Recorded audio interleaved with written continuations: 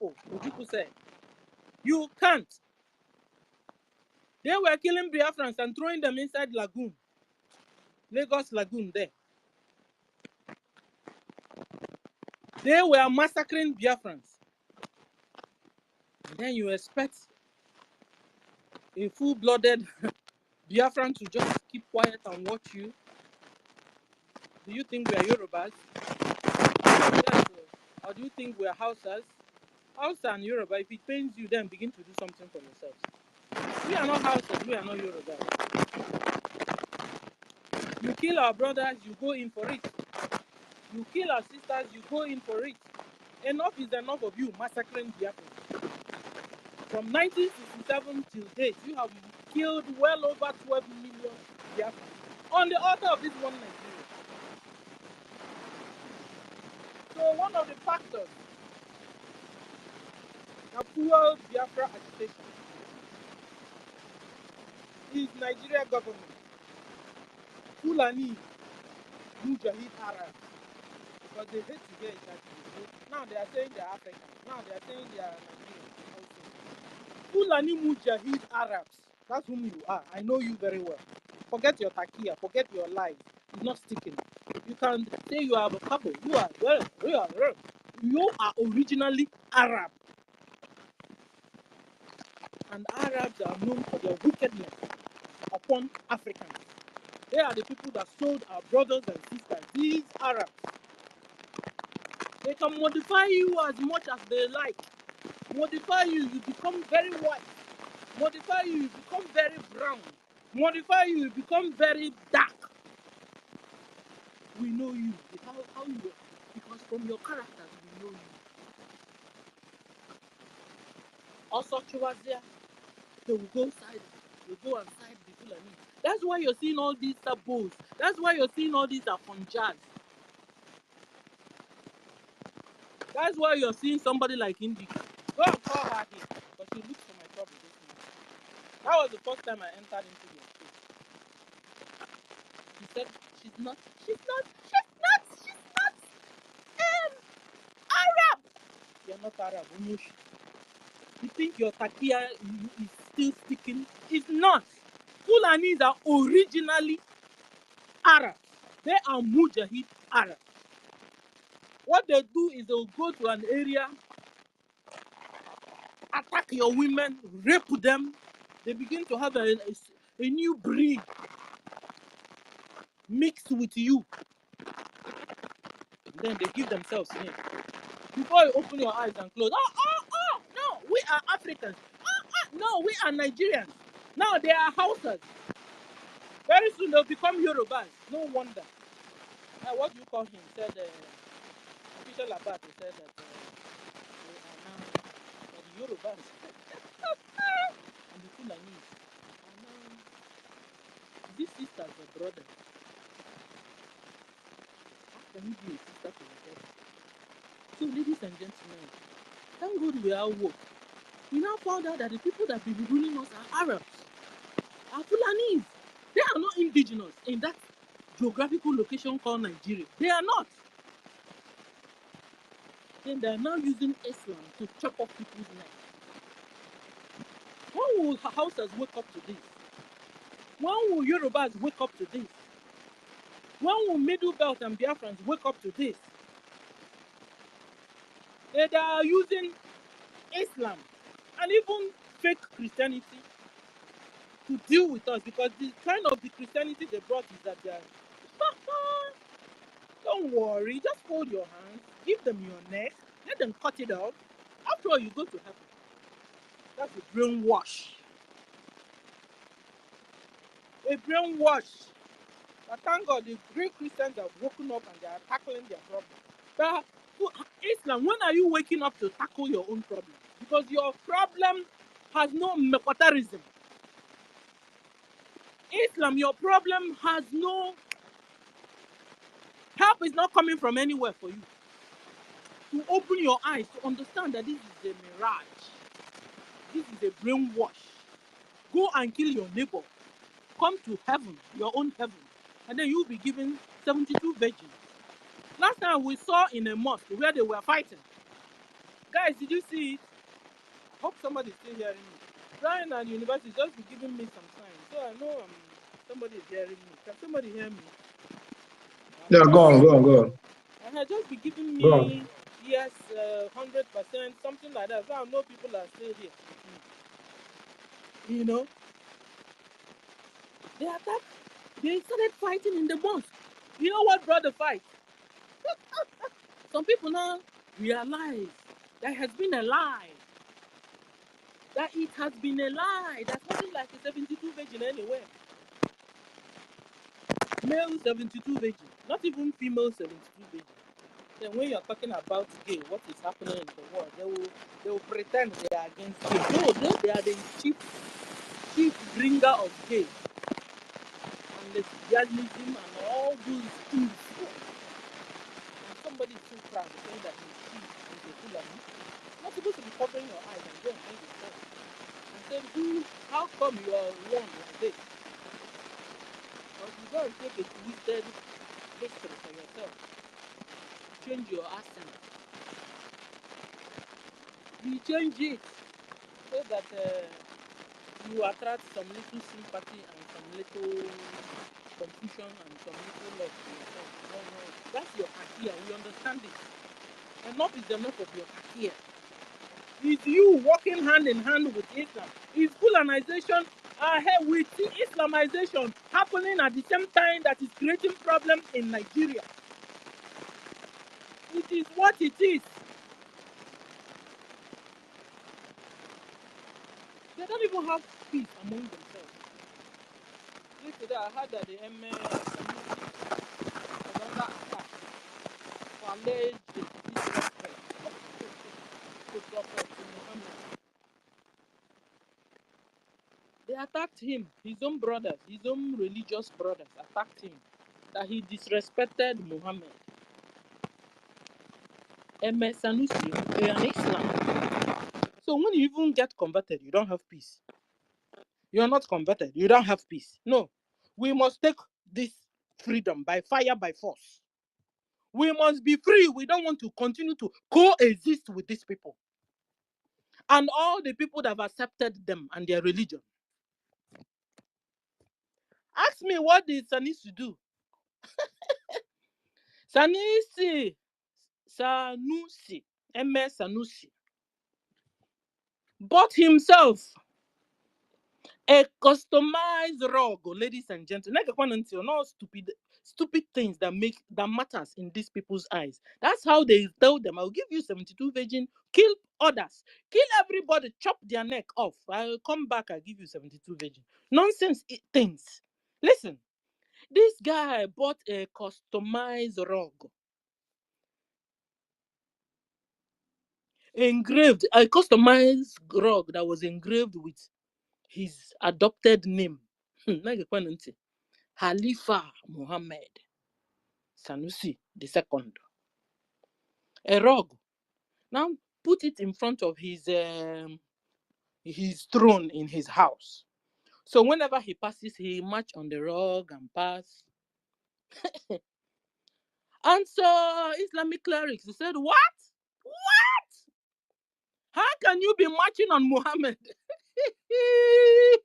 Is this not the brainwash? Please, pick up the mic and come and tell me.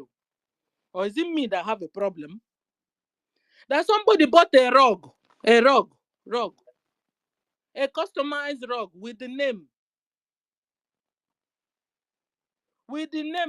Khalifa Muhammad Sanusi II, a rug.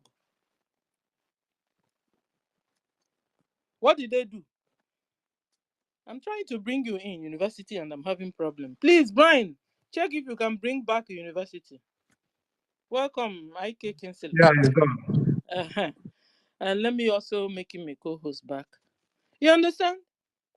And so he became under attack by his own religious brothers and sisters. If you're not careful, if you leave them, they will go and kill him. Because these people are mad. No wonder China said it's a mental illness. Tell me somebody bought a rug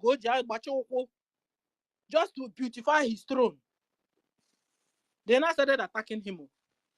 No, it's not my brother. It's not my religion. But I'm just sharing us a common sense thing that these people,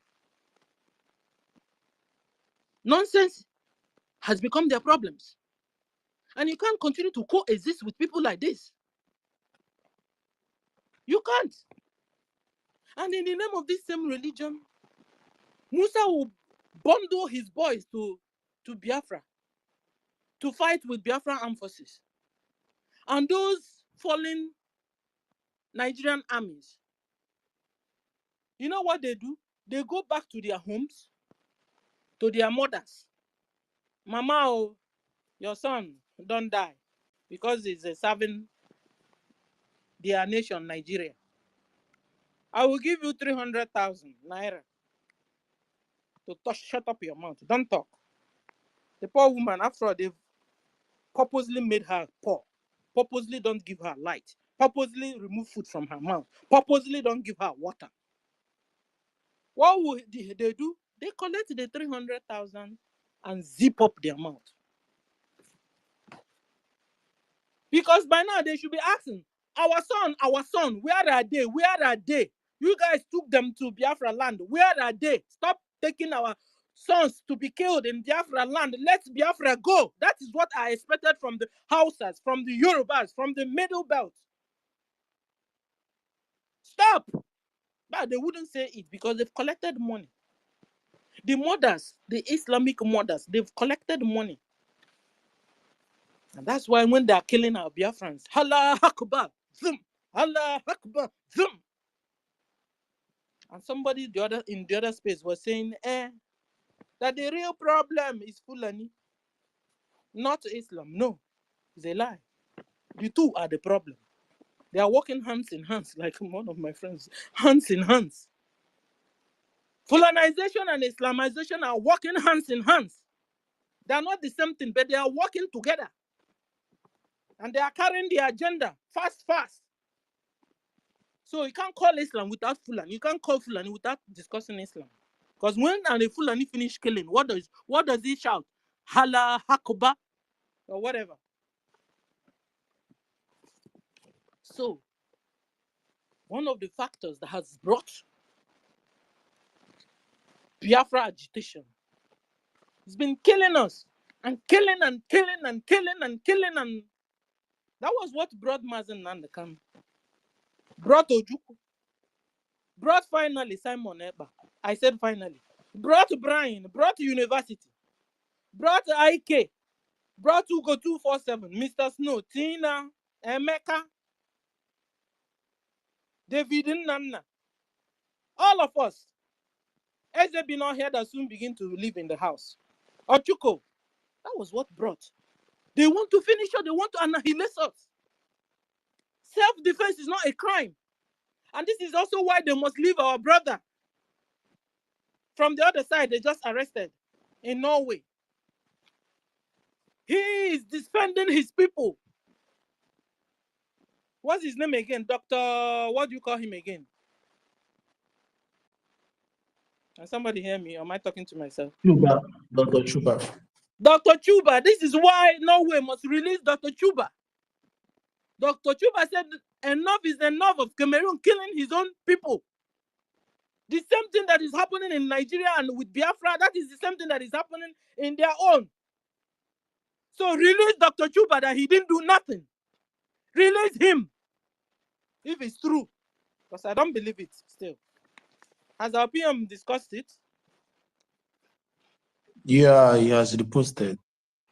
I thought he reposted Chinch instead because I think Chinch was meddling in the issue. Yeah, from the Amazonian newslet has carried it out already. Okay. Then what connected the Chinch with the Amazonia? The Chinch wouldn't rest. You know the Chinch?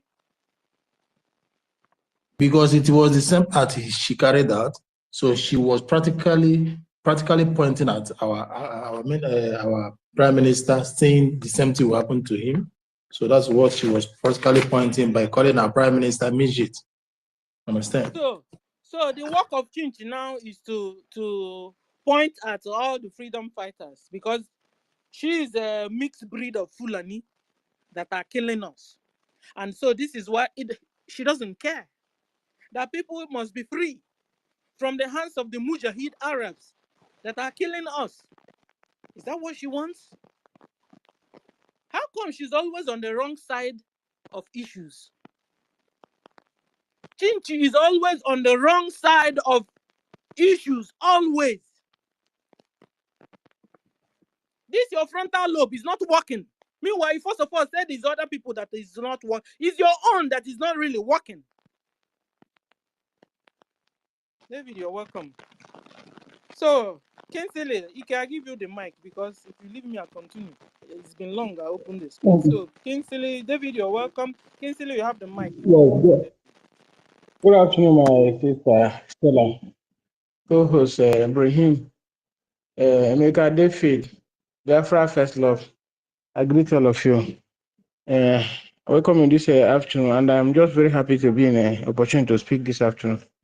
In this issue of Fulani agitation and difference of Fulani and that of Hausas, in my opinion, is that some of them actually they are different, if I may say, per se, on what I understand within the people that I'm there here, because I'm in Zoo, Nigeria, right away, in far north here.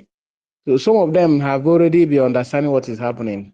The Fulani in question, they are the one using them, killing them here and there.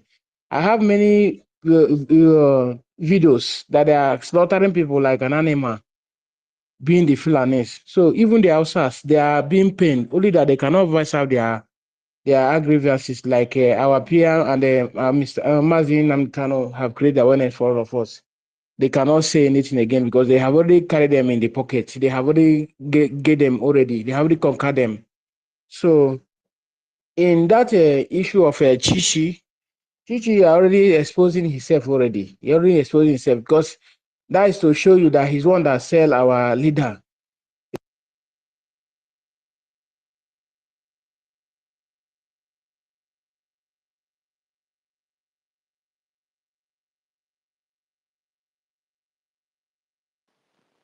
Please, I can't hear Ike anymore. Is it from I can't hear him as well. Oh, thank God. Okay, so Please, Hello, can you hear me? yes, now, Can you Ike, hear yes. me? Maybe she Ike, called. wait, Maybe. Hello, Yes, I want can now, you hear to okay, me? yes, yes. Hello, can you hear me? Yeah, I can hear you. We can hear Hello, can you. you hear me? We can hear Okay. you, Ike. But So, wait, yes, what Ike, I'm wait. trying to say again. In Ike, this wait. Chichi, Ike, please wait. Can you hear me? yes, I can hear you. Yeah, before you move to Shishi, I want to correct something. Before you move to Shishi case, you have already treated something first. I want to correct something, a notion you are trying to paint. Understand? See, no matter what happened, no matter how you say people in the north, the Hausas, no matter whatever, Hausas will be comfortable with Islamic and Sharia law. And that makes them oneness in their belief. And that makes them the same thing. So you people, I want to put this into Biafrans, or whatever you think you are, whatever, how friendly or how business, or how you are in the business, whatever you think with the Hausas and Fulani. These people are oneness. These people are one in religion. They are one in everything. They have fought you in 1967, and they did not go fight. You weren't fought separately. They fought you as one people, one belief, one culture. So I don't like people to come up with space and trying to differentiate them from each other, because I believe you have access to I believe that you have access to internet. And let me just tell you what, because I want to put one thing for you. So you type it in your internet and tell me why we should separate them from the Fulanis if they all believe, or if they are going to find comfort in their religion, and if the religion preaches the same thing with them. And what is that? What is that? They were telling you that in Quran 3:29, type it. You don't need to forget Quran. Just type in Google. Understand? It will tell you Muslims must not take infidels as friends. So you that is of Biafran origin, you that is of Biafran son and daughter, and you're trying to be friendly with these people by trying to defend them that they are not the same people with the Fulanis. And when they are telling you in their religion, in what they believe, these people are bound by religion. Understand? And they are ready to kill you and live with this religion. Even their counterpart in Saudi Arabia. Understand? And here is what the religion is telling you. You should, whatsoever, in any circumstances, embrace or even give a room for not infidels, as in infidels, as friends. And another one is telling you that you should kill them as neighbors. When you live beside them, when you live near them, kill them if you find them as your neighbor. And this is their religion. So you don't, like I said, you don't need to go and get Quran. Go to your Google, type Quran. You don't need to go and get Quran. Go to Google, type Quran 328. You read from it. Understand? Brian, I You have type a again. question. Hold on, Brian. Then, all these people they are killing, all these Hausas they are killing in the north, who are they? The outsiders they are killing in the north are those areas that let me use for Zamfaras and the rest of them. This and this, or some part of these plateaus, and where you have majority of Christians. Understand? So, and again, it is said in their Quran, when you leave Islam to Christianity, you should be murdered and you should be killed. So they are carrying out the same function of based on their Quran. So these people were once believers. These people were once what they call Islam people, and they left and it become a haram. It become a sin, something or a crime. So according to the religion, it say kill them because they have desecrated the So Brian, we understand now. So at the end of the day, Brian, we now found out that some houses are not Muslims. Brian, some they are not Muslims, not from birth. It is from circumstances or civilizations. It's all right, whatever that it is. But some houses are not Muslims. Some are Christians, but they have been converted. Some are Muslims. Yes. Some houses also have their traditional religion still on. You understand? Yeah. Brian, hold on. There was. So you understand? So this is what is going on. And this is why they are being killed. They are killing, they're even killing other Muslims also, that they say that they are not serious. At the end of the day, it leads us to the Shiite Muslim and the Sunni Muslims. You understand? So we need to create. So this part of the houses, some part of houses have been brainwashed, and they are coming to understand what is going on, or what has been going on, or what has happened to them, and they are realizing, and they are looking for their freedom, because since the Fulani came into their midst, they've not seen peace, they've not seen freedom. In fact, they brainwashed them with this Islam. You understand? So this is why they are killing them. This is the situation on the ground. So we using all Hausa to be Islam is not right. It's just like we using all Yoruba to be Islam. No. Prove me wrong, Brian.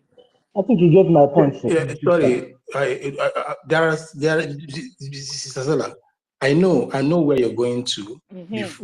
During the arrival of Usman Dan Fodio, there's what they have 7 states of Hausa. We have Hausa Pakwe, Hausa Banza, and all those things. These are the indigenous, and they all were practicing some tradition and the rest. But this has been centuries of years now, and this is just like a cancer. This has gone into the bone marrow, and the second generation has been wiped out. The present ones now have indulged in this art. This has become, and in order to cure, you don't cure cancer like a prime minister said, or ANNANG said, that you cut it off. This is my belief. Understand? I will not do, wait, I'm coming. I will not do, see, because there is nothing like we. That's something I want Biafrans to understand. There is nothing like we when it comes to these people. We have it's just like they'll tell you that all Africans are not one. All Africans are not the same. MNK will only tell you. Can I chip in? Can I chip in small? Who is saying? Who is saying? Hello. Kinsley. Okay, Kinsley. It's I know you're Kingsley. taking mic from you. Okay, go on. Yes, now please, can I chip in small? All right, go on. So what I'm trying to say, like now, they will carry back. My battery is low. hello.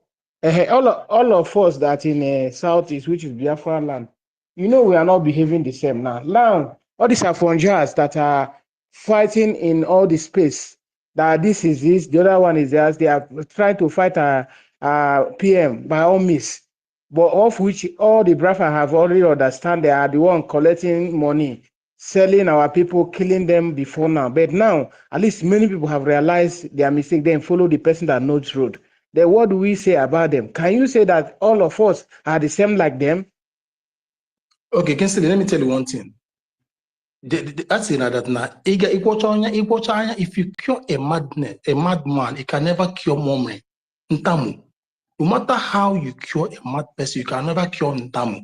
No matter how you embrace, let me give you an example. You see the Deborah family that was stoned and they were taken to Biafra East by one of the pastors. If an opportunity occurs today and they ask Deborah, now there is opportunity, a total opportunity that is very certain that nothing will happen to you again and you can go back to your country and become a leader of that country, or do you want to stay in the East?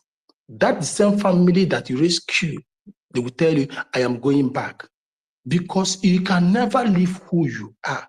It's run in your blood. You can never forget your gene. You can never forget, no matter how hard your brothers have gone astray, your originality is your originality. So for Biafrans that are even sabotaging us, no matter what it comes, when the judgment comes, you are dealing with your brother and you can never run away from your land.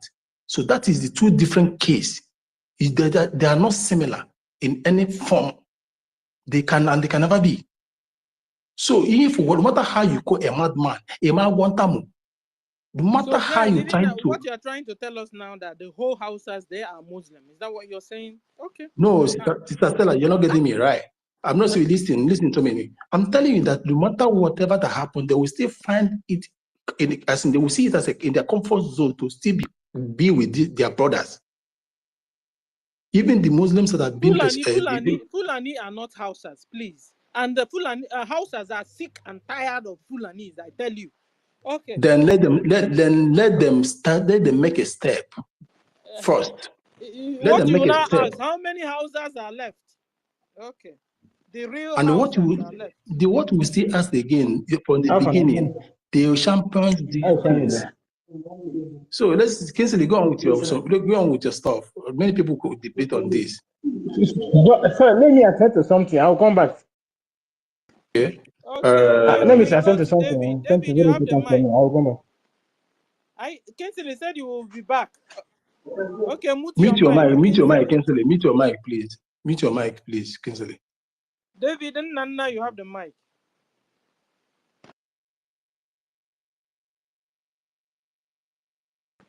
David, are you there? I'm here. Can you give me 5 minutes, please? Okay. Okay. Kinsley, are you free now? Okay. God know it. You have the mic. Before we go to Alobi, you're welcome, sir. God know it. Are you free? Because I know you're in school. Yeah, thank you very much, Sister Stella. I wanted to, first of all, I want to appreciate you for opening this space. And I want to thank our Prime Minister who is doing the needful. So let me clear the air concerning when you talk of Hausa and the Fulani and the Muslim. Because I've been there for a long time, I can't understand that they are actually traditionally for the Fulani, the invaders came to them under the influence of the Usman Dan Fodio idea. When that happened, the Hausas embrace them because they came in form of taikia. They start doing good. But this Usman Danfodio has a lot of ideas to conquer and to capture they have a dangerous mission anyway, let me use that word, against the Hausas, unknowingly to them. And during that time, Hausa people, they are scared of West or South, okay? So when they came now, they study Hausa people and capture their fears. That was how they came embrace Islam. Actually, before they came, there are some Hausas that are already a Muslim, but their Muslim are not this violent one. Their Muslim can interact, eat together with the Christians. Okay, and when the Usman Danfodio and his people enter, they follow the same movement. Early 80s, the same Muslim people start getting some, early 70s, they start getting some different teaching that attach with the violence. And all this teaching introduced by Usman Danfodio. If you watch carefully, Hausa people cannot lead Fulani in their mosque as in times of praying. You know why? Why is because Usman Danfodio, which is Fulani, they don't actually believe that what Hausa people are practicing as a Muslim are real Muslim. They are not practicing Islam because Islam attacks with violence. They are not peaceful. So they start bringing some teachings and introducing it to Hausas. So these things now getting out of hand and overwhelm the Hausas.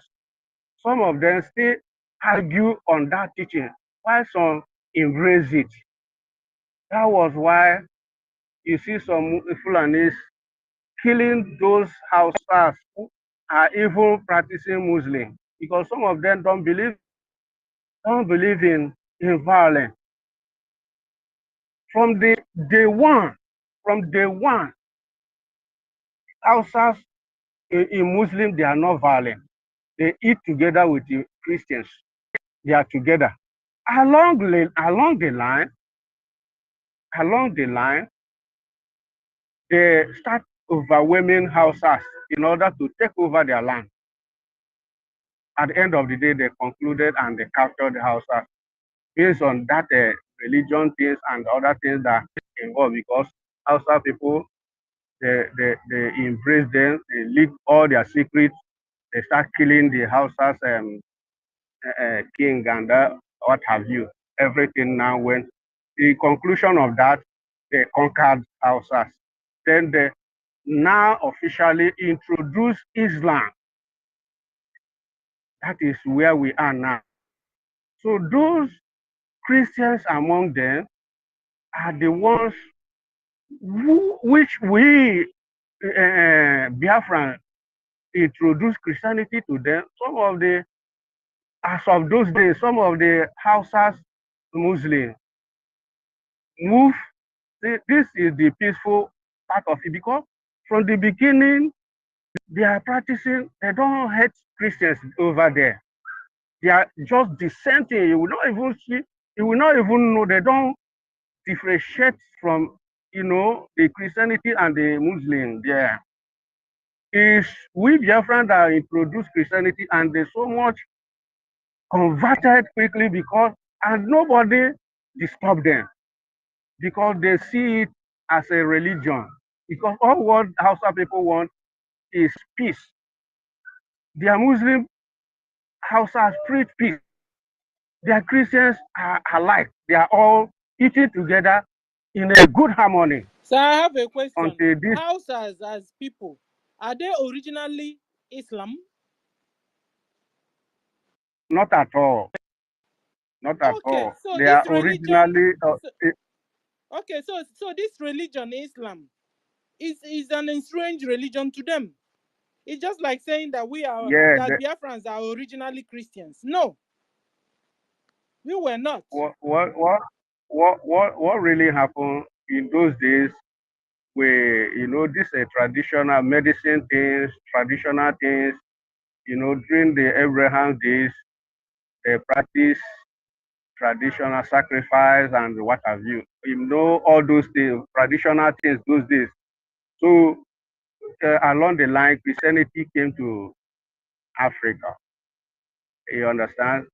Came to our side specifically. So from there now, we share it and we have evangelized it. People start embracing it and they move around the whole Africa, including this Hausa. Before that, God knows why. God knows why. Biafrans are. Can I ask a question? Even I'm coming, please. Even we Biafrans, we are not actually original Christians. They brought it to us, and we like it, and we follow it, okay, and we share it to our neighbors.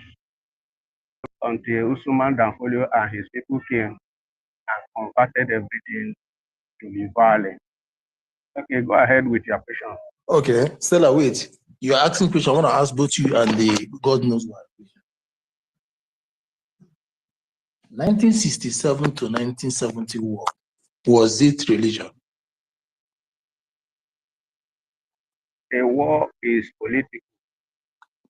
It wasn't a religion. That is what I'm trying to let you guys understand here. That is the sheer envy, sheer wickedness, and it's still running in these people's blood. It can never be. It can never be, as in, it can never be corrected under 3 seconds. Let me tell you, what if there is an eruption of war, if you break out of war today, or civil unrest today, these people you are trying to befriend will come after you.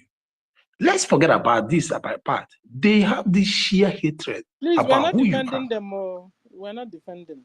No, I'm not saying. I'm not saying. I say, let's forget apart. They have this sheer wickedness, envy about you, even if they come the same religion with you. The way you thrive, the way you do your thing, the way you think, makes in them envy. There is no way Jews. Can you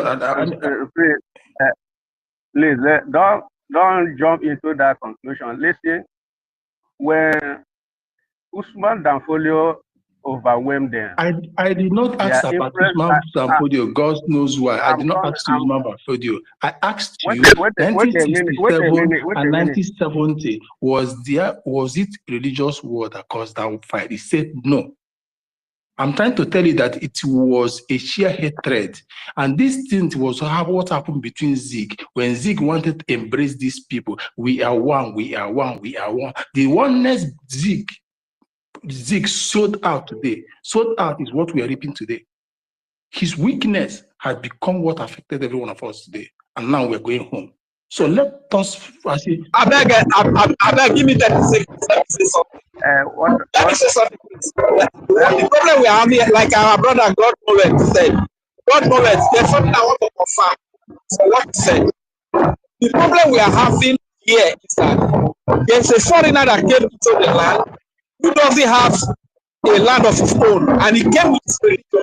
He is the one causing fight amongst us. Even right here, I live in the Yoruba land, you understand, Nigeria here. The Muslim here, I'm telling you the truth, they are not violent. When they even say Muslims are violent, and most of the Muslims that I see in Yoruba land here, they are not violent at all. We will do this couple where we live.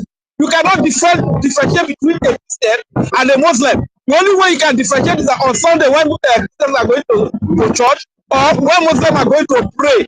That's the only way you differentiate. So when they say Muslim in Yoruba land, it's not like that. You understand? So it's a stranger who doesn't have a land that came with this religion of jihadists to conquer people and put people head together. The only weakness they have from their house is their betrayal character. You understand? Apart from that, when you talk of religion, they are not violent. I'm sorry to tell you that. I'm not saying, but I'm trying to make us understand something. I'm sorry to tell you that as I'm talking to you, my house, my brother's house, and my cousin's house, all as presently as I'm talking to you, is being guarded by outsiders from Nasarawa State. They are Christians. But that does not make me not to be watched from afar that I am. I watch these people on CCTV camera. And that will never correct my notion about them. I'm talking to you. Today is 25th September of 2024. They are presently guiding in there, and they're not moving out. They are Christians. Exactly. I support you 100%. So does that make me, because of that, does that make me think that we are one? We can never be. Let me make a quick. God knows why. Hold on, just really quickly, because I want to make a quick note and then just log off. I think that this conversation is very. Of course, my brother. We as Biafra, we can never be. We are not Muslim. Let's do it orderly now, please, so that it won't be. Please now, thank you. So yeah, Americano was Americano. Yeah. So I mean, I think obviously this conversation is very useful, but one thing that I know for sure is that if you continue to seek peace where there's no peace, you'll be eliminated. I'm not saying that Hausa people are bad, Fulani people are bad, Yoruba people are bad. I'm not saying any of that. What I'm saying is that they have a different culture than we do. They have a different mindset. They have a different history. They have a different lineage. You can't simply be saying, oh, it's not this or it's not that and it's not this, we're eating together. These people have a different mentality for the world. And if you look through history, it's the same people, not the same people like Yoruba, Hausa, or Fulani, but it's the same people who are constantly welcoming other people into their environment, constantly making excuses for the reality that's on the ground that they see. Those are the people that get eliminated. I'm telling you the fact. I'm telling you the absolute fact. I'm not saying hate these other people. I'm telling you to realize that they are different from you. They are different in their culture, however they got their culture. They're different in their religion, however they got their religion. They're different from you. If you keep on trying to open your door and make excuses for other people that are ideologically different from you, you'll be eliminated. Okay, but Biafrans are not opening the door, Americano. No, I know. Hold on, Americano. What we're trying to say is that the indigenous people should rise up and fight for their freedom. They won't. So you can't expect it. They will not do that. That's my point. Okay. They won't do it. So every time we come on space and we say Hausa should be doing this, Hausa people are looking at it like you people don't understand our culture. You don't understand our history. You don't understand our lineage. No matter how much you come online and tell us that and Fulanis, do they have the same culture? Man, it doesn't matter how many times you come online and say that Hausa people were conquered by Usman Danfodio. That will not change who they are. Simple. It's not you that will motivate them to fight for themselves. It's not you that will motivate them to fight for themselves. Simple.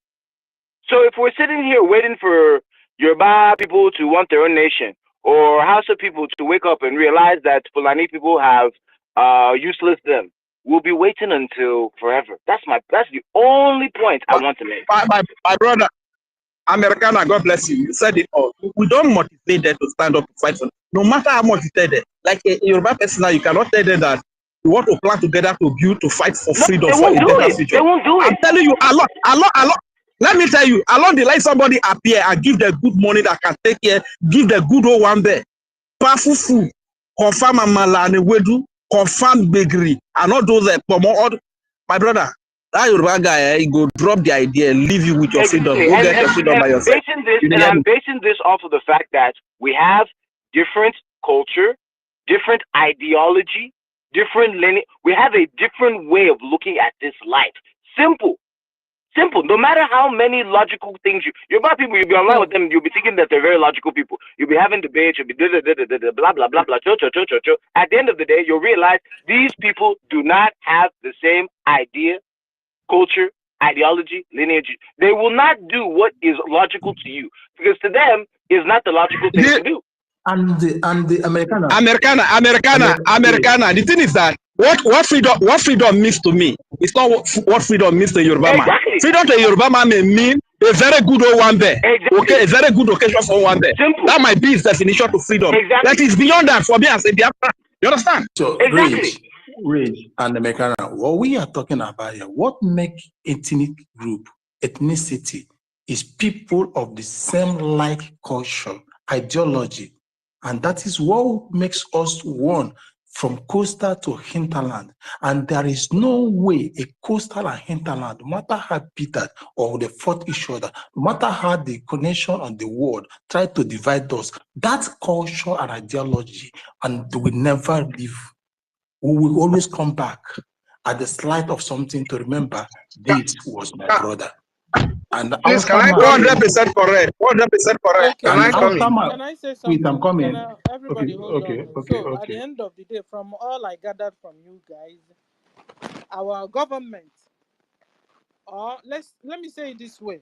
So we should be on this note, from all the things you guys have said, on this note, we should be expecting Hamas, Israeli, Palestinian situation in our own side. That is what you guys should be expecting. No way.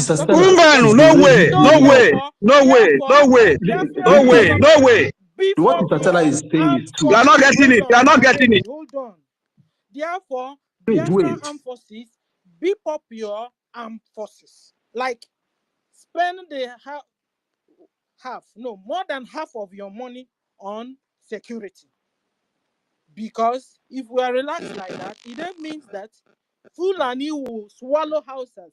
Fulani will swallow the Yorubas, even swallow the middle belt. Then you if allowed to continue as it is today, that is exactly what will happen. Because at the end of the day, just look at Nigeria.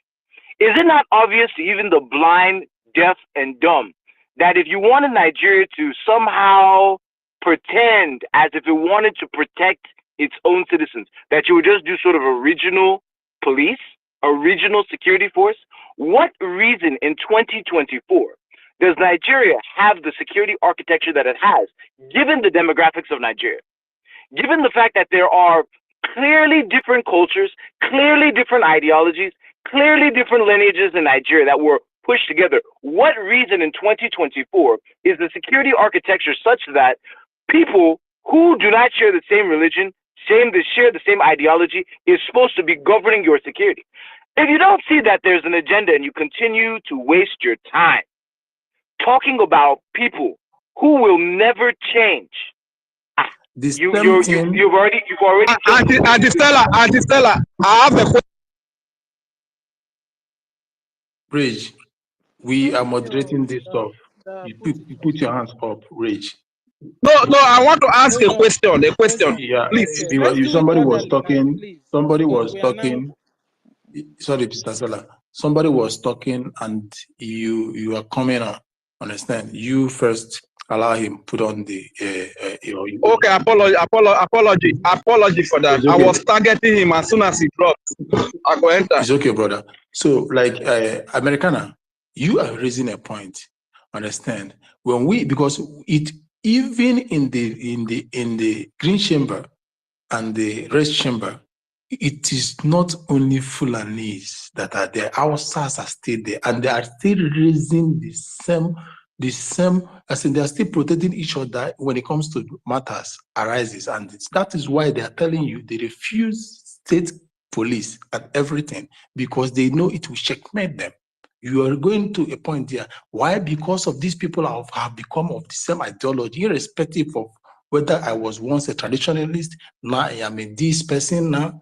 It will always come to ideology of who you are. This is the circle of identity.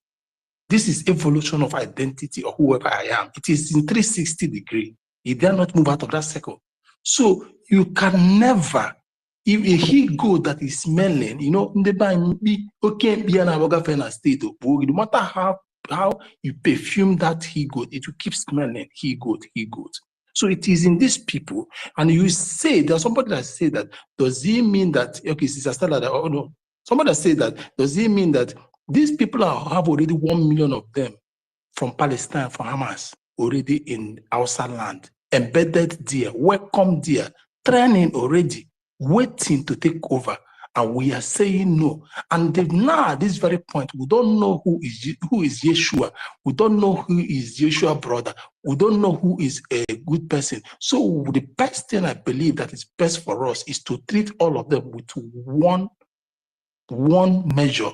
See all of them as one thing until we live and have this stabilized and security that can counter all these things, because these people will come. Because if they don't have that mind, they will have sponsorship from Saudi Arabia. If they don't intend to do that, they will have sponsorship from Iran. If they don't intend to do that, they have sponsorship from Iraq. Already they have all the architects of Al-Qaeda and terrorists already embedded in the north. Are you telling me that tomorrow they will not try to penetrate? They will not try us? They will. And because of this, as I told you, I have in my house a security as I'm talking to you today in Nasarawa from Akwanga. The same with my brother. But that does not make me not to be watchful, because I watch him in the camera 2-4 hours. Although him is telling you that he's a Christian, he's against what his brothers are doing, he doesn't want to go out. Yeah. He's 24 hours indoor, he doesn't move out. But a watchdog is a watchdog, because I know they are snake in a green grass. Any slight mistake, they rip you off. Understand? So that is what is going to happen. I read something to you guys before that.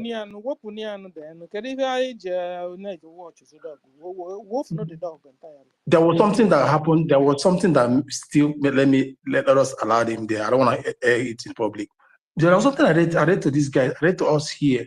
There was something I read to us here that in one of the agreements they are passing on with Israeli and Hamas is that one, the architecture, the structure of Palestine should be destabilized, should be dissolved, and the leader of Hamas and Palestine will go exile to where? To a third world country. Are you not part of the third world countries? Third world countries are seen in Africa. And what are they going there to do? They are going to build a new terrorist cabal or architecture or webs in that third world country. And they will dominate and they will start killing everybody. The same way they took out Lebanese and Iraq. Iran is not Iran. Iran's name is Persia. And Persia was not Islam. Persia wasn't in Islam. Today they have taken over all of them. Every country has culture. Every country has culture, but we're no longer talking about culture. The culture has been polluted, and it has been filtered and polluted, and the washed off, and the ideology has become a cancer, very cancerous in their blood that can never be filtered. So we are very, very careful to that. That's what I'm trying to do. Not that I heard, not that I said that if somebody with machete passes by your back, my brother, you have to be very careful. Okay, let me just say something. What I want to say is that let's not be having the mentality that we are going to free our family, that we are going to deliver them when they don't even believe that they need freedom. You understand? The truth is that if you need freedom, this is why some even right there in Biafra, there are some of our people who feel unconcerned, because if you really need freedom, you come on Sunday when you see us in photo and Urobo people come on to speak. When you see me, see Sister Helen, see Lucky Star, see Jesus loves you, see this and that. We don't have begin to chat here. We know that our people need the freedom. You see, what is sister? You see quarantine. We know that our people need the freedom. You understand? People that our people really need the freedom, they will come up to speak. Not that they will be attacking people that are fighting for freedom. But so the idea that we are going to free Yoruba people from Fulani, we are going to free outside people from Fulani.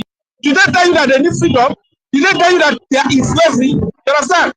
Concentrate on your own. Build your military. You understand? When it happens, say the gang up their Hamas or whatever. Our military should be able to stand up for them. You understand? So none of you go see your Obama when they're ready for freedom. None of you go free Fulani man. I mean Hausa man. We're not ready for freedom. You understand? That's how the big weddings on our side. Come again. When you come back, the Nyano Pata, with the come, say offset. Bro, I will suffer. Don't fire with that sorrow. I will suffer, you understand? After you say, oh, come. But the for I did go off nobody. You understand? So I will therefore thank you.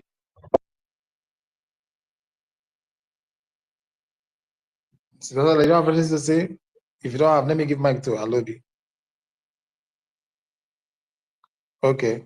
Alobi, unmute yourself and make a submission, please. All right. Good work. Thank you for good work. Let me start by saying, I don't know if I'm coming out clear. Yeah, right on. You are hearing you. All right. There is no difference between Paul and Barnabas. There is no difference between Peter and James. They are servants of one master. You see, Fulani people and the Hausa people, they are now the same, both in their culture, whatever you can call it. In fact, there is one thing about Islam. Once you accept Islam, number one is that he will remove your normal way of reasoning. He will remove it. That is why that is why there is a say that said that all terrorists are Muslim, but all Muslims are not terrorists. So you just check and see which one is best. Because once you become a Muslim, every Muslim in this world is supporting one terrorist organization. If you are not supporting Hamas, you are supporting Hezbollah. If you are not supporting, you are supporting Boko Haram, or you're supporting IKID. Every Muslim on the world, this world support one terrorist organization. Why? Because their normal way of reasoning, thinking has been removed. So, but if you come to Nigeria, if you see a Yoruba Muslim, if you see a Fulani Muslim, if you see an Hausa Muslim, in fact, if you see a Asare Dokubo, it's the same thing. Once you become a Muslim, that is what happened to you. Because of the word they teach them, that is it. So having said that, nobody will, I don't know, we talk these people in. That is why before, when some people are saying we have to have alliance with Yoruba people in order to put pressure in Nigeria, look at them and say, you don't know these people. You cannot force people. You cannot advise people or talk people into. My brother, I beg you, sir. I beg you, sir, with your presence.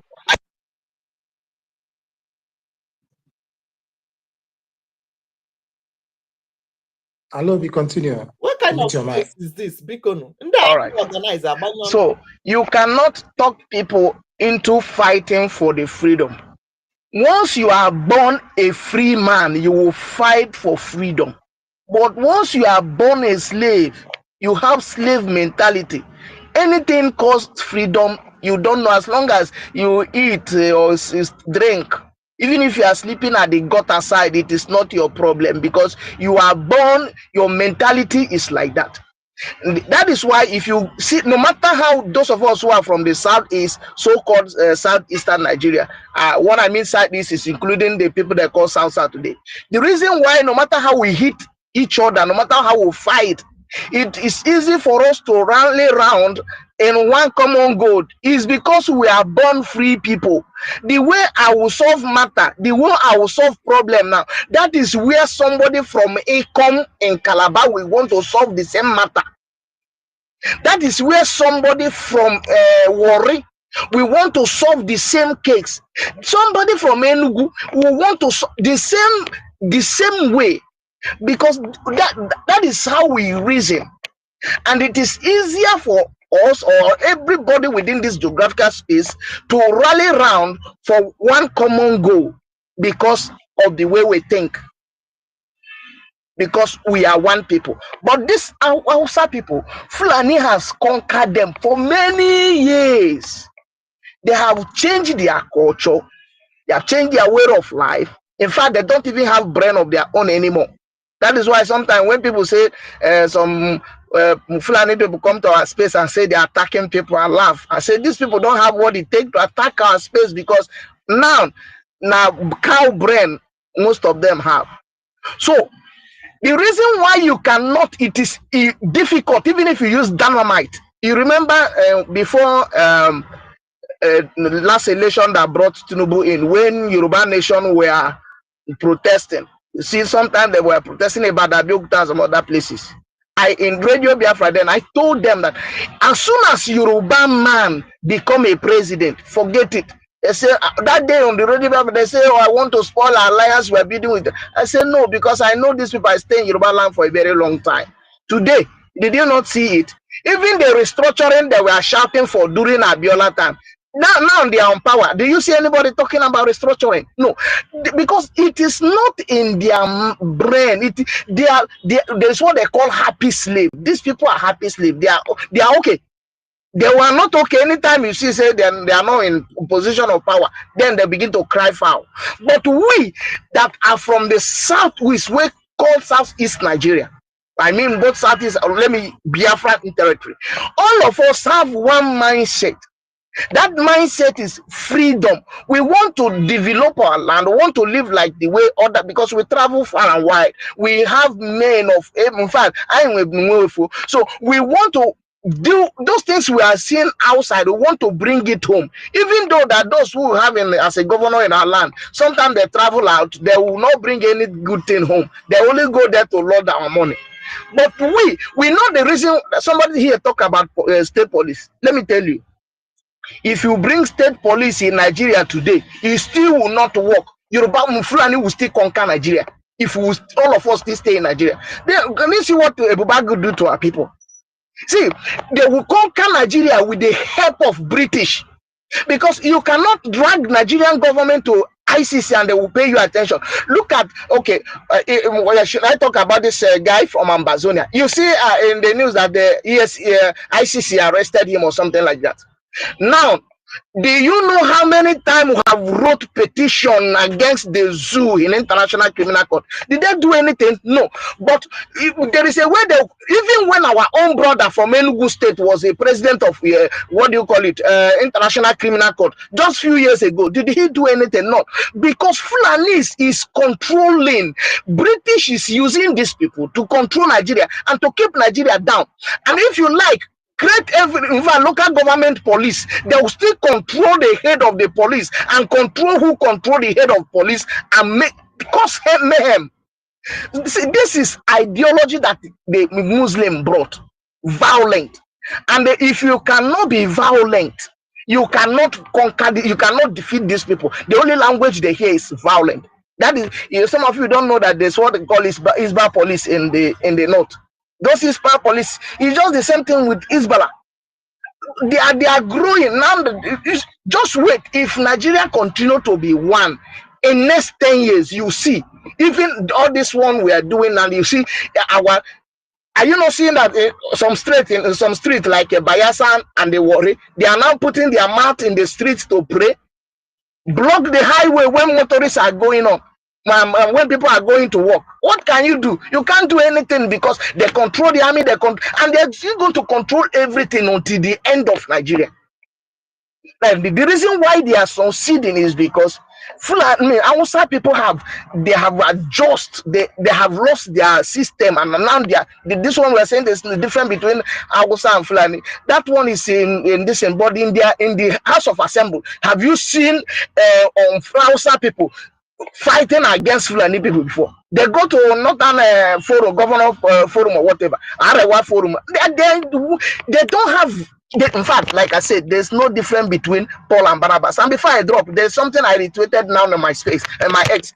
There is one of our sister in Nigerian police that is crying that he was beaten up by her oga in the police, which is a Yoruba man, according to the name I got in that place. They beat the lady up because he refused to friend her. And this is to remind those of you who are still going to apply for Nigerian police or Nigerian army. You are your own, because or something else will happen to you. You better get out of that place and find until we get out of this place. Then you can go and join police or army. But for now, hear what Asare Dogobo tell you some years ago. Nigeria is not for you. Earlier the better. Let me stop here. Thank you, Alobi. If we don't die today, we die tomorrow, and it's not for you. The earlier, the better. See, these are the factors that fathom to this agitation. That meant these are the circumstances and the fact that pushed us, because we realize there is no amount of trying to build a nation for a country that doesn't want you, for people that after much they go at the back and still work against you, see plot to kill you. What happened to Umar or whatever? Is it not our behalf for all of us? They want to bundle him in the back. What today they are crying, like Alobi said, that reminded us here, when the opposition comes to the seat, you see them trying to shout like pity. These things are one of the things that is happening in Gaza and whatever. I'm trying to use this. You see them carry somebody that is alive, drop paint, do as if the person is dead. But mistakenly, you see the kid scratching his leg. Or mistakenly, when they hear the dead person they carry will drop and all of them start running away. Understand? These things are takia. These things are trying to make you have peaceful, to have a change of heart, because they know who you are. They know that you are not barbaric in nature. They know you are not carnivorous. They know you have soft mind. And when they eventually take hold of your softness, they wipe you off from the surface. When Buhari was in power, have you heard anything like I am Fulani? Did they say anything? Was it not the same Buhari that caused these major chaos economically and politically and otherwise? And the religiously, today, they are the same brother that came of the same religion with them, the same ideology, but different location. They are now fighting him, whatever. That is to tell you, even if you're not part of us, no matter what is holding us religiously, we can never be you and it can never be us. It is a clear vision. The handwriting is there on the wall. So, and these are the factors, and the major factors: diversity. We are, and we will never be.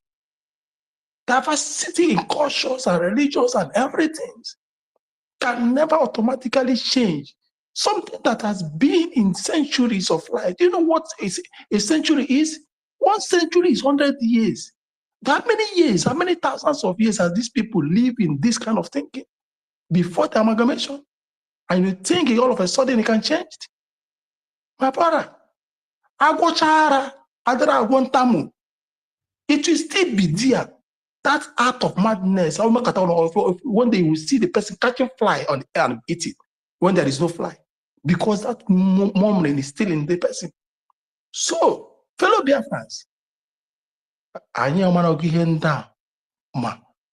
we have known their tricks and their tactics, and we shall never fall to them.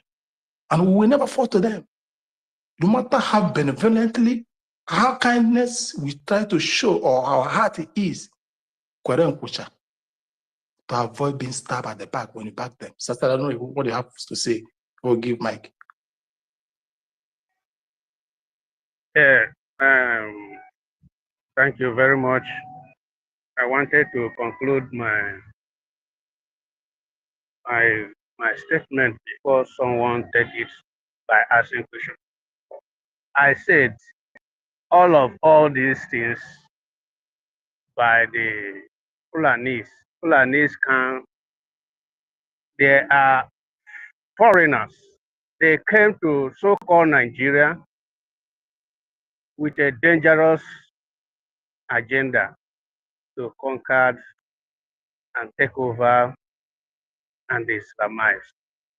So that does not mean that we will put the story or the history straight.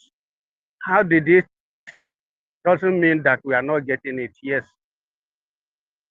They start by coming towards direction of northern Nigeria. That is how they took over Hausas and conquered them and giving them the teaching they must to abide. So coming to 1967 war, do you know that even Plateau State was convinced to join that idea of fighting, joining Nigeria to fight the Biafrans? And some part of the house, the Yorubas, they joined together, and all these things are happening in the favor of Usman Danfodio.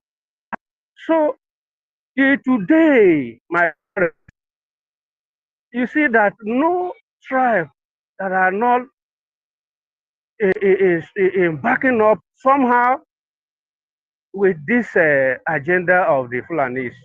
That is why they imposed a leadership of Hannes Zendushi and all the leadership. You have to come to Aso Rock before you become whatever you want to be.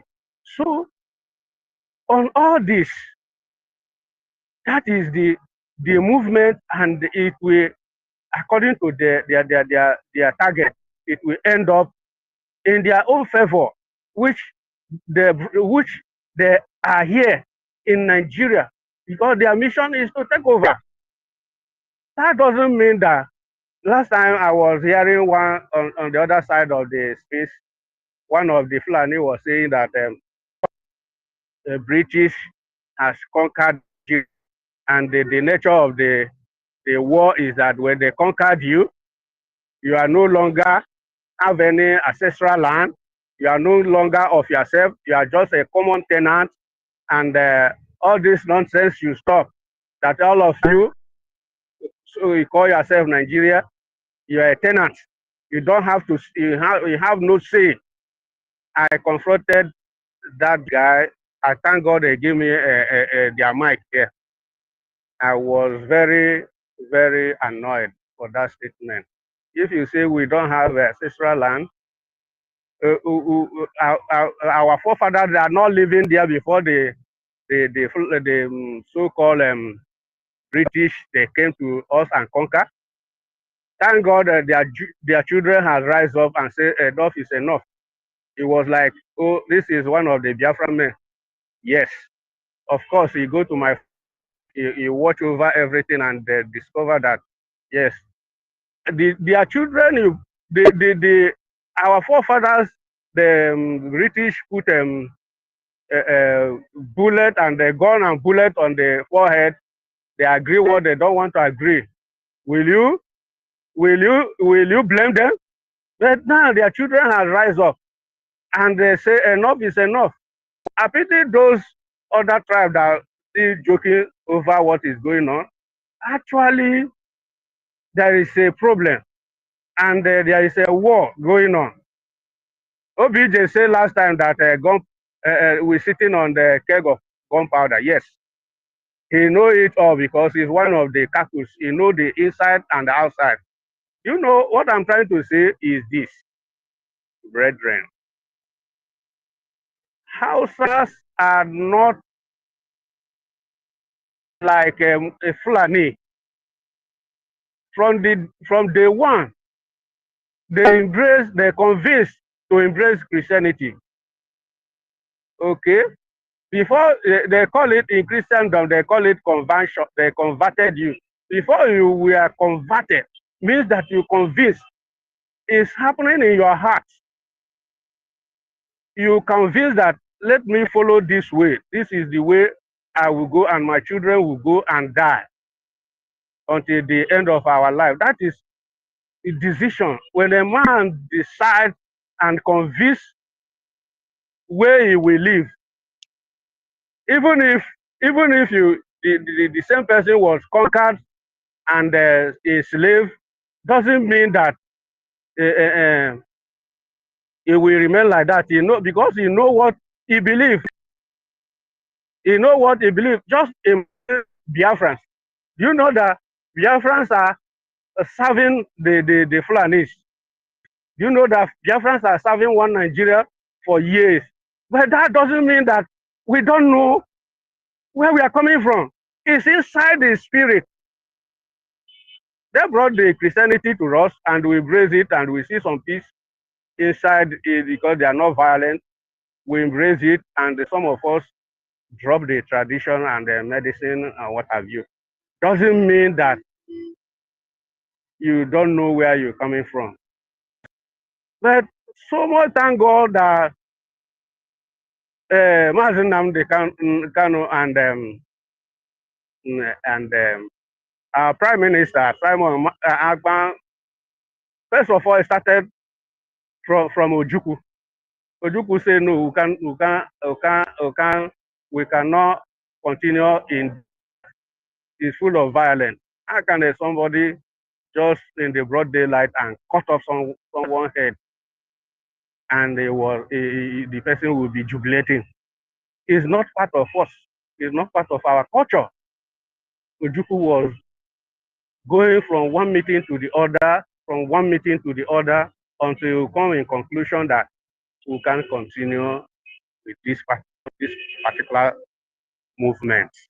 That was what brought the war, and the British now supported them, and the war broke out. At the end of the day, we still remember where we're coming from. British, even if they like to slave us for 250 or thousands of years, we still know where we're coming from because we have already convinced. It's something of the mind. So if the Hausa people convinced to be a Christian and they want peace, and Usman Danfolio ideology came to them, doesn't mean that they don't know what they believe. If you are being conquered and a slave and you follow them because you don't want to die untimely, doesn't mean that you don't know who your identity is. That is what I'm trying to bring out here. But if the Hausa people rise up tomorrow, and which some of them already realizing that, no, we can't continue with these people, they use us enough, even fight our brethren over there. We cannot continue with them. Doesn't mean that they are wrong, because they know what they believe and what they stand for. So we cannot jump into conclusion that somebody can be converted and still be slave movement. I don't buy that idea. That is my own point here. Can we say that the same experience we're having is the same thing Hausas are going through also? You know, Hausa was the first victim of this Fulanis. So how they capture the Hausa, they have to spread it.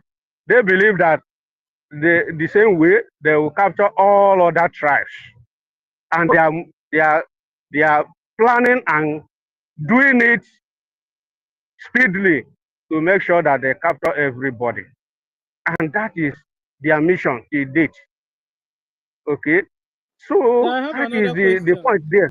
Do you also believe that we Biafrans will have to face our freedom fight first, get our freedom, and then begin to look if there's anybody who can render a help to? Yes, Sister Stella, I believe that opinion 100%, because if we come out from this mess, which by grace of God has already been done, then because you see nose, you see the mouth now, you cannot allow these people to come closer to your territory because they have a mission, because the level of the hatred. Or should we, as soon as we get our freedom and become a free nation, should we just back our neighbors, back the world, and just enjoy ourselves? No, that is what I'm trying to answer. No. What I'm trying to say is this: after Biafra sovereignty and everything is done and dusted, we will help these helpless people, because they are, from day one, they are not violent like a Fulani or Usman Danfolio ideology.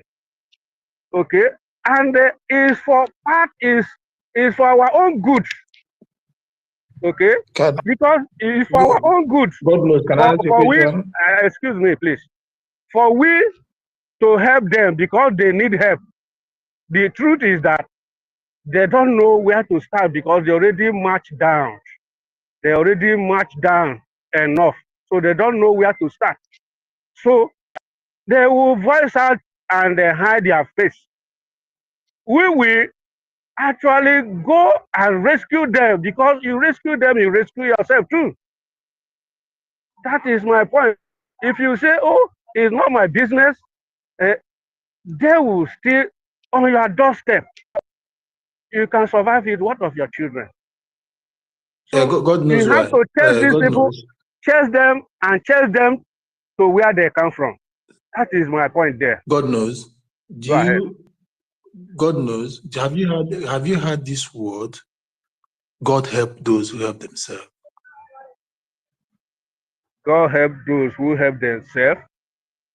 Yes. Have you heard that phrase before? That statement is But not they can't bad. help themselves, Brian. Okay, now listen. I'm coming somewhere. I'm coming. Have you heard by news or read by newspaper that sometimes the 19 governors of the northern state had a meeting and came up with a consensus about so agreement? You guys must have heard about it. Now let me make it straight here. Wait a minute. Wait a minute. I'm coming now. Is it the governors like Hope Uzodinjoha and Soludoha? Wait, now I'm coming. I'm coming. I am coming. Let me make my point. Can I make my point? Wait. Let me make my point. So in the times of those 19 states, Plateau is not Muslim state. Nasarawa, it is not. I think other states, like all of them, but these Christian governors, in the oneness of their who they are, irrespective of what their belief is, still agree on one thing and under one umbrella to oppress you and your region. And this work in tandem with the West, Yorubas, because they saw you as nobody and you're not part of them. And you dying like chicken can never be anything. So your blood is nothing to them. And that is why Obasanjo could carry out an act, evil act and OD in Biafra state. A community was raised. These are the factors we are talking about here. The factors that I'm just giving you points that you will resonate. You get share. Understand? You guys are conversing. So, wait a minute. What you just said, you should have even added your own governor inside that Christian. I want to treat outsiders first, because my brother, I will know how to treat with my brother. Excuse me. I want to treat outsiders first because I know how to treat my brother. I know where to catch him. Who is your brother, sir? Have you heard that? have you heard about when one of your governors say, you people should leave that place? I'm going to bomb so place and bomb the other side and bomb the other side. Yep. Listen to me, brother. Listen to me very clear. Try to understand the point. You are making your own point, but try to understand the other way around. These things are happening in Asu Rock vampires. All these people, 36 or 37, whatever they call themselves, governors, before you move and say the word to your people, you touch Asu Rock, and that Asu Rock was controlled by Usman Danfolio idea, and they are watching you take microphone, talking to your people. They monitor you all around, front and back. So it is not all about that point you are making. It's all about conquering systematically. These things, some of you will not understand it until you tested the corridor of power. You will understand. If you are in Europe, you will not even feel it much. But what I'm trying to tell you, Kinsley, is that we as a one Nigeria. I was secretary of NPP the first time it was inaugurated in Nigeria. In my own state, I was the secretary, and I worked for National Convention. So I know what politically these people are talking about. Have you went to Abuja for once after that position?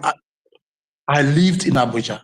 My family lived in Abuja No, for years I'm before we saying, moved. have you entered Asokoro? Have you entered into the Aso where things are happening? Aso Rock, Aso Villa, I have not been there. Listen, when you enter into their meeting, you will hear different things. You will know that even you are real tenants, but they are working, you are working with them and you are helping them to actualize their mission. So listen and listen very well, That brother. is true. That is pure truth. That is why your brother say, I'm going to bomb so particular place. Is bombing or not shooting gun? Is bombing. You know what it means. Your brother, you call a Christian governor, is saying that he's going to bomb so place and so place. Not only him said it. Okay? So Please, I wanted to ask you a question.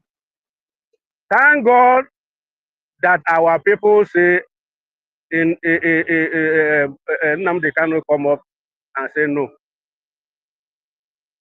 If not, by now, oh, By only now, God the knows. Hausa situation will be Biafra situation. Can I ask you something? Yes, Alobi, hold on.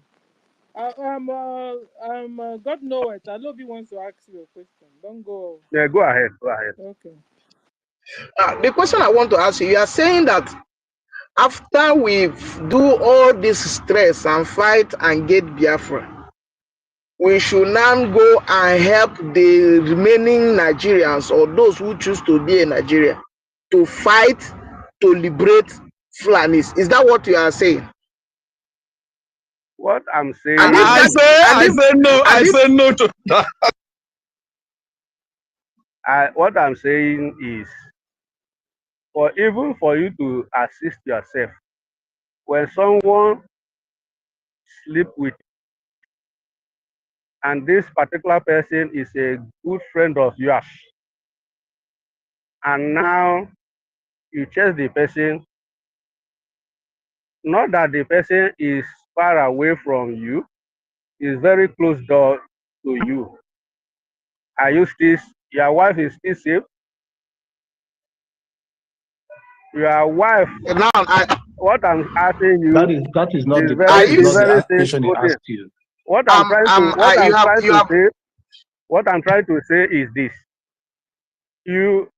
we are going to assist them, because if you don't assist them, if the enemy is in your doorpost, you are not yet safe. If you know what I mean. Maybe you did not get my question very well. Are you saying, let me clear him so that he can answer it very well. Are you saying that if we get an independent Biafra today and have a border we are secured by Biafrans, that somehow we are going to have to go and fight on the other side of Nigeria to save them from Fulanis in order to have peace in Biafran territory? Is that the narrative we are trying to play, paint? Okay, that is the same thing I'm saying. If you save your border, right? Do you know what happened to Ukraine and Russia? Russia don't want Ukraine to join NATO. That is the fundamental problem. Why did they do this question is different from Russia and NATO? This is different. It's a different thing altogether. Excuse me, is it not the same border? Excuse me, listen to my point now. It is different because it is the quite different. Because talking of the border. Let him land first. Let him land. Let everybody be muted. Let him land first. God knows why. Excuse me, please. The border is very, very well to protected. Tight, everything will be automatically tight. That is how this country has to be. You have to protect your territory. You have to protect your border. Okay? But that your border, you protected, your enemy is very, very close to that your border. is still never yet actually protected. Okay? We will do to them what It's not, Israel is doing to Hezbollah. What Israel is doing to Hezbollah, that is what we will do to anybody that occupy any country and throw missile or cross border to commit terrorism in Biafra. When Biafra come, we secure our land. We will remember our frustration, the pain we went through in Nigeria. That time we are going to visit to them 100 folds. What the Israel is doing to Hezbollah man in Lebanon is going to be a tip of iceberg than what we are going to do to anyone. In fact, let me not just want to them. Exactly, but you can't say, you cannot just jump out and say, let me fight for them. You cannot use that statement. It's too straight. It's too straight to use that word. Okay? That is why you see Russia don't want these people to join NATO, because they can enter through, the enemy can enter through that Ukraine and spy their system to spy, to well understand about Russia. It's very simple to understand, but it will not say we are going to help them, we are going to fight the enemy. Yes, you can fight the enemy partially or indirectly, because you must to protect yourself first. But if your enemy is very close to your nose, look at the nose, look at the mouth, it's not far from each other, the panicking will still be there. The insecurity, even if they are not doing anything, even if they decide to play Taikia while they are outside the territory, you still not yet, the mind, you imagine that you out from your gate, and looking up, you see your enemy in the front of your gate. So this your answer is giving me somehow, it's confusing me, it's giving me small headache, because I'm coming. What I'm trying. Hold on, because you have answered enough. God knows. Thank you, sir. I wanted to ask. Yeah, it's me. I wanted to ask Alobi this time. Alobi, if we have gotten our freedom, established our government, should we just build our high walls and security? Should we just back up the world, back our neighbors, and be chewing bubble gum? Alobi. All right. Should I answer this question now? If we, as Biafra come today, in fact, I'm going to be one of the people that will be at the front on to build the wall from ocean to ocean to protect our border, circle ocean to ocean. And that wall, any bastard that trespass will die. And we are not going to, anybody that want free world, that want to separate from anybody, should fight and go the process that we went through. And sometimes, if I have heard this kind of answer that our brother is giving now, that when Biafra come, somebody is going to fight for to liberate the North or Yoruba. And the people that say this thing mostly are people that have properties in Lagos, Abuja, and the rest. They want to protect. See, because of your property or whatever you have in the North, it's not. We are not going to fight for you. Everything on, we let it go to hell, because we can. After fighting like this, we will go and send our men to die for Nigeria. After they have killed about 3 million and 6 million people, we will still go and send people to go and die for the North. It is not going to happen. It will never happen.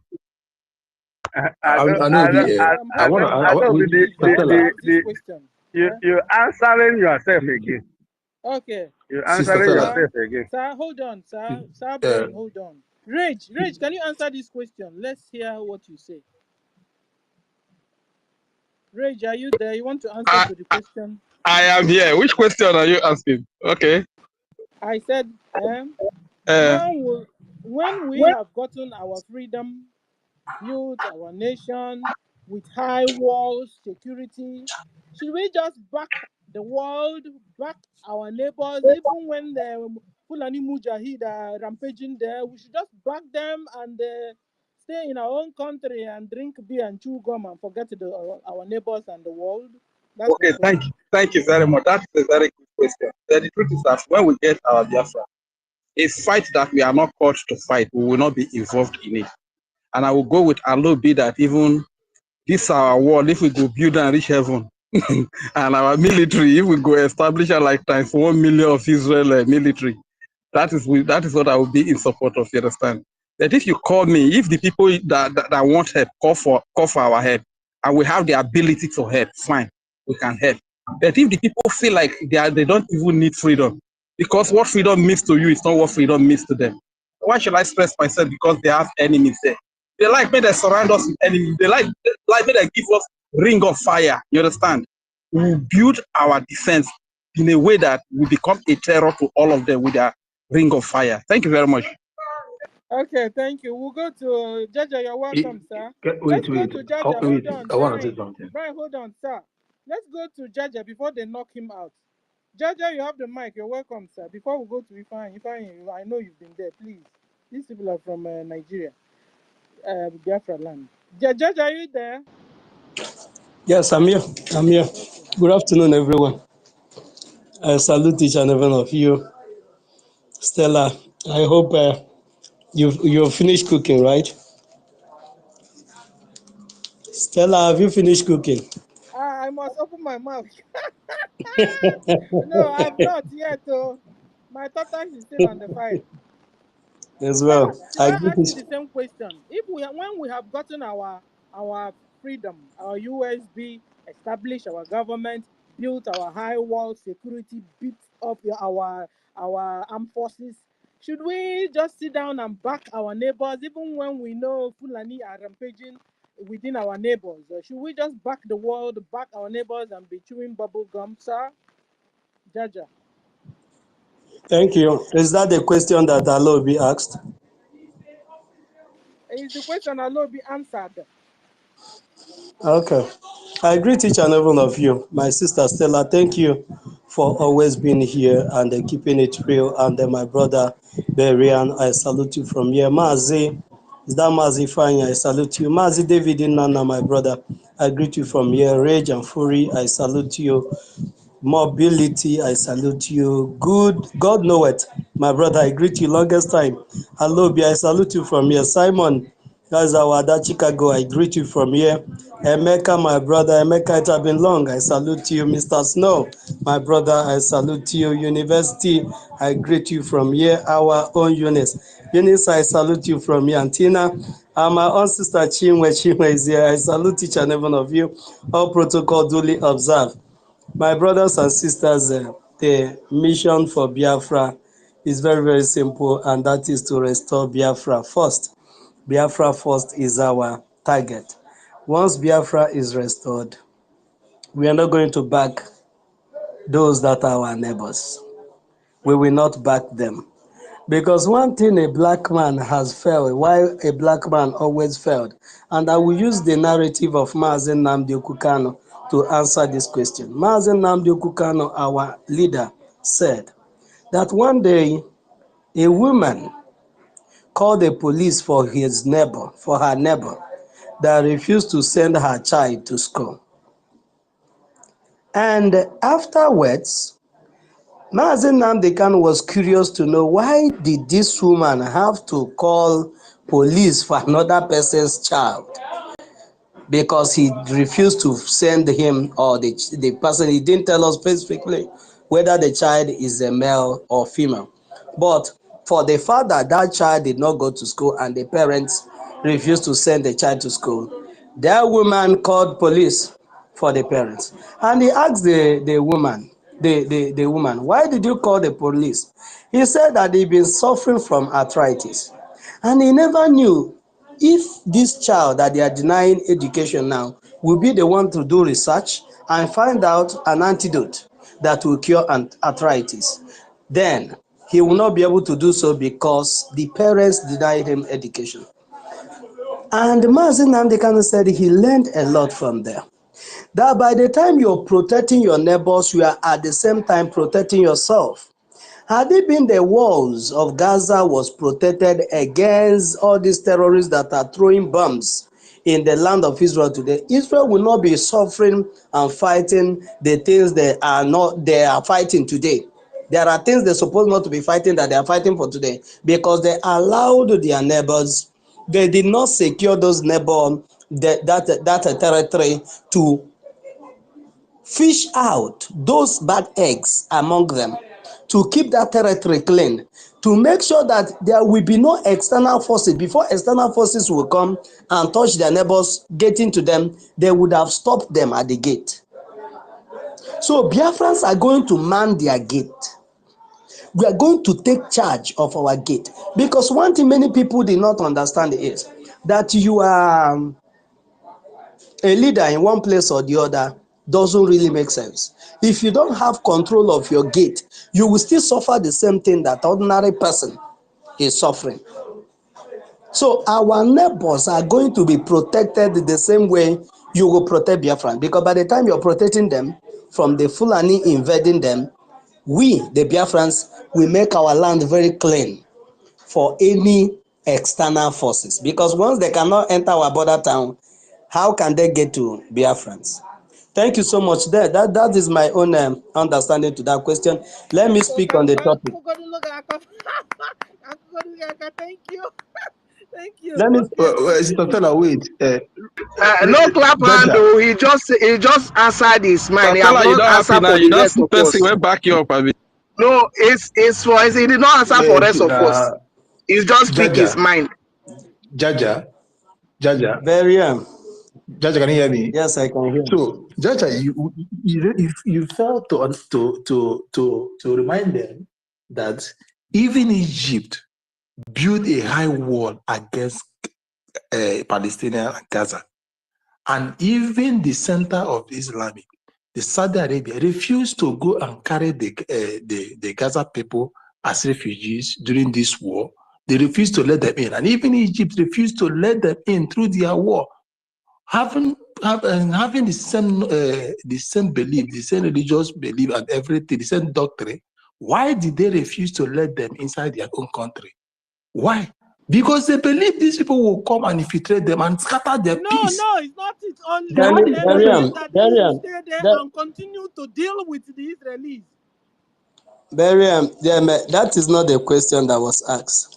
There's difference between bringing the external forces into the town and protecting the people from external forces infiltrating them. It's not the same Then thing. you did not understand the question from the beginning. You did not understand it because the question she asked it. What she asked me. I understood the question. Raising war against them. These people, that is what I understood the question very well. We raise war against external aggression. No, that is not her question. That is not the question. She said, if Biafra come and we have our wars, are we going to say we are not going to interfere or go and defend the Fulanis because we are non-independent? Are we not going to fight alongside with them? Also people to pursue Fulani? That is the simple meaning of the question he asked. So you answer that question in black and white. Don't diplomatically answer it. That is the question. What Allah to be said now. That is the question. That is I answered. Because the neighbors that I know that we have, so long as I'm concerned, they are the Yorubas, number one, and they are the Hausas, secondly, and they are those are the Benue State. We don't have any other neighbors. So you are saying that if we have Biafra today and we are going to, after fighting to liberate ourselves from Nigeria, now we are going to send the Biafran soldiers when we are not having our peace. We'll now send our young men after they have killed 3 million and 6 million people. We'll now send another young men to go and fight to liberate them from the menace of Fulani people so that they will not stay in Yoruba land and throw rockets in our land. Is that what you are saying? So that we cannot stay in the north and throw rockets in Biafra, in Enugu. We are going to mount a wall that is bigger than the wall of Jericho. Everybody to his own headache. If you have headache, treat your headache in your country. But if you need a diplomatic alliance or diplomatic whatever, you come to the table. We know the kind of now you come. diplomatic Now alliance you we come. want. Understand? We know the kind of diplomatic alliance that we are Berian, entering, please, and why we should not be sabotaged. can I finish Why my we should not be submission, please? sabotaged if okay, no problem, I will give you, sir. Why we should not be sabotaged if we move into a diplomatic alliance with you. So that is it. Thank you. Thank you so much. Jaja, But I will still answer the same thing that I answered before. Getting Biafra does not mean that we are going to ignore every other person. The leader of the indigenous people said that once Biafra is restored, that is going to send gas, oil, everything to other African countries. That you secure Biafra, you are not the first person that have secured freedom. There are other countries that have secured freedom. And our leader said that once you have a healthy neighbors, they will patronize you. If you have chaos in your neighbor town, you are in trouble. You are in serious trouble. That's why everybody needs peace around him. You can't survive as the only tree in the forest. One tree does not make a forest. But when you have peace in Africa, that is the only way Africa will grow. So Biafra is not just, we're not just fighting for Biafra for the sake of it. This is the only light that is going to liberate Africa. And Africa is part of those places that you're just mentioning. So Biafrans will fight to make sure that every presence of any terrorist in Africa will be extinguished from Africa. That is the mission. Not to just get freedom and you go and sleep. No, that is not it. Thank you. So thank you so much. But it's different from maybe Jaja, in line with your thought. It's different from treaty. It's different from entering international treaty. Business trade is different. Jaja, we'll see. Jaja, Russia piped their gas to Europe. That is one different. Understand? We will pipe our gas across Africa, and it is business as usual. We will collect the proceeds of our business because no nation lives on its own. That must be traded by barter. An exchange of resources. That is it. That one is different from war, from being under threat in war threat. Understand? So we are not going to live on our natural resources alone, because what we have, other people don't have it, and what other people has, we don't have it. So exchanging of natural resources is a different ball game than national security. And national security is another different ball game. Will be fighting for their life. You are talking about natural resources. Would they care about No. Just I'm like talking about now, we are what not Judge caring has about said. natural resources. What we are caring for now On Disaster, you don't understand me. You understand? Disaster, you don't understand what I'm saying. You have not understood me. Okay. Auntie Stella, please, 30 seconds. 30 seconds. Like Prime Minister said, that we need another Israel in Africa. We need another Israel in Africa that we checkmate. Wait. Sister Stella, let me make my kindly speak on that, sir. Kindly speak on that. We need another Israel in Africa to checkmate terrorism. I think I agree with the Jaja. That is it. Please, I think we have to make this space very professional. Please, let's make it professional space. Please, let not just dabble into matters. If you want to ask question, ask it specifically. Then that question will be answered. Are you getting me? You talked about building walls. You talked about doing this. Be specific on whatever question you want to ask. You're talking about you're saying a lot of things at the same time. Can I answer the question? Can I answer? Those that are now, in the I understood the angle you're coming from. We are going to serve as the Israel of Africa. We are not going to get our freedom and watch other people become a threat around us. We will fight and make sure that peace is enshrined, as in is secured within our region. Because the peace of Africa, we are man to the peace of Biafra.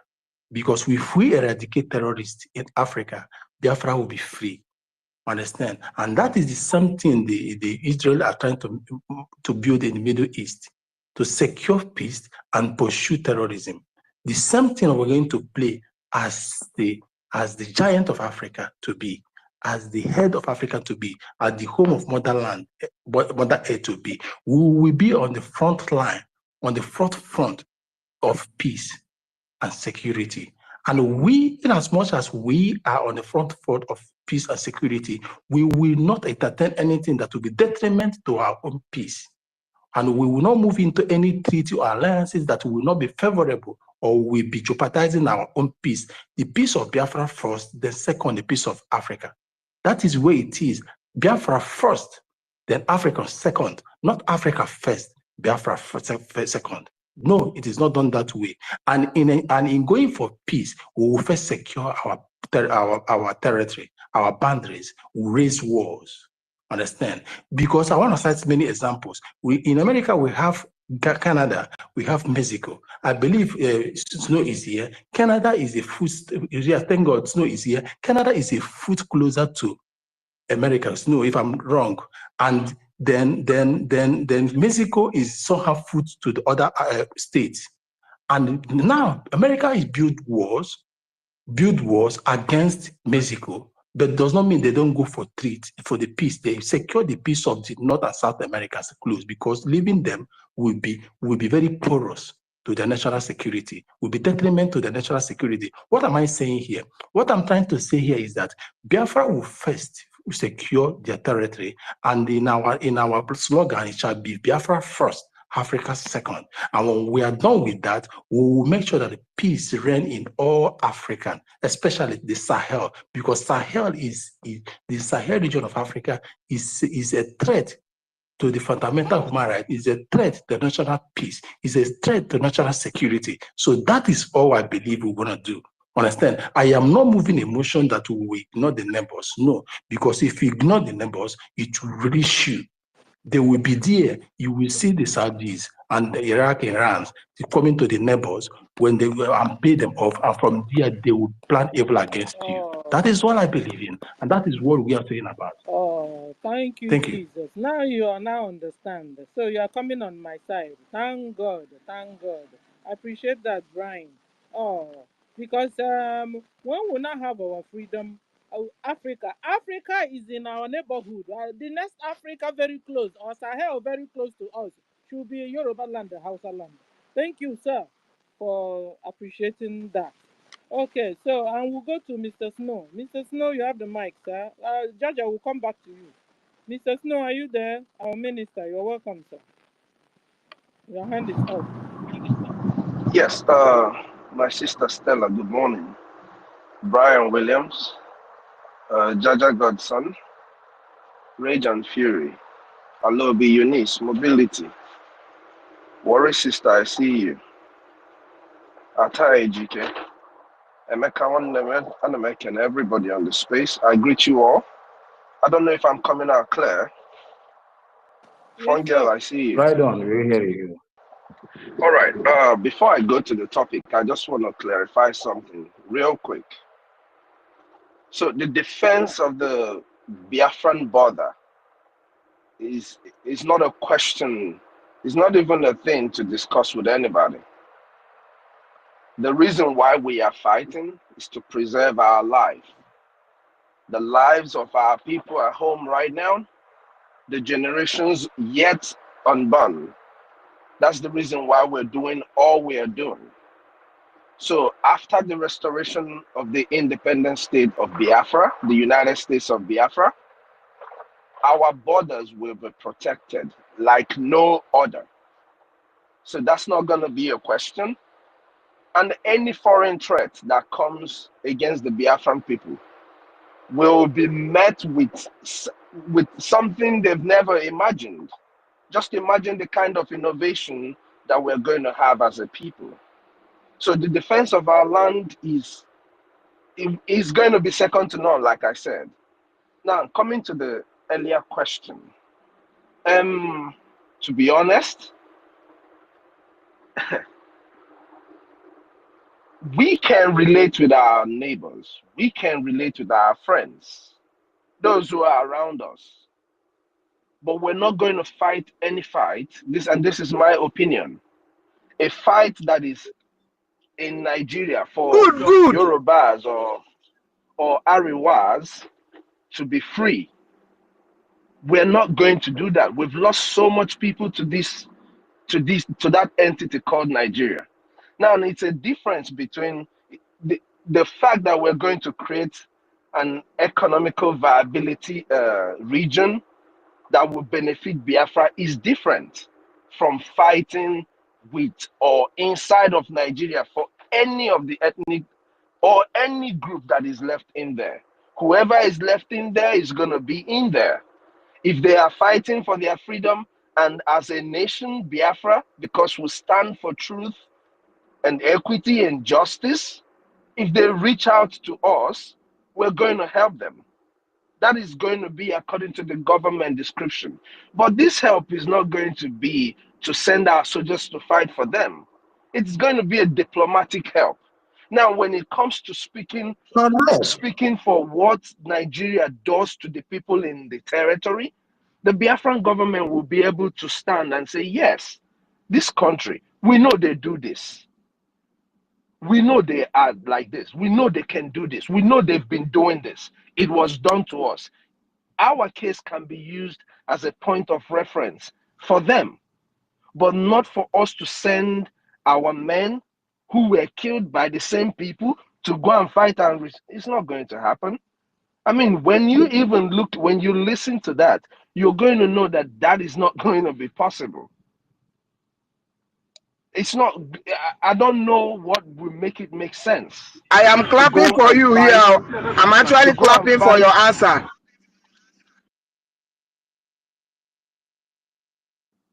I don't know what is going to make it make sense for us to go and fight on the side of the people who have killed our people. It's never going to happen.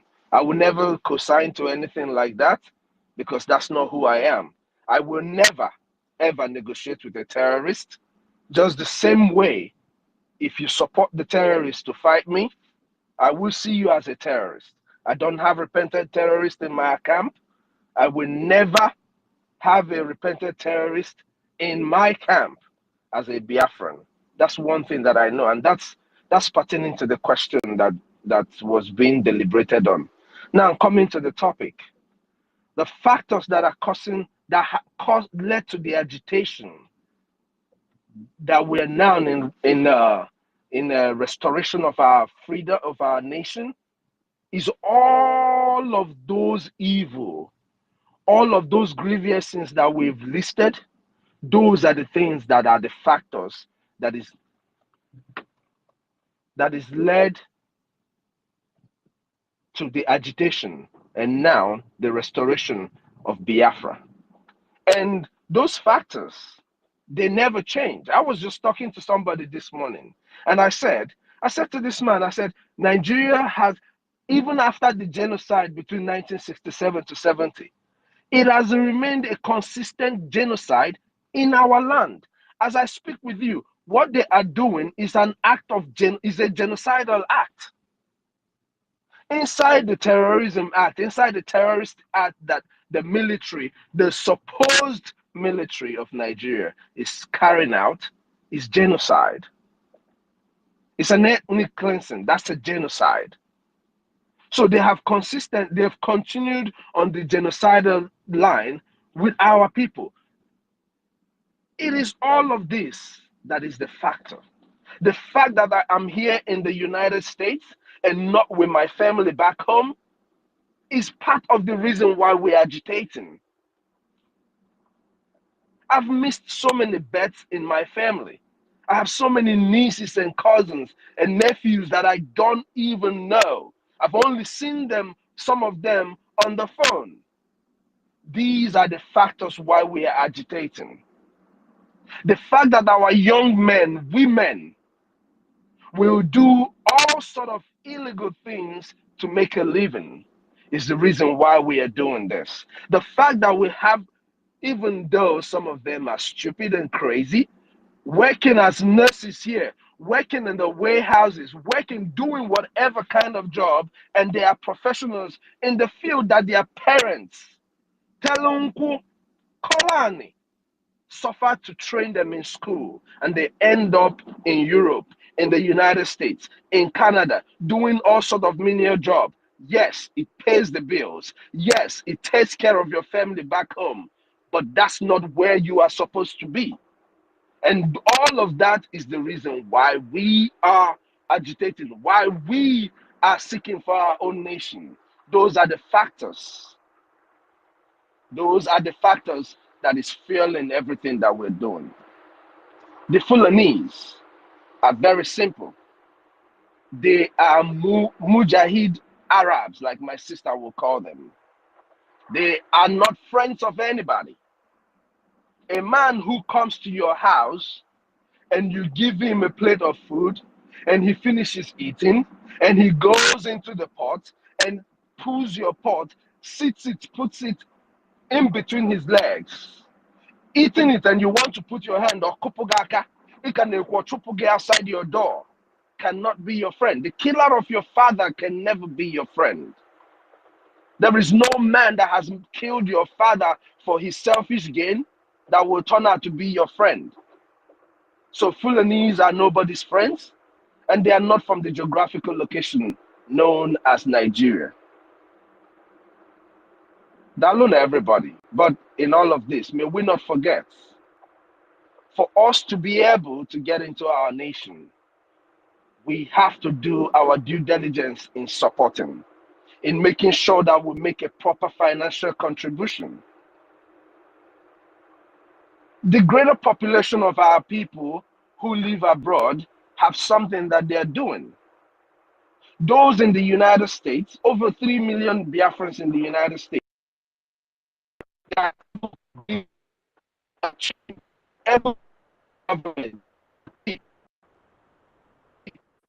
every week, $20.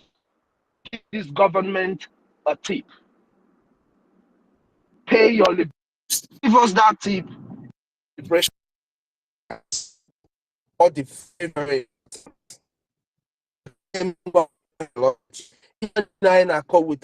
With Fulani and all of that. I just cannot wait for the time when we are done talking about it and we focus on what type of structures are we, what type of structures should be going here and there and there.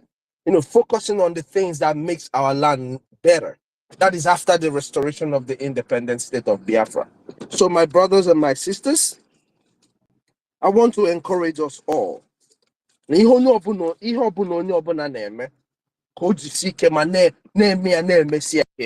know, double your hustle, whichever way you can.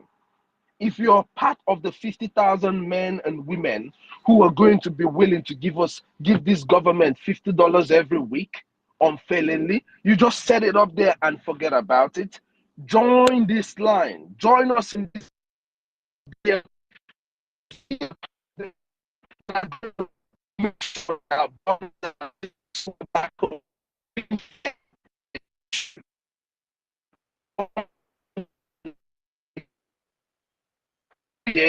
Every week in Biafra land, be it $1, whatever you can afford to give this government, give it to this government. Because this government has proven to be a government of the people. It has stood by the people in all ways. Just like Onyendu said, the persecution of Igbo people, both there in the jungle and globally, ends with him. In the same vein, before he said, the Prime Minister said that the time when Biafrans are bullied all over the world is over. And he cited that statement with the case of Amaka. One fighting from the front and one fighting from the front again, but afar.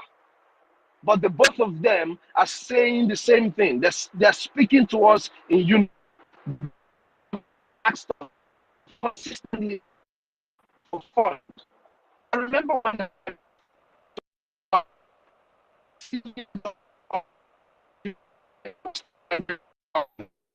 this line is bad. Your network is bad.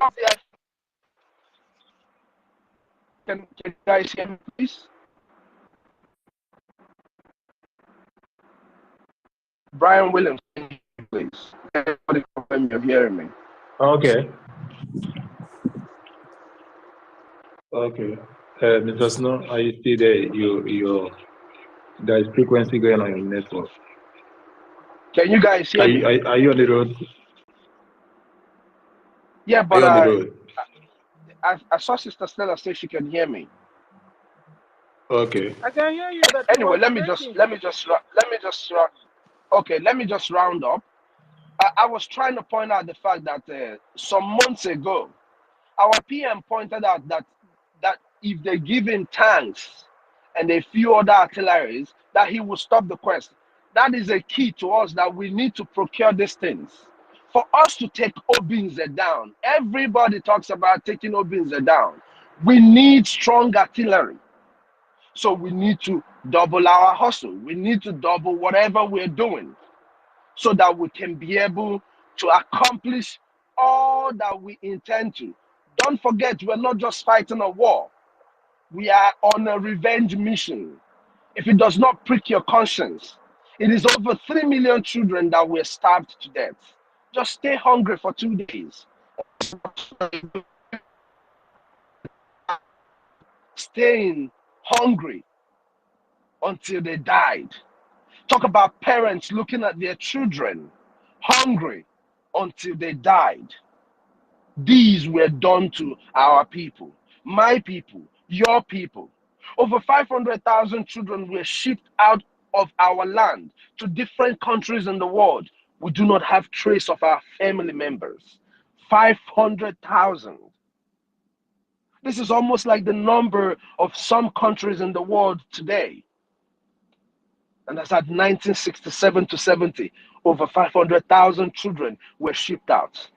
All of this should prick you and should hurt you to be able to do more, to be able to speak to all these Ndintike so that they can support what we're doing. Ogwa, obidoge bido. The only thing there, but I got not here. Kaiswe is the Hana Kako. And no so can no so. But winning the war, we are winning the war already. Dalono Biafrans, thank you very much for being here, guys. And Onyobona, I hope you are getting ready to go to Finland. It's going to be very historic. So I would like each and every one of us who are here, who can, to make sure that they make it to Finland and be a part of that history. It is a big prize. It is a bigger win for you to have your name amongst those that were there in Finland on the restoration of Biafra. Daluno, Ndina Manjung, put our people in prayers, the Prime Minister, put the event itself in prayer so that it will be a success. Daluno Biafrans, thank you very much for all you do. Daluno. Thank you. Thank you, our minister, Mr. Snow. So please, if you have not donated, donate. Today is what? Today is Thursday. Please donate. Just pick up your check, pick up your phone, and donate as we talk, as we are speaking. Thank you, sir. Okay, let's go to Jaja God. Jaja, you've not finished your speech, so you answered the question, but you've not discussed the topic. So you have the mic, sir. Thank you so much. Thank you. And I welcome our own MID and Ugochukwu Biafra. I salute you, Mazugo. You're welcome. My brother, Mr. Snow, I hope you're there. Can you hear me? Yes, I'm here, my brother. Okay. I will be saying something based on the things that you just said. I will just pick something from what you said. Then I will rephrase on what I said before. You said that we are on a revenge mission. That is your very word. Absolutely. Absolutely. Yeah. Our leader, Mazen Nnamdi Kanu, said that when Biafra is restored, that the Fulanis will be chased back to Futajelan, that Sokoto Caliphate will be restored back to the Habe Hausas that own that place. So when I'm talking about our neighbors, I'm not talking about the Fulanis, because the Fulanis are not our neighbors. Fulanis are not indigenous people to any land in Nigeria. And we are not fighting to protect the name of Nigeria. Our leader said that even when Biafra has been restored, that he will make sure that this name Nigeria will be deleted from the world archive. That Nigeria will become a history to human race. So when I talk about protecting our neighbors, I'm not talking about this alien creation, this artificial marriage is not what I'm talking about. I'm talking about the Oduduwas that we already have alliance with. Do you know, let me just say this because it's not hidden. It is in the open for those that know. Do you know that there's some personnel that are helping the Middle Belt stand on their feet? Do you know that? Do you know there are some personnel that are Jaja, helping the I'm Oduduwa? very much aware. I'm very much aware. You're aware. So these are the things that I'm talking about. I'm not talking about that you will go and defend the Fulani. Fulani are the people that we are going to chase out from any territory that has to do with this space that we are living in. This space that we are living in is going to be free from anything that has to do with the terrorist Fulanis. And we'll chase them to the foot at Jelon where they come from. That is the angle, and that is what I'm talking about. We will not allow the Fulanis to take the land of the Middle Beltans, because those that call themselves Middle Belt, the Kwararafa people, because we have secured our land, because we have built bridges, because we have built walls to cover the Biafrans, because we have suffered enough, because we have suffered too much. If everybody does these words that I normally use of a man from Germany, an old man from Germany used an adage, and he said that them in Germany that they build, that they plant trees. You know how many years that it takes tree to germinate? You know how many years it takes tree to sprout and they give it shade? It takes a lot of years. But this man said that they are old, yet they plant these trees, not for them that are planting it to enjoy it, but for those that will be there after them to enjoy those trees. That is what freedom is all about. That is what is in the mindset of any freedom fighter. A freedom fighter is not fighting because he wants to benefit from whatever that he's fighting for. If that is the case, if we want to benefit from everything that we are fighting for today, Mazen Namdekan would have said, no, would have compromised so that he will go out, because he wants to enjoy whatever that will come out from Biafra. But Mazen Namdekan took the risk, not knowing what these enemies will do to him. Yet in the camp of those enemies, he's still saying that the mission remains one thing: to keep Biafra, to make sure that our people are separated from the onslaught of these vampires. So if you secure Biafra and you allow Fulanis to ravage Oduduwa, if you lay hold on the stupidity of the Oduduwa people, how they connived with the Fulani because they are the second class in the Zoological Republic, because they have all the seaports all over the place, and all the resources, everything is coming to them. If you lay hold on those ones, you will still haunt yourself. And Abatobi onye bụ nwanne ya ka ọwụ. Abatobi adọghọ mma, beg adọghọ mma. There's one book that I was reading. If I remember the name, I will tell you. This book said that he's telling a story. It's a story book. He said that there's a story that happened in one village.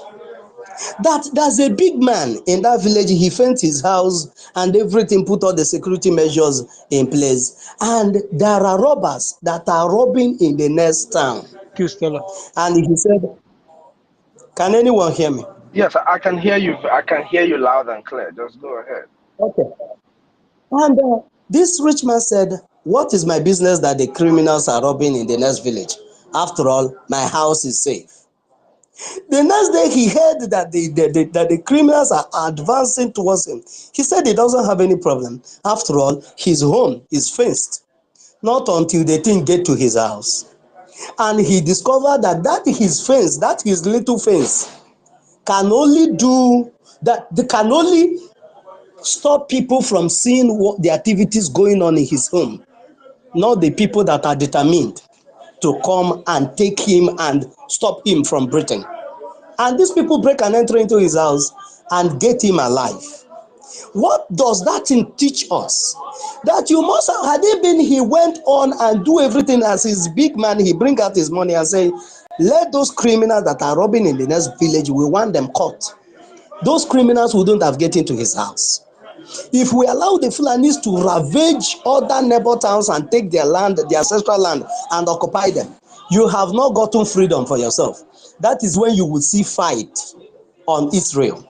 Remember that these people, they don't value their life. Once they believe that Allah will give them 72 virgins, they can send as many rockets, more than the one they have ever sent to Israel.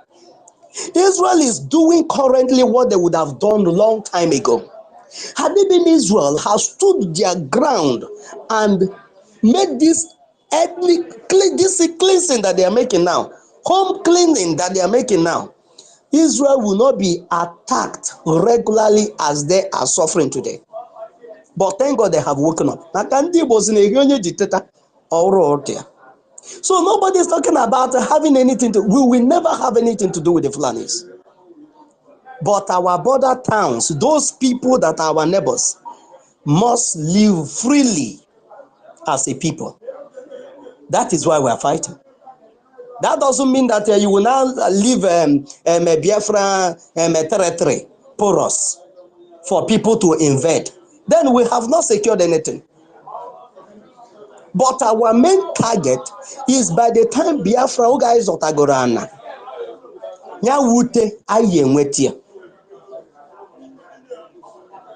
So that everybody will live healthy.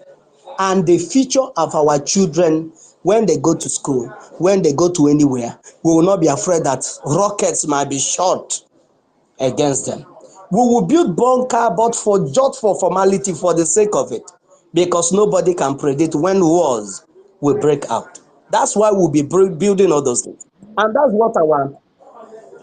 what our prime minister said, that he will be bringing Finland to Biafra. And if you read the account of Finland, you will see that Finland have miles, even on the highways and in so many places, that where children play, ground of children, where children are playing, that those places are bunkers that can secure people, that can even stop or secure people from the pressure that is coming from nuclear devices. This is what Biafra is going to be.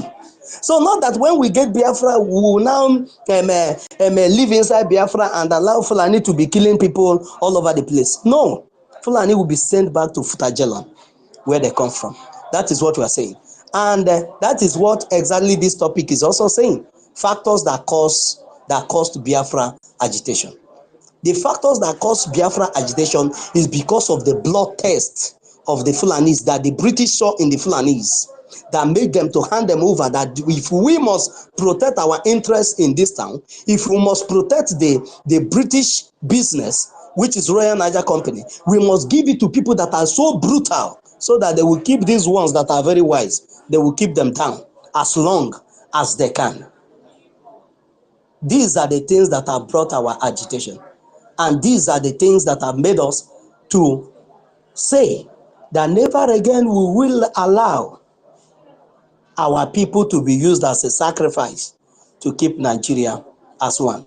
The blood of the Biafrans have used more than enough to keep Nigeria as one since over 100 and something years of amalgamation and 50 something years of independence. And we are not ready to pay such price anymore. That is why we are fighting. Thank you so much. I greet each and every one of you. We have a lot of people here that will want to contribute. Thank God you. bless you. Okay. Jaja, Thank you. please, can I have Please, a I want to can I have a ask. I Hold want to on, submission, ask Jaja, hold please? on, question. I want to hold ask Jaja. on. Hold on, because we have some new people. Let them also pick mic one. We have Ifeanyi has been patiently waiting without even speaking. Ifeanyi. I beg at least tell a 30-second question before Jaja go. I beg. Just 30 seconds. No I problem. please. All right. Thank you very much. My brother Jaja.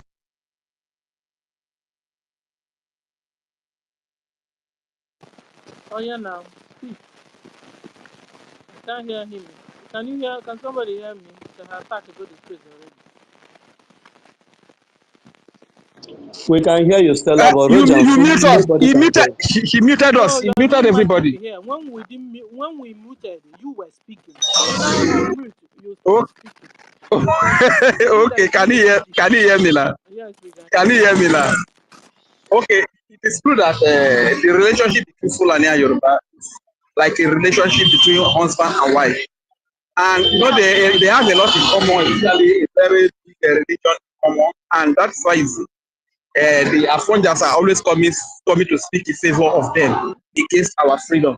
And it is true that immediately we Biafrans leave, overnight the Fulani will overrun the Yoruba and they will become one. So if they agree to be together and they welcome the Fulani to be together, and they also welcome the Fulani to be together and they are together, how are we going to come and chase Fulani away from our mouth? That is the question I want to ask Jaja. Thank you. Okay, thank you so much, Rejan Furi. That's a very, very critical question. But I'll answer this question this way. Number one thing I want to assure you this night or afternoon or morning, depending on wherever you are spacing from, is that the Yorubas or whatever Tinubu is saying today is for his personal interest. I will post a video here where Yoruba ladies that were trapped outside Nigeria. There are more than 500 there. Let me avoid exaggeration. There are more than 500 there. They were there crying that what they need is freedom. That is a voice of 500. That is a voice of 500 against what is going on. Sorry. That's a voice of 500 against one man. And that's something our prime minister said categorically, that in referendum, that what we are going to have is one man, one vote. When once Biafra go, why you're hearing all these people today talking about Yoruba, talking about this one, is because the Biafrans are still here with them. That's the day that we are here on space. Somebody that will remember this may be a Mecca, because it's a very long time ago. Somebody from the north came to our space and he said, he's a Hausa guy. He said that why they are not supporting this Biafra something is because they know that once Biafra go, that they are in trouble, that they cannot stop the Fulanis. This fear is what that have been keeping every one of them bound. But this same fear is not applicable 100% to the Yorubas. Yorubas have two major reasons why they are still in affiliation with the Fulanis. One is that they are receiving direct benefit from the resources coming from Biafra land. And secondly, is that because they are in alliance with the Fulanis, the leadership positions will be rotated between both of them, that it will not go to the Biafrans. This is the major two reasons why Yorubas speak the way they are speaking. You think they are speaking today. Once they see that Biafrans has breaking off completely, do you think that Iboho Imagine was is an accident? Why Iboho went back today is because Mazen Amdekan is in DSS dungeon. They thought that the game is over. And their people rallied around to make sure that every case against them were closed and send him to go and stay in exile. Do you think it's an accident? It's not an accident. All these things are programmed work. They thought by then with the tempo that the Biafra struggle was going then, that it will come the next morning. And the Boho picked up so that once Biafrans are going, they are declaring their own Oduduwa. And this Tinubu that you say that they have alliance with, that told you that they have alliance with the Fulanis and is non-negotiable, that they are one, that they are the Fulani and the Fulani is them. We are in a rally where Oduduwa national anthem are being sung and Tinubu was there singing Oduduwa national anthem. Can you explain to me that one? If these people are not chameleon, these people are Oduduwa inside them, and physically they are Nigerians. It's only in Oduduwa land, in Yoruba land, that you will see a university, some buildings that are bearing Oduduwa and is well boldly written on them. But you can't see any building, any structure in Biafra land that you will see Biafra written on it. Can you explain that one to me? These people, the only thing that is keeping them is if Biafrans fail, so that they themselves will have a lenient treatment on the Fulanis, that they will agree with the Fulanis that they will convert, and they should pity for them and make themselves to be the emirs in their land, or even if they are going to be the emirs in the Duduwa land, that they will not kill them, that they will agree to any time that they're going to give to them. But the bedrock of everything, every eyes is on the Biafrans, because we are the light. We are the people that are leading. When we lead, others follow. Once Biafra come, nobody will tell you about any Fulani, that they are one in Fulani. Is it not the same middle belt that came out and tell you that they are not Northerners? That nobody should ever mention anything that has to do with the Northern Northern Forum, whatever forum that they called it. Northern Elders Forum or whatever. That they shouldn't mention them or count them among them. Do you think all these words are coming as a result of because they wake up or they wake up at the wrong side of the bed? No. Something triggered it. They see the exit of the Biafrans. They see themselves being left alone if they did not do something. That's why all of them are doing these things, to trigger something on the Biafrans, or Mazen and the Canon and Simon Eba, that we are with you people. Oh. There are some secret meetings I'm not here to relate. There are things happening on the ground that you don't know. Fulanis will not have any upper hand against anybody. They might kill them. If it's for that one, it is sure that once Biafra is declared, the Fulani will want to have their own land. Let me ask you also another. Let me ask you a question. You will answer me this one afterwards. Maybe when they might come to you, or if they still, if the host allows it, then you will go ahead and answer the question. Do you know what is happening in Sambisa Forest? Many of us will say that Sambisa Forest is where terrorists has occupied. That is a fallacy. That's a big lie. Sambisa Forest is where the former president of Nigeria, IBB, the military general, is where they built with Abacha a very long time ago. That is where jihadis, all these their jihadist plan and their empire will emanate from. And a lot of things are there in Sambisa Forest. In Sambisa Forest, there's another civilization there. In Sambisa Forest already, you don't speak English there. In Sambisa Forest already, they are practicing core Muslim. And you think that place is no-go area, and the military are the ones guiding that place. It's only you that doesn't know what is going on, that there's been deceived that Sambisa Forest is where terrorists are. Sambisa Forest is where they have schools, they have hospitals, and everything is free, and light that you don't have in your village is free of charge there, uninterrupted for many years. It's only the Biafrans that can do something about this. God bless you all.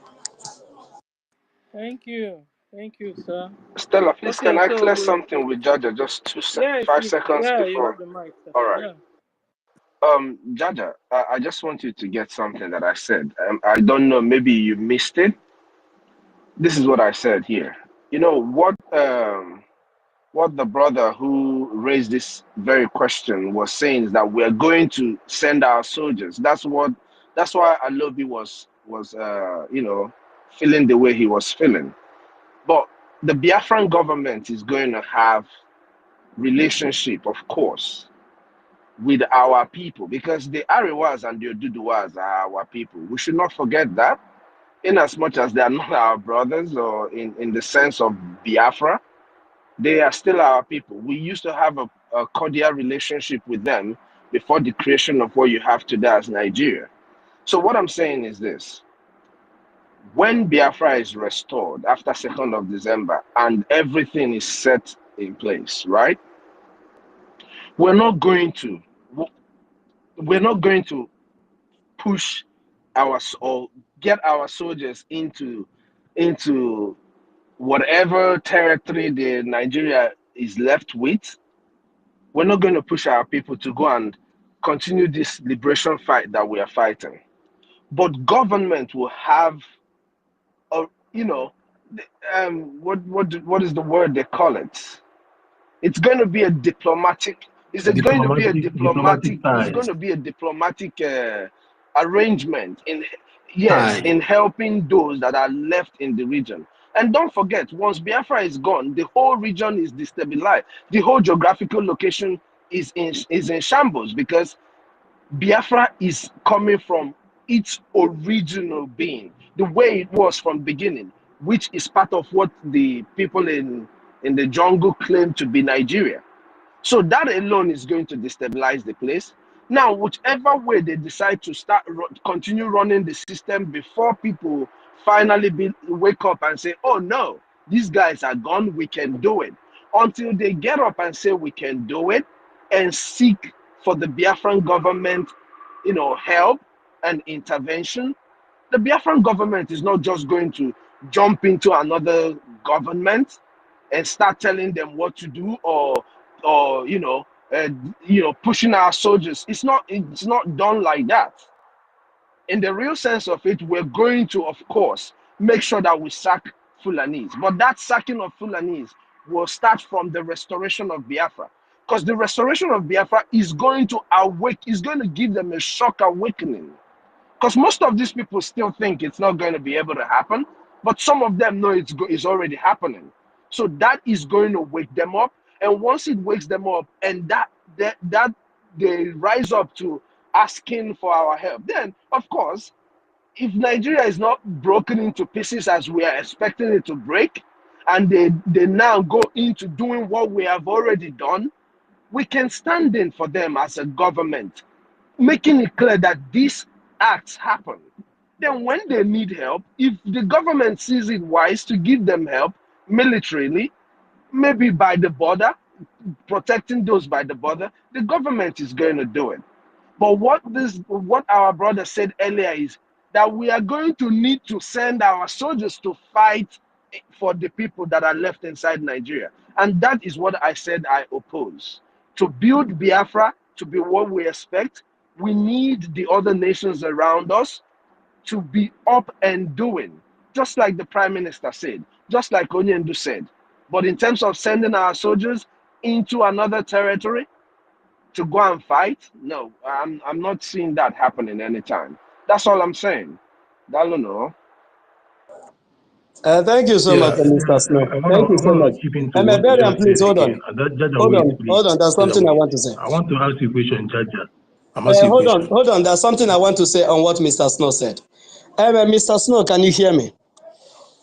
What I said, from the examples of what that happened, even when we have not secured the freedom completely, we answer these things that you just said now. There have never been a time that the Biafrans just send their soldiers to Oduduwa land. The soldiers that you see when Mazi Nnamdi Kanu was here, you see ESN and some Oduduwa freedom fighters join force together. Did you see anybody enforce himself there? Oduduwa sent a hand of fellowship and Mazi Nnamdi Kanu accepted. And that is how it is. The time that Obadiah Malafia was very much around here before they killed him, Obadiah Malafia and other elders from the Middle Belt sent a delegate to EFIK-IBIBIO to meet Mazi Nnamdi Kanu. They came for two purposes: to apologize for their stupidity during the Biafran War of 1967-1970, and to also plead with Mazi Nnamdi Kanu not to leave them alone with the Fulanese. This is the way it's been done. We have not had Biafra, and these people are coming to send a hand of fellowship. Is it when we now have Biafra, you will now go and answer a call that is not given to you? Ndị Igbo si na dibịa na-akpọ ha akpọ bịa bata be mmadụ ọzọ gbuo ọkọ kwa ụgwọ ya. Anyị awụrụ dibịa na-ekughị eku ya eje webe mmadụ a akpa anyị ejeza. What we are saying is that we will not pay deaf ears to those voices that will be calling on the Biafrans for help. Not that we'll go and answer the one that we are not called for. We've never paid deaf ears, Jaja. Thank you so much, my brother. We've never paid deaf ears. We've never paid deaf ears to anyone who sought for our help. We've never paid deaf ears. But Anyway, after this, I'm not going to continue speaking on this because I think I've actually had my own view on it. But if I heard clearly, if I understand what Alobi was saying clearly, I can't remember his name, but that was our brother that brought this conversation up in the first place. If I remember very clearly, his statement gears towards sending our military into this place to help them. That's the only reason why I was saying that. But I'm glad that you and I agree that it is through a diplomatic process that Biafra is going to assist both the Oduduwas and the Ariwas if the need arises. Dalono, everybody. MID, I greet you, Dalu, my yeah, brother. thank you. So at the end of the day, we are saying the same thing. So it's not like we are going to behave like the Americans that will carry their soldiers and go and mount in a particular town. You understand? No, They we're are not not. They mounting are not. that. will not become the watchdog of the whole world. No, no, no, no, no. We will render a But help. We will enter into alliance when they call for it, and our government will decide how we feel. If we are ready to help. You understand? But we are opening the door for them to understand that Biafra is going, but it's not like we are backing them. You understand? A lot of us have married them. Like Mr. Snow said, they are our real good neighbors we know. Not Fulanis. Oh, Fulanis, they are migrants. Fulanis are visitors. They are not supposed to be there at the first place. So we are looking into the Hausas and the Yorubas, the good ones among them, not the Sabos like we have also amongst us. Okay, we'll go but to Brian. Brian, you have the but mic. Mr. Zan, you know what make I talk Brian, now? I'm giving you the mic now. Okay, sorry, thank you. Yeah, I am happy that everything at the end of the thing is still boiling down to what I say, diplomatic ties and diplomatic agreement. But there was something I want to let my brother know that now, when he talks about Israel never stopped doing what they meant to do or what they are doing now. They never, not from the day one. Understand? See, this thing is just in Fulanese and the Afonjas, we are never brothers from day one. Our case. So now, what I'm saying is, do you know that Saudi Arabia and Israel are half brothers? Yet they never agree. Yet they are not even seeing each other with eye. Half brothers, the same father, different mothers, and they are living as enemies. Why? Different belief, different religion. And these people has been fighting this battle. 1948, they fought what they call Arab-Israel War. And this Arab-Israel War comprises of 5 countries fighting one person. At the end, they won. The same 1948 to 1967, they fought the same thing. When I'm starting this thing is I'm starting because of the neighbors around us. When they come, they fought on what they call again Fidaye War. This Fidaye War is 4 countries against 1 country, Israel. Yet they won. When we are fighting our war in 1967 to 1970, Israel fought what we call 6-day war. This 6-day war is the same countries around them. 6 countries came up to this one 6-day war against the same Israel, and they won. Then in 1978, they fought 1973, they fought what we called Yom Kippur War. 4 countries came against them, and they won. Why am I citing these things? I'm citing these things because of these people around us. And this is the case of Palestinian and Lebanon that is presently happening now. They fought war for 12 years, 1971 to 1982. The war is called Palestinian Uprising in Lebanon. How many countries came against them? 2 countries, yet they won. And why?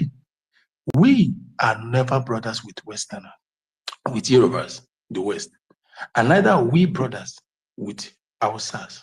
So what we're gonna do with them is, like I said before, and it has come to conclusion, it's gonna be a diplomatic ties. And everything must boil down to Biafra first before any other person. But if they want the war, we will go. because we already fortify our borders will be fortified with higher wall and whatever we want to do it. So my brother Shaja, Israel never failed to do the needful till today. The Palestinian and Lebanon war that's happening now there has been fought in 1971 through 1982, 12 good years, and it's called Palestinian uprising in Lebanon. So these people will never stop, no matter how good you do to them, no matter how you try to help them. The same Israel gave them water, gave them electricity, helped them medically, send everything to them. They never change from who they are. No matter how chameleon is, he will never change his color, and it will never stop. The color and the leopard itself, the dot will never change. Thank you. Okay, thank you. We go to Mazi Ifeanyi. Sir, you have the mic. Oh, Ifeanyi Chukwu, gentleman. My sister Sarah, they were not watching it. I greet you, Biafrans, and the friends of Biafrans. Yeah, I greet all the ministers of Biafra Republic government in exile, and I greet our Prime Minister Mazi Samonekpa and our leader Mazi Nnamdi Kanu. Yeah, it's been very long. I've been always on the rest now, so I wanted to contribute today. So I picked the mic when after the our brother Jaja, my namesake, first spoke. So regarding this matter about our neighbors, I think Jaja made it very clear on his first speech, which is almost, I think I was supposed to go before Jaja. So Jaja said everything that I wanted to say. But I think the person that brought the confusion is that our brother Alobi, not putting the comment the way Jaja said it, So that's why our minister, Mr. Snow, also misunderstand the destiny. But I'm happy that we all understood everything on the stand of everybody, Yeah, I will just go into the matter because I believe that matter is the same topic we'll have here, Yeah, one thing I want us to understand is that, see, once we, the Biafrans, leave Nigeria, it's more like we have solved 70% of our entire African problem,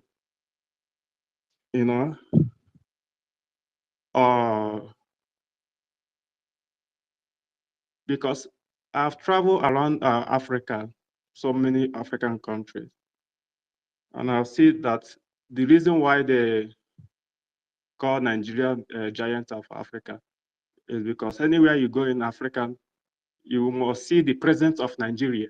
And when you see the presence of Nigeria, those people that they call Nigerians are even purely our people from Biafra land, because we travel a lot, So, and when they all see that, oh, this great giant of Africa,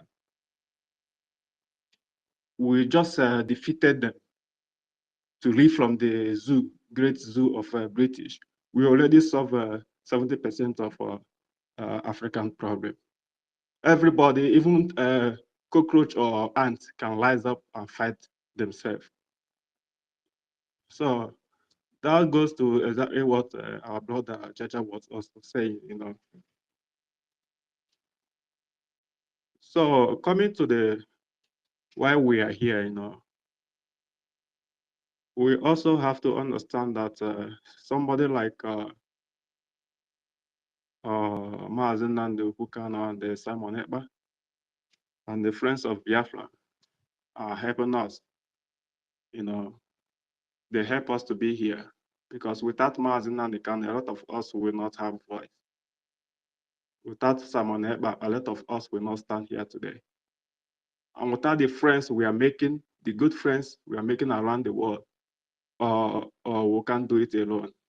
So people actually help us to be here.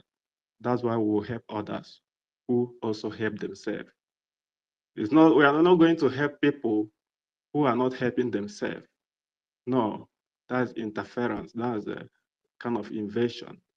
So people are helping us because we are also helping ourselves. It's who that want truth that the truth will come up to. But if you see those people who don't want to accept anything truth or want to, you know, anything like anything truth, their life will just be upside down because they will never get that truth. But when you open your mind to accept the truth, is that truth that you accept that will set you free. So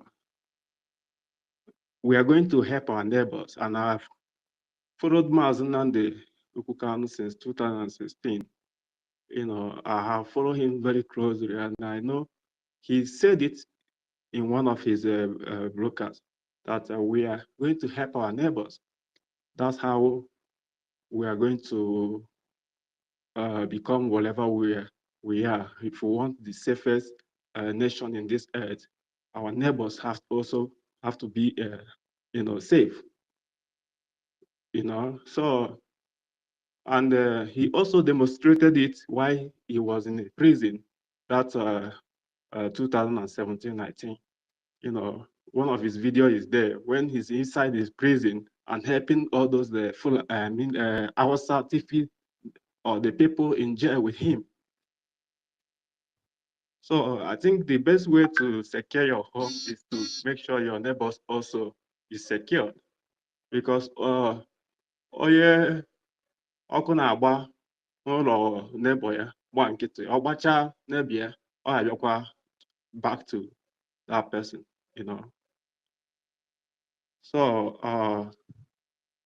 it's just very we also have you know, said it and understood it, that it's not going to be like helping, like, you know, going to sending our soldiers. No, we are going to help them because once we leave Nigeria, you see the good people who want freedom too, from Yorubas and all that, they will speak.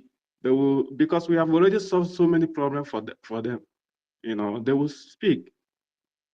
Everybody will speak, will start rising to fight for themselves.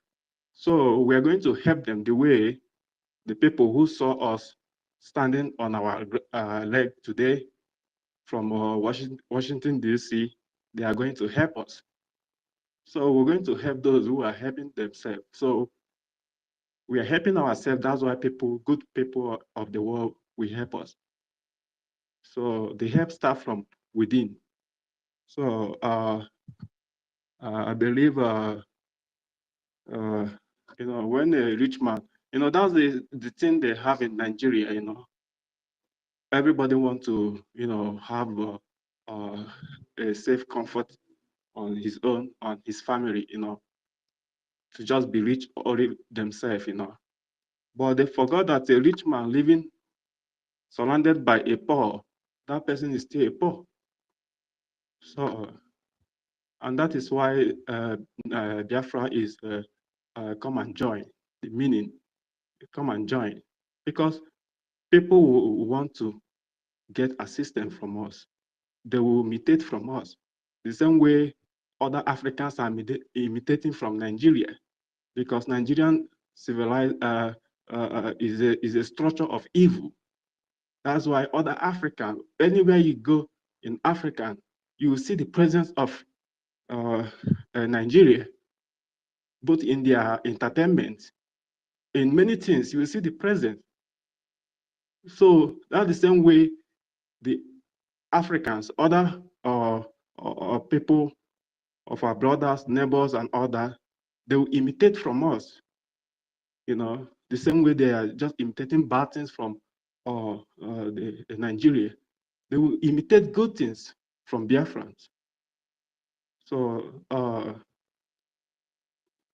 fighting for getting our freedom is not, we are not only getting freedom only for us and our children, but we are getting freedom for every people of color anywhere around the world that don't even know anything about Biafra.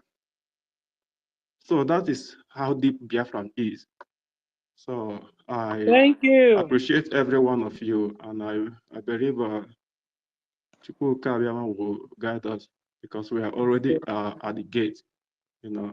So it's My like sister, I greet you. thank you, fine. I hope you can hear me. So it's like being your neighbor's keeper, your brother's keeper. When you keep your neighbor, when you keep your brother, you're keeping yourself.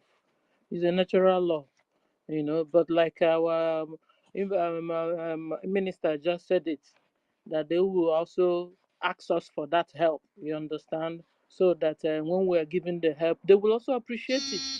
So you know, help we just threw it away. So they will look for help, and then we will help them. Just like our Holy Ghost commander, that I know is a commander in Biafran Armed Forces, said that Fulani, that he said, Fulani, you must hear this message. Since you tried to take over the land of Biafra, Biafra army will fight for the restoration of Oduduwa and Hausa and other indigenous people as soon as they ask them. So that's what it is. Just like what do you call it? Just like Finland has been helping us. You know, we will also take the help again and reach to other people that we are bigger than, that need our own help. You understand? And that's the way the world should go around and supporting humanity. You understand? So I appreciate you for what you said. I appreciate Brian. I appreciate Jaja Godson. I appreciate who again? Our minister, Mr. Snow. I appreciate God know what. I appreciate also Alobi that brought the idea of the question. Okay, appreciate you. Okay, so Reja, appreciate Rage, appreciate you. If I appreciate you. Okay, so let's go to people that have not spoken today at all. We want to hear from them also.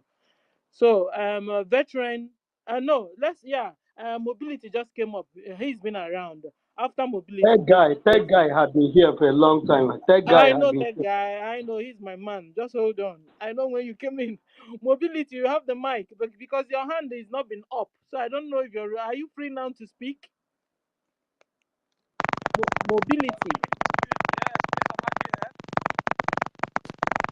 Hello, am I being heard? Hello. Mobility, your mic. Yeah, we rarely you go off from the internet. We rarely you. Please, am I being heard? Check your network. Yeah, Check your network. You are here, but there is a lot of noise there. Check your network, and if you're using a headphone, please remove it.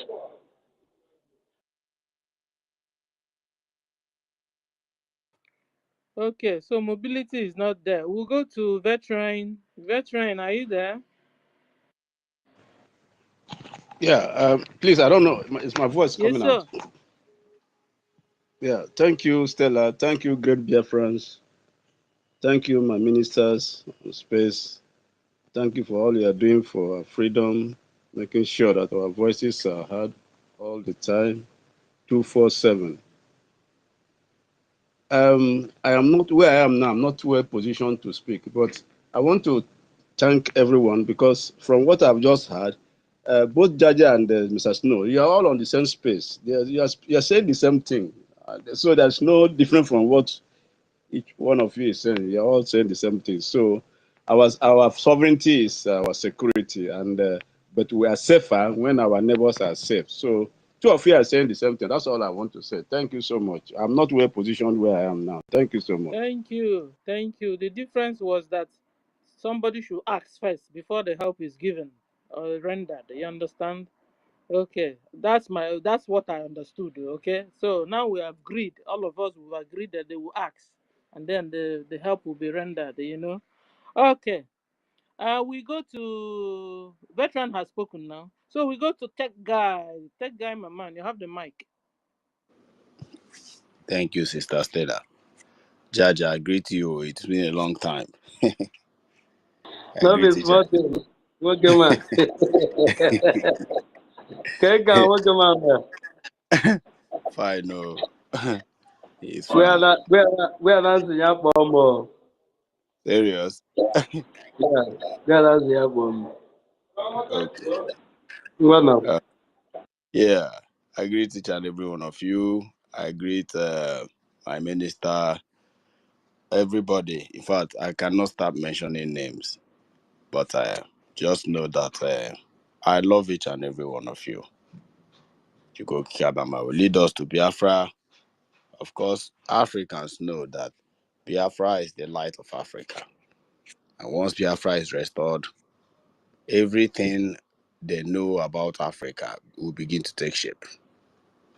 So let me not go back to what has been said, but there's something that I want to say now that a lot of people might not get it. A lot of people might laugh over it, but I'm still investigating it.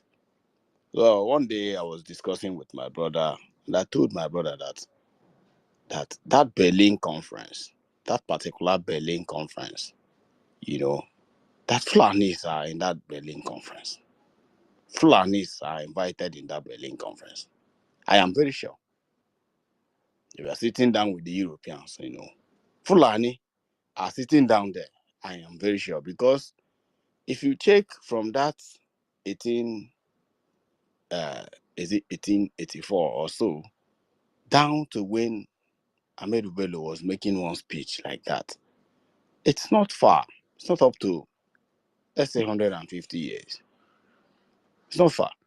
So if you check the reign of Fulani, or should I say when Usman Dafodio invaded the northern Nigeria from Berlin Conference, you find out that it's not that far. And for Usman Dafodio jihad to have taken place in Africa and have had that ground to conquer this, Hausa people, and not just Hausa people, because what I read according to history is almost East, West, Central Africa was conquered by his jihad. More especially Central African Republic. And when you go to the north, you find Niger and Chad, the other side.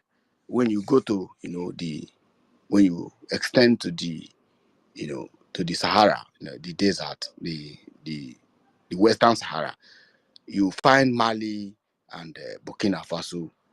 And these are ravaged by Fulanis. And these are marooned intruders. These people invaded them. They have their own civilization. They have their own culture. They are known for one or two things before the invasion of Fulanis. So you discover that whenever we talk about the division of Africa in Berlin Conference, it is very necessary that we begin to investigate the presence of the Fulani sitting with the Europeans, who is going to help us to achieve this division in Africa so that we can invade and conquer them and take away their resources. Which I believe with my own research that Fulanis accepted that willingly. Yes. Because why I'm saying this is the question, Stella was asking, he said, who are Fulanis? I want to, trace the history of how they migrated to, more especially, West Africa and East Africa. Because when you go to Uganda and read the history of Uganda, Fulani can never be left, aside. When you go to, somewhere like Rwanda and you investigate, Rwanda genocide, you discover that they can never be left aside. When you now go to Kenya, Fulanis are not left, if they are not the president in most of these African countries I'm mentioning, they should be contributing to the, they have key position to the government, down to the Zoological Republic of Nigeria. I'm just trying to refresh our brain so that whenever we are talking about Fulanis, we know that there is something that is backing these guys. And let me not just rush this, because I want to say that these guys are not up to 10 million in population. If I am wrong, someone should quote me right. They're not up to 10, unless we begin to say, okay, let's include like country like Eritrea, where they have established, that have conquered permanently, like somewhere like Eritrea, Djibouti, and some in the northern part of the coast of what is it called? These people that Somalia. Yes, you find out that when you go to some of this coastal region of East Africa, you find out that Fulanis have dominated them over the years and they have conquered them permanently. Their own, they have no solution. And some part of Ethiopia. All right. So now down to West Africa, where we have the giant zoo. And what are their aims and objectives? To cage Africa down. You're telling an African man, okay, we want to build a technology, like in Singapore where I reside today. There is no longer, they don't use fuel any longer. They don't use fuel. There's nothing like fuel here. It's either electric car or diesel. And most diesel is not even rampant. Mostly electric cars. All right. So you are telling a Nigerian that, man, Innocent should start building electric cars. And Fulani will be busy trying to make sure that Innocent will never, ever produce electric car. That's trying to return Nigeria, like what Buhari did, returning Nigeria to 1960, making sure that everybody who have grown economically, should be brought down with immediate effect. Within 4 years of his, office, everything's crashed. Everything Jonathan designed, everything Jonathan, dreamed of, crashed. And he exhibited perfectly the nature of the Fulani against the black population. So why am I trying to remind us the history? I want us to know that Fulani have the backup of Europeans. Now let's talk about the Zoological Republic of, the great giants of animal kingdom. All right. Let's talk about it. How Fulanis have mastered, and from the beginning of time to date, has been manipulating over 200 million populations. All right. With the help of who? The Europeans. And anytime I talk about the Europeans, just pay attention. Sometimes I call them Roman children, the children of the Romans. I call them Romans because all of them are bettered by the Rome. All right. When you talk of France, you talk of Britain, you talk of Portuguese, you talk of Portugal, you talk of German, all of them. These are children of Rome. All right. So now, let's talk about Nigeria. How Fulani has masterminded, and it took them time. Because with history, I understand that Ahmedu Bello actually travel. If you listen to that interview where he was saying that when you give Igbo man chance, within a short time, he will try to dominate you. You can read the anger, you can read the jealousy, you can see the kind of a man trying to freak out, like a fear. You see the fear of an Igbo man. And whenever they talk about Igbo man, like I used to say, just understand that they are talking about Biafra. Anytime you hear people, more especially in the north, most of us that grew up in the northern Nigeria, whenever they say Inyamuri, just know they are referring to Biafra. Don't see Inyamuri as an Igbo man, because these are mistakes most people do, whenever they say Inyamuri. It's because when riot starts, they identify you by your flesh, your color, and the region you're coming from. There is no more Igbo then. It's all about Inyamuri. So if you are EFIK, if you are IBIBIO, if you are ANNANG, if you are Ishang, you are completely Inyamuri, and your head is going to be used to service Nigeria. Sorry, my brother, for interruption. My side they call us Rubu, are you? Sorry for interruption. Okay, yeah, that is just part of it. But in general term, whenever you hear Inyamuri, Inyamuri means Biafra.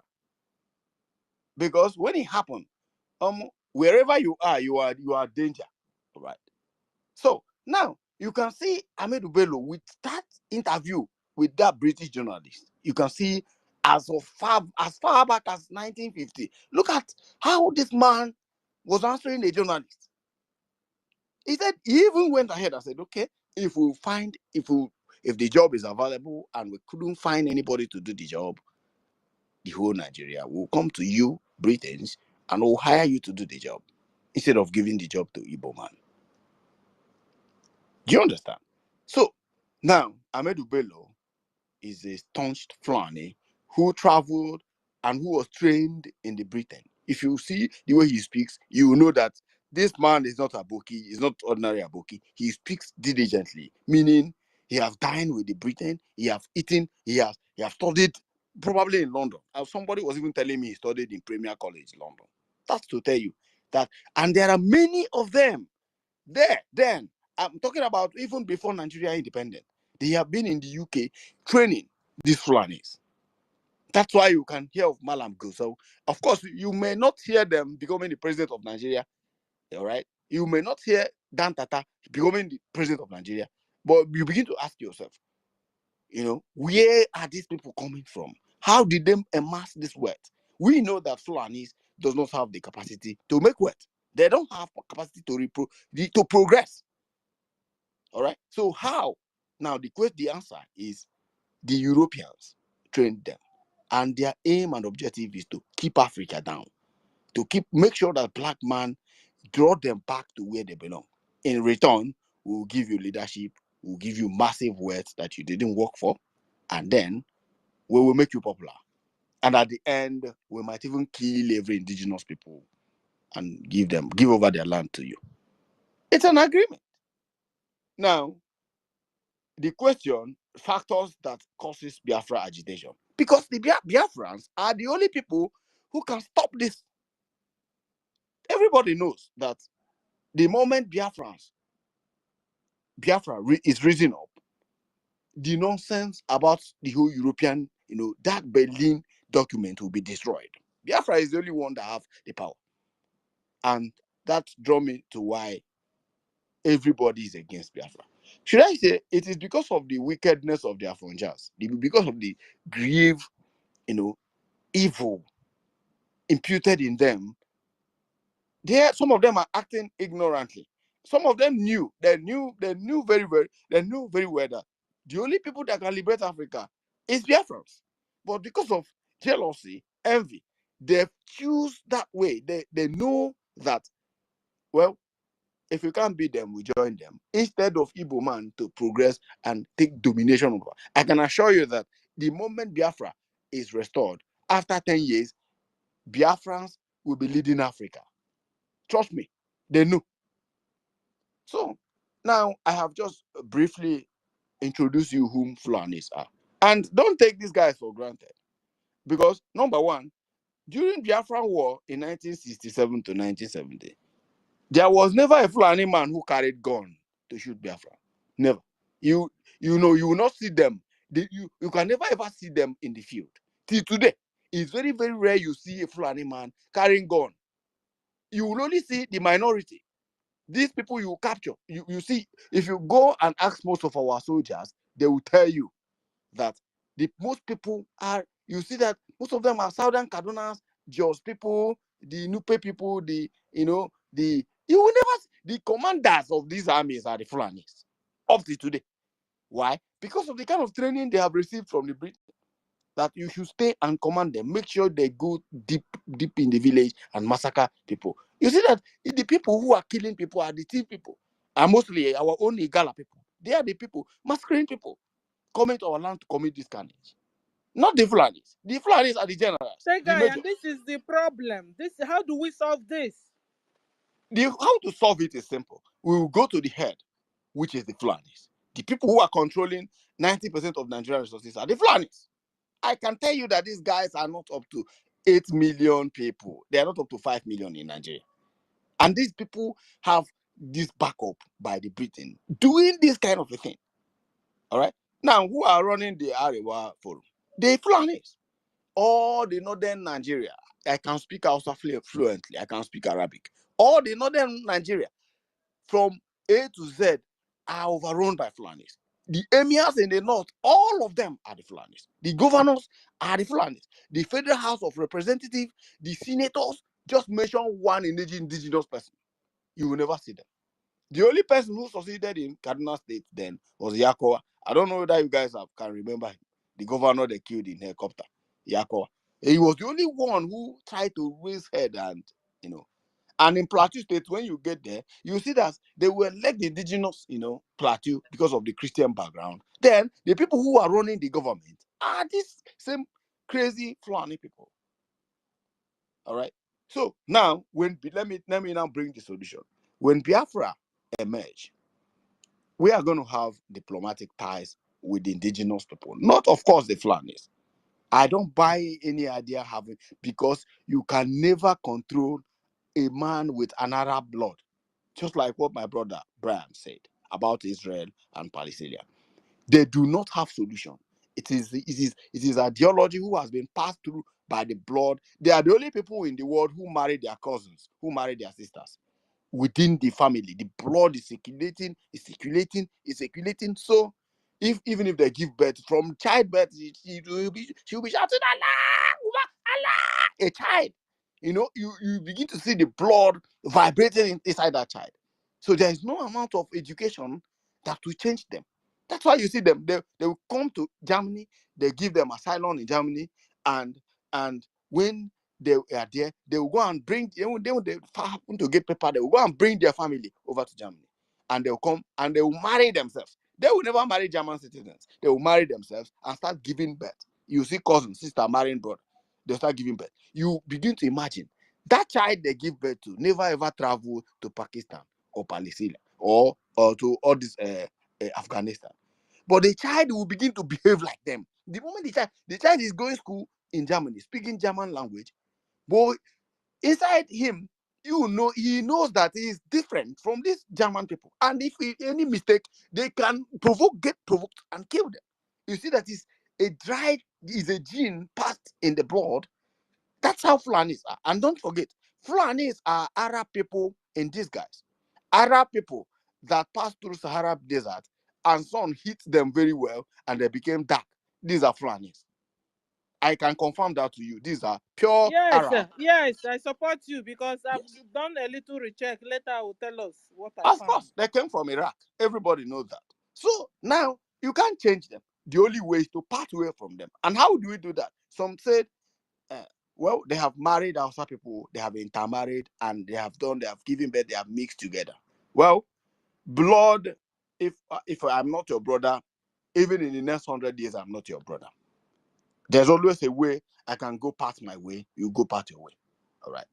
So it's only Biafran government who can bring solution to this and make sure that we identify them through DNA, and we will tell them, man, your great grandfathers conquered us, but you are not staying here. With the help of the indigenous people in the north, Biafran government, of course, can help them if they need the help. But if they want to, stay conquered and stay for the sake of Islam, they want to protect the Islamic Brotherhood. Fine and good.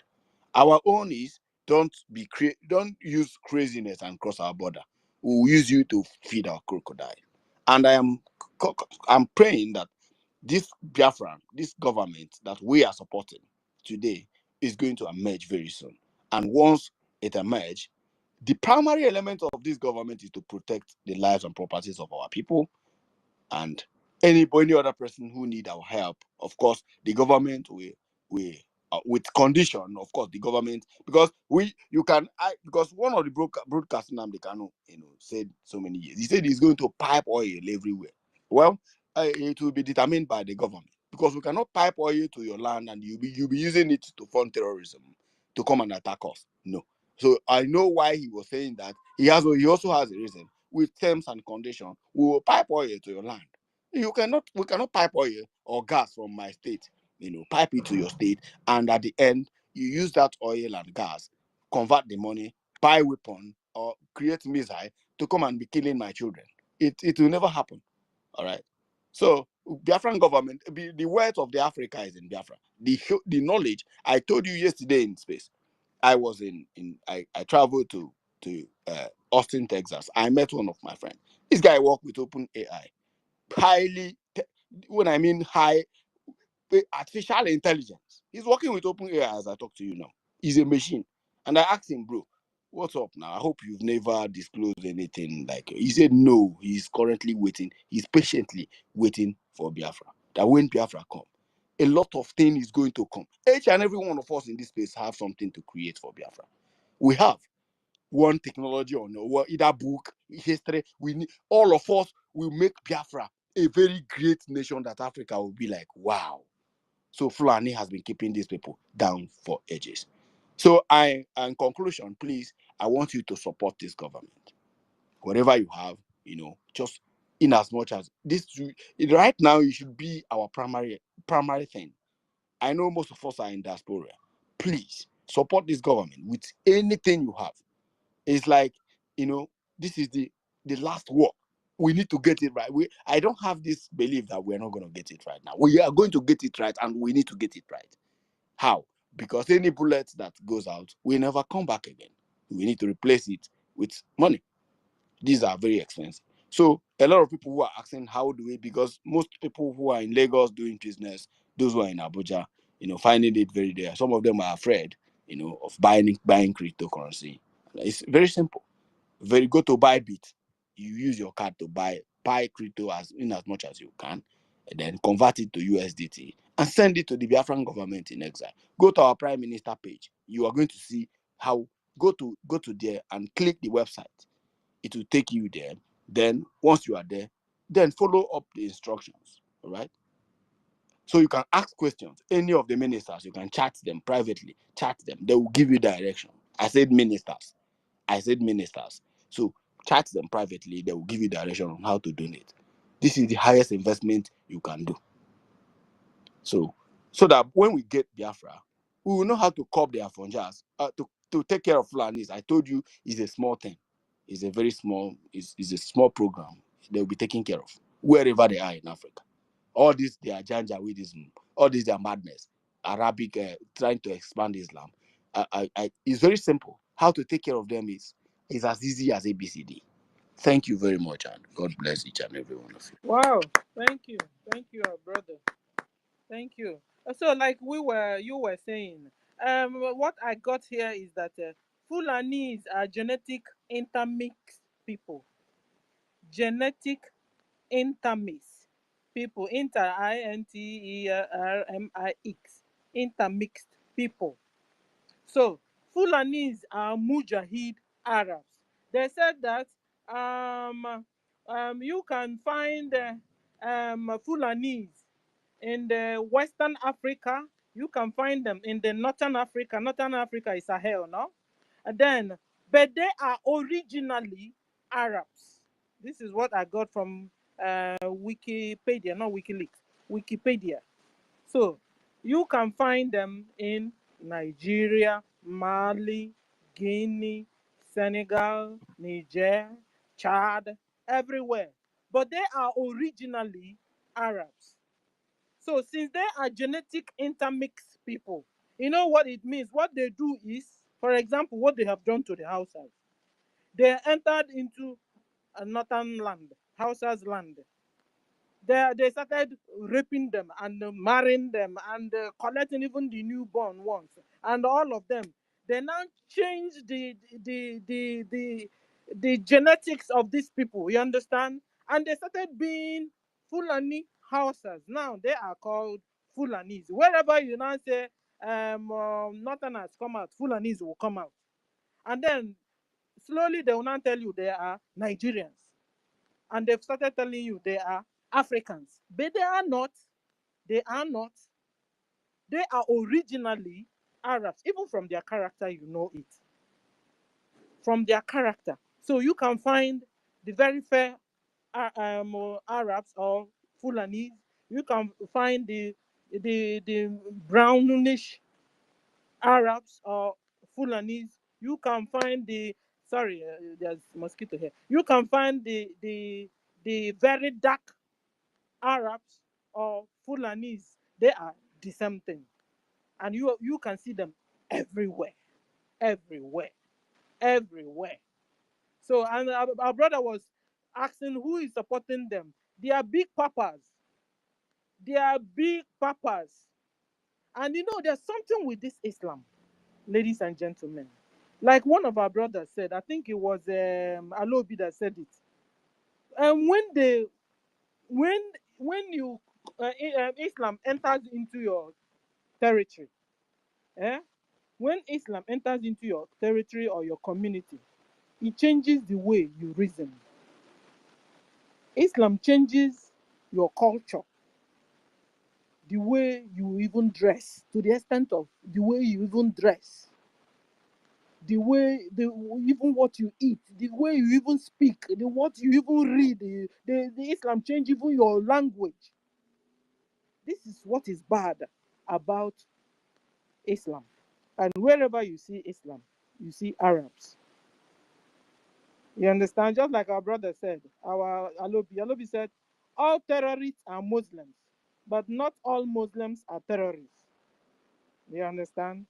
They have not become terrorists because they've not gotten to read Quran very well, like I always tell us. When they enter into reading Quran and keeping what their Quran said, they become terrorists. So that's what is going on. So, just in brief of Fulani, whom they are. So we go to our brother. Mobility, are you there now? Before we go to God know it. There's something you forgot to add as well. Go on. They are from Arab, like. Am I being heard? Am I being heard? Yeah, wait. Area. Hold on, Mobility. Hello, am I being heard? Yeah, we can hear you. Hold on, we are coming. Oh my gosh, what's going on, man? Maybe he can't even hear us. So. Please, can Yeah, somebody you cannot hear us. So, like, there was something tech raised. Understand if they were in the 1848 Berlin conference, and you tracing back the originality of Fulanis. Yes, we all know that. But there's something. These people before the British Empire, of which was the last empire and still somehow now manipulating. Understand? These people, these Arab, came in two forms of empires and they ruled the world before it was, that is, it was started for Ottoman, to start migrating, start moving on. And those are the things that Arab did. And that is why we were able to see them all over the world. They were called, the last of them was called, the last of the empire was called Umayyad Empire. So they once ruled the world with sword, by force, because they don't rule, as in it is, everything about them is on that sword.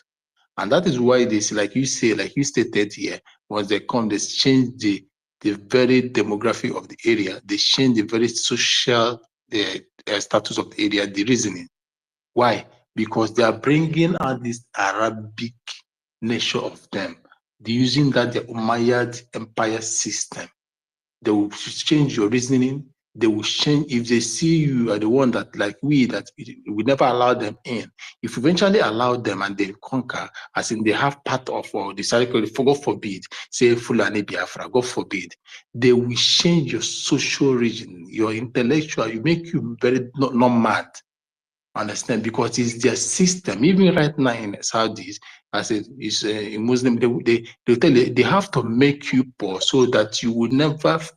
That you never contest them, their laws. You will never challenge them. This was what the Umayyad Empire, when during the time they conquered the whole world, and send the part of the world that they used. And that is why you see Fulanis, and they are the Fulanis that they used, because Fulanis are the wars moving, they are the food that Jelons, moving, fighting, accomplishing their laws, and carry out their principles and their laws. So that is what it is. Thank you. Thank you, brother. You're well informed. We go to mobility. Mobility, I'm calling you now. Can you hear me, sir? Yeah, please. Am I being heard? Yes, sir. Okay. Good evening, good afternoon, good morning, according to where you are, you wonderful Biafrans.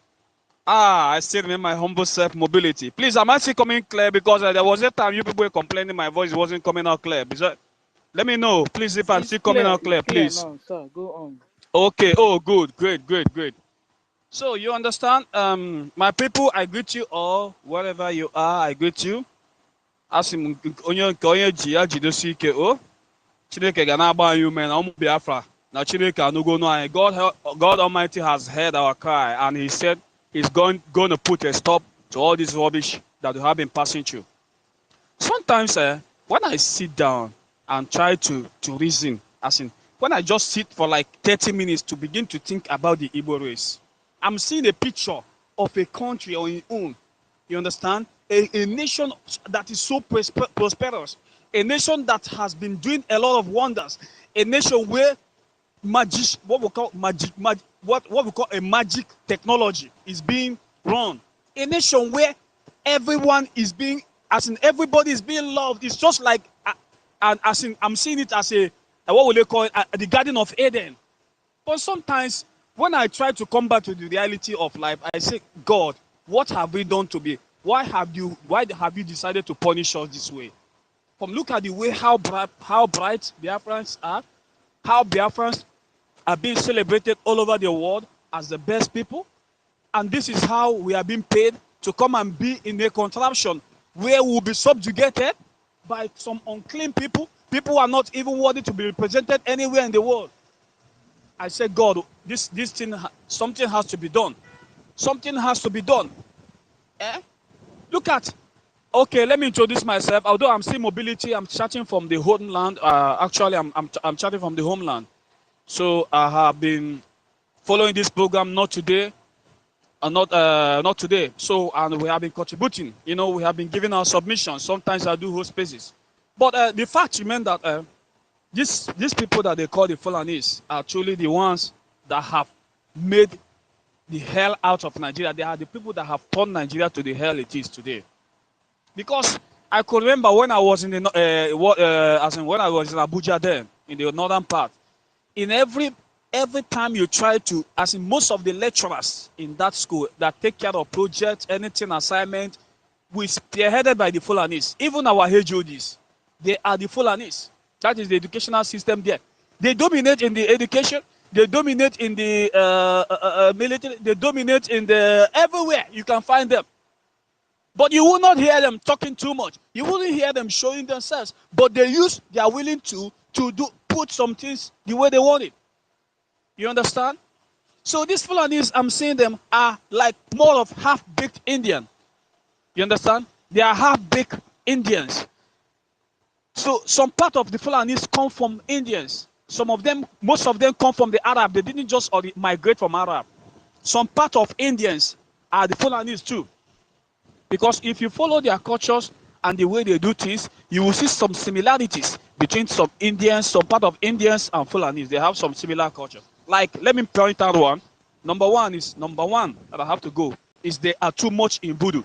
I don't know voodoo. You know what I call voodoo? Charms. They make a lot of charms. And Indians, they too believe in charms. An average Fulani man believe in voodoo. That is just them. They believe that everything they have to attach it with juju. They have to use juju to invoke, to make some things. And they can spend any amount of money in order for them to make that juju to come true. The second one is their dressing. If you watch the mode of dressing of the Indians and the Fulanis, it's almost the same thing. You understand? I'm not saying all of them are the same from India. Most of them come from the Arab, because in Fulanis, there are Kabilas of Fulani, because I know their language and I can speak it very well. If Fulani man is here, if Fufude man is here, I will speak his language for him. He will be surprised. You understand? So they have the many Kabilas. They have the Borori. They have the Yagumawa of them. They have the or what will I call the Barugu. Many of them, I can mention them, but I just mentioned this one that I have to mention for you. You understand? So they have the Bokolos too. Those Bokolos are the ones you see, they are very wicked. They are always those ones that kidnap people. Most of the times, all this issue of kidnaps is being carried out by the Bokolos and the Borobis. But you see the Yogumawas, the Yogumawa Fulani are more or less, they don't speak their Fulani language very well. They speak Hausa. most of their house languages, though they are Fulani, but another group, subgroup under Fulani, so they speak Hausa language very well. You understand?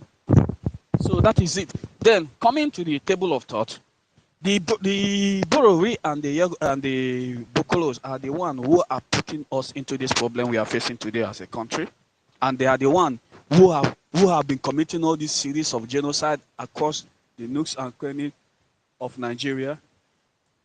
So they are the one committing all this manner of genocide, especially the Bororis. They are the one in government. They are the one that control the cows. You understand? They have their cow. They are mostly in everywhere in Nigeria. They are the one that come to community and sack home, and they use their cow to spoil many people things. You understand? And again, the reason to the topic today, the factors are about Biafra agitation and the MNK war, Fulani. So, in order not minding, Fulanis have said, explained to you the way I can, and I am able to convince the ones who can be convincible. So you see, the Yagmawa and the, like Yaradua, you know today, the Yaradua, the dead Yaradua, he come from Badugu, the Fulani Badugu. Those ones, they don't have problem. As in, they live in town. They call them the town Fulanis and the Yagmawas. But you see, the Bolori, the Bokolo, and the rest of them, there are many, there are about 10. All of them, they stay in the bush. But the Badugu and the Yagumawa, they stay in the town. They apply some civility in anything they are doing. They believe there is law, they respect the law, and they believe there is sanctity to life. There are things they eat. In fact, I have a question for you because it seems you know them very well. I wanted to ask you, but the houses, are there still houses left? In the north? Yes, sir. Yes, there are indigenous houses. If there are indigenous houses, like you see the Shehu of Boduno. I don't know if you are hearing me. You know the Shehu of Boduno? Boduno, that's where this idiot comes from, this VP. What's his name? Shetima, that terrorist. The Shehu of Boduno is a pure Hausa man. He's the only king that hasn't been conquered by Fulanis when they fought that jihad war by Queen Amina and the rest of them. So Shehu of Boduno resisted them hardly. And that is why you see Boduno state, most of them are dominantly Hausa. They are predominantly Hausas. And that is why you see the high rate of insurgency there. Though there are some Bruno indigenes who are, they are also buy into this terrorism idea. They are part of them. Just like one of our brothers said that all terrorists are Muslims, but not all Muslims are terrorists. So there are some of them from the Bruno that join them in this terrorism of a thing. So there are Hausas too, also in Sokoto, the real Hausas people. As in, if you see the way they do things, it's quite different. They are very habitational. They believe in sanctity of life. They don't believe in hurting people. But there are some outsiders who have been mixed up blood, because they have mixed up with Fulani now. Those ones are managed to be corrupted. And again, where I state, if you see many of these outsiders, the one I see, they look more or less like Fulani. Some of them are Christians. I'm telling you the truth. Some of them are Christians. Sometimes when I do want to make transfer, I will hear name like Simon, and that their native name. I'll say, what? So you're a Christian? You say, yes, he's a Christian. And he looks like a typical Fulani person. And but they a are Christian. the people these bandits are killing. Yes, those ones too, they look like Fulani. You won't differentiate themselves. They are just like Fulanis. But sometimes if you see them, you might end up generalizing them. Like, for instance, in the time of revelation, our liberation, we don't care. We just want to have our country as a Biafra. So that's why if you see them, you can characterize them as one. But some of them are good, though. As most of them are even Christians. The one I met so far, they are Christians. And honestly speaking, Christians, but some of them put on chaplet on their neck. But you will not know. And those are the ones that are, the Fulanis feel that those ones are very stubborn. They don't want to submit to Islam. So those are the ones that are facing the persecution being going on in the north today, as I'm talking to. And they never see, and I respect them. Despite all these things that has been going on, they have never one day submit to Islam. They still continue to Christianity. You understand? Some of them go to Catholic churches. They recite the hymn book, and Please, they collect if you holy know communion. them very well, please tell them to arm themselves very well and fight back. That is not a sin to defend yourself. In our quest for liberation, when I come across one, I explain to him. That one, I can tell you one married to a Biafran, Onyanambra for that matter. He is a Christian guy, Christian houses, like that Fulani side, that Adamawa. He married a Biafran and he refused to go back home. She married a Biafran woman. And that one was like anything anything about Biafra that is called, that one will tell me that is support 100%. He will tell me that they are even, they are even tired of this Nigeria. That as it is, he's even speaking Igbo. They speak Igbo like hell. They speak Igbo. They will even teach Igbo language. That one I'm talking He to will you. still go when Biafra come. He will go to Good. No, the issue there is that some of them have been law abiding. This I'm talking to you. You will not even know. You understand? But he's a Fulani person, but you will not know. But because he married a woman and he has able to almost like they have imbibed that culture in him, and he doesn't believe in all these way, this their usual Muslim, this their usual way of, the way you characterize them. They are so violent. No, it's not like that. It's not like that. He's a very pure person. But so to say, I'm not trying to give credit to him, but what I'm saying in essence is that in our quest for liberation, no, just our PM used to say, Biafra first, any other thing follows. So these people, you see, they call the Fulanis. Among them, there are still people that are good. I'm not trying to as in qualify them. Most of them are actually bad. But among them, there are still who are good. These ones I mentioned to you, they believe in sanctity of life. They respect, even they intermarry with a woman, and they refuse to go back to their place. When I tell them, Oga, when are you going back to your place? Are you talking about the houses or are you talking about Fulani? Because Fulani is another thing entirely. No, I said the Fulani. I said the Fulani itself. The person is a Fulani. Fulani will go He's back a Fulani to person. no, sir. So good. But no matter how good they are with their keys, all of them, we don't want this blood. Do you know why they'll go back? I support your opinion, because we in Biafra land, our land, and Israel, and when Biafra is restored, a lot of people are going to come home. You understand? So we will not come and be dragging space with them. A lot of people will come home to develop their land. Our land is very good, very okay. We build a lot of things. That place will turn under 2 years. Nobody will know it again, because it is in us already to develop. So when Biafra, we have a nation of our own freedom, our own sovereignty. Definitely, people will come home and they will have to give space. You understand? But you see, these Fulani people you are seeing, most of them are bad. Most of them are bad, but few of them are good. You people have said everything about them, and everything people say about them is true. They would like to use, they fight by proxy. They don't actually go to war front. You hardly see a Fulani man with AK-47. If you see a Fulani man, or as in war with AK-47 in war front, it's not a Fulani man. It could be an Hausa man. Fulani people, they used to follow escort. They will just enter motor, do escort. That is all. They will never see them in war front fighting, shooting, firing. You only see these middle belt people that they have managed to deceive. All these B2 belt, plateau people, Langtan people, Jos people, Birom. There are a lot of them, because I've been in Jos. That is where I served when I did my fucking NYC. So they are the mostly people who are dominant in the military, especially from the Gowon side. And that is why you have all these mess around. The whole place have been messed up. None of them are able to defend their land. Their land, most of them have been divided into two. There are northern Jos and there Are you are talking places about in the Jos. Fulani now or the houses? I'm talking about what the Fulani has did to the Jos people. Okay, You because the understand? The Fulani Fulanis are in the so bush. they Those become ones are the in the bush. captains and the commanders. Meanwhile, the common soldiers are the indigenous. So when there's Good. war, They they are will the not send indigenous them and people. they are dying. Good. They will not send them to Fulani go have and not fight died and since fire. this war have started. No, because they the are only way you see them is either they're in their office, or they are doing escort. They will just do escort, normal escort now, executive, just to be ahead to camouflage. They will just do escort. Just a You will moment. not see them. Just a moment. It's just like what the guy said. If you see most of the people who come even to Twitter space to attack you, somebody will tell you that I have family in Yoruba land, I have family in Fulani family. These are the people that will come at you. You will never see a real Fulani. Only once a real Fulani came, he came to tell us that you guys are all over the world. We are the one taking your oil. He said pop and play that you guys should Yes. prepare and do whatever. He will say it to you. Just like the ones who say that oil in Jigawa, oil in Niger, they belong to Jigawa. They will say Hello it to to you, but them. the attack is from some fools, some useless people. Yes, exactly. So my brothers and my sisters, Fulani people, most of them come from Arab, few of them come from India, and that is why they see any Fulani man can do charm in order to do anything he want. That is charm is what has been working on Nigeria. You see, that charm they go to Saudi Arabia to renew is what is working on Nigeria.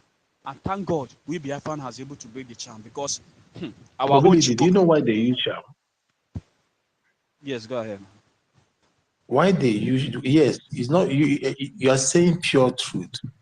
Why they use, and what thing people don't understand is about that religion is very diabolic. Understand? That is one thing people don't understand. That religion, they are to Isi Allah now, but that Isi Allah is very diabolic. And that word Allah is never a God, is never God in heaven. It is a deity that has 3 daughters. Understand? That word Allah is not God, it's not the capital God, it's a deity. So that religion is deity and diabolic. That is why Saudi Arabia is full of charm. A true and a punk Arabic man will tell you is that is why charm is all in their practice. So you saying it as in it's never a new thing. So that is who they are. If you trace, that's also whenever I say something, we all are using phone or computer, whatever you're using. Type in Google the word Allah, and you bring out the daughters of Allah. 3 of them, the goddess, the deity. It is not the God we and I think that they are worshiping or they are calling. No, they know it is not the God in heaven. It is not the capital G-O-D. It is pure deity with their daughters.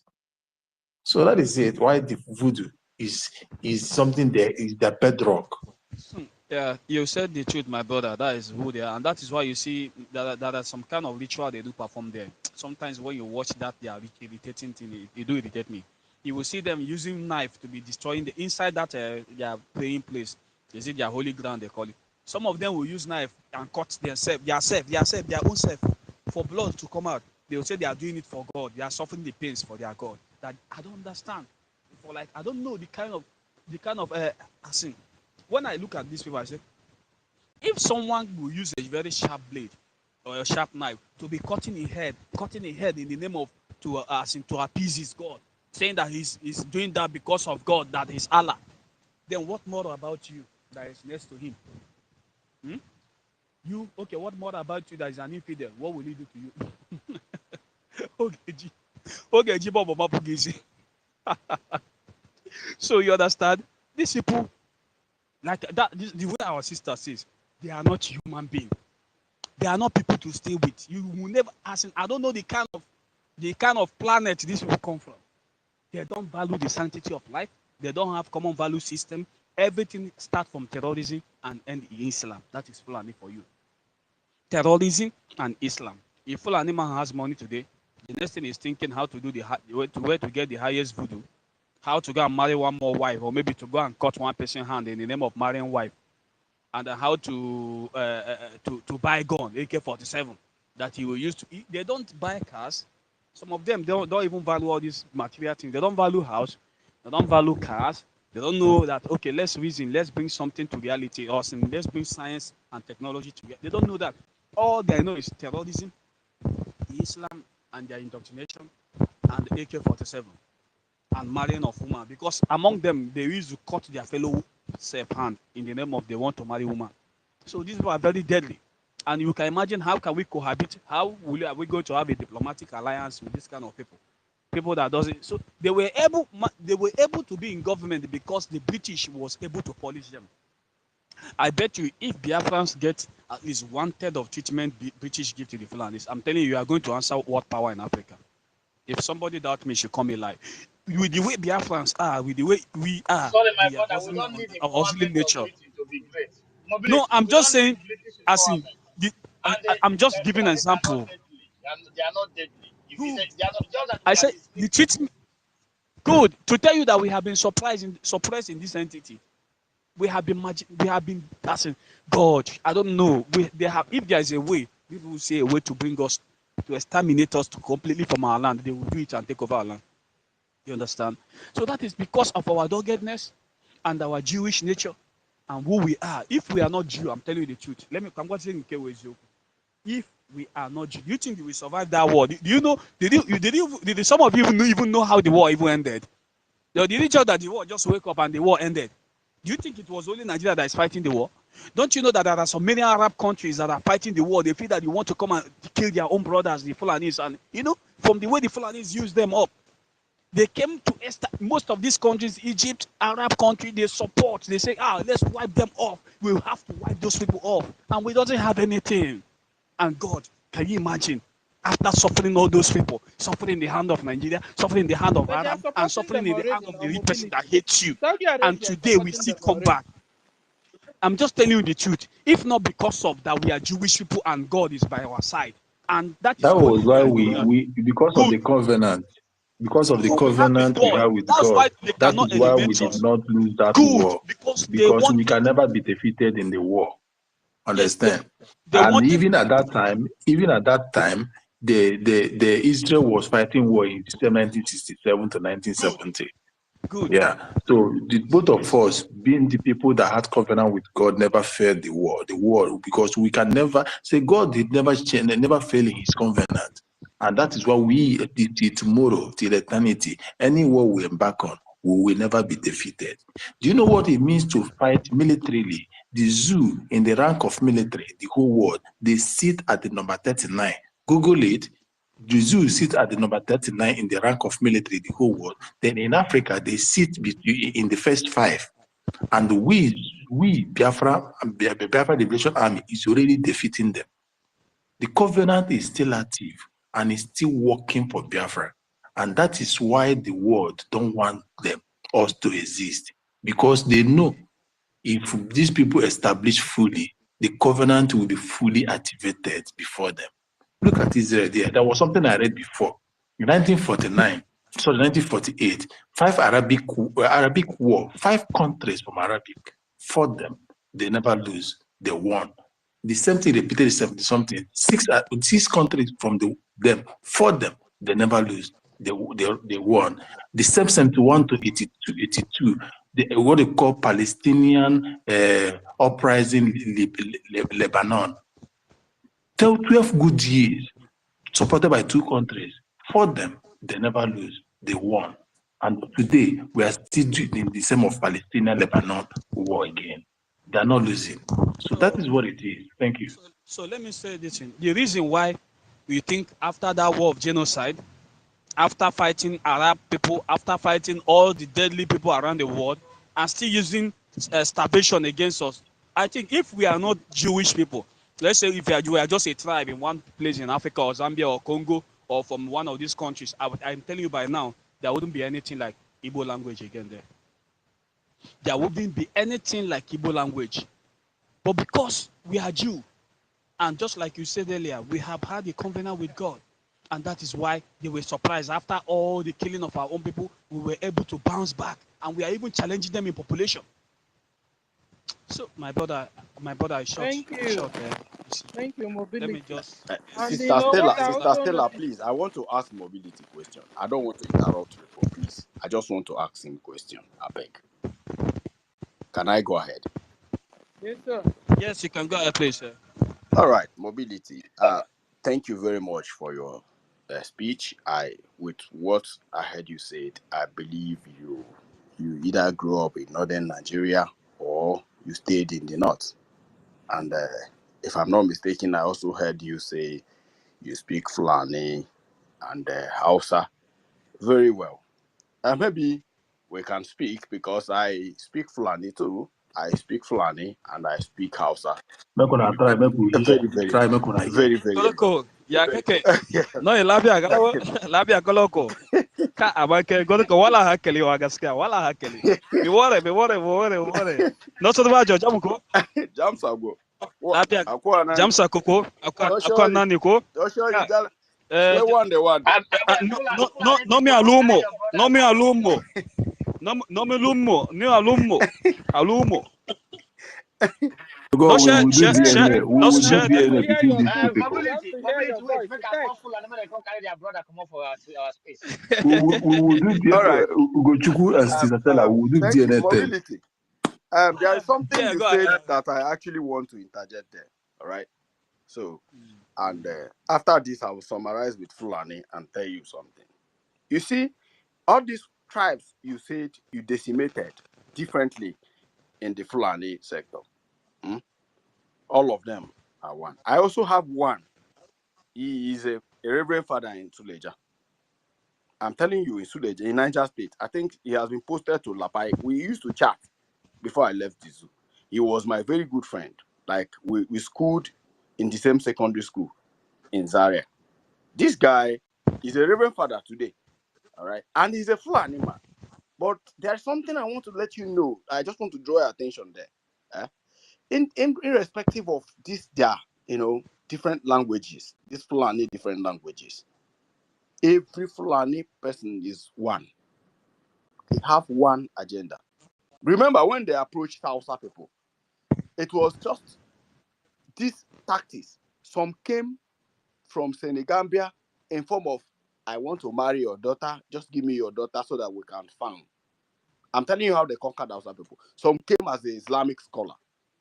Some of them came from Eritrea, like the owner of this Nasco biscuits, Nasco company in Jos. Most of you know the man. His name is Mohammed Aradim. He's late now. His son is the one running that Nasco in Jos. Most of you who know Jos very well. That man is the founder of terrorism I in know Nasco very well. 1946. You know Nasco Nasco? biscuits. Good. Nasco biscuits. Yes. And cornflakes. Thank you. The owner of that company is the founder of what we call, Izala movement.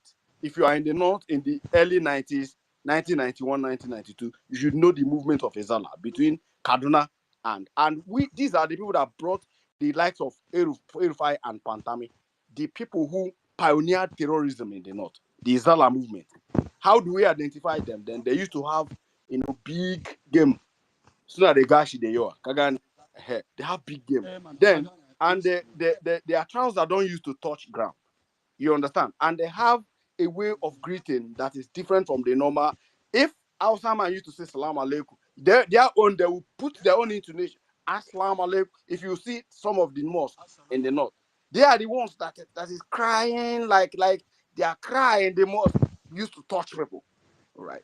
So they brought Sharia law. There was a day in space where I exposed that narrative. Like I spoke about the man and I gave you history from of today Boko Haram. You understand? So even if he's a pastor and he's a Fulani man, there's one thing with blood. Blood is different from ideology. Ideology is different from culture. Culture is different from tradition.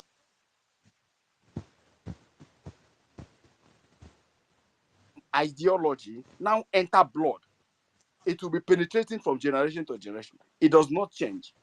Ishmael will never change to become Isaac. It will never ever change till eternity. So that's just what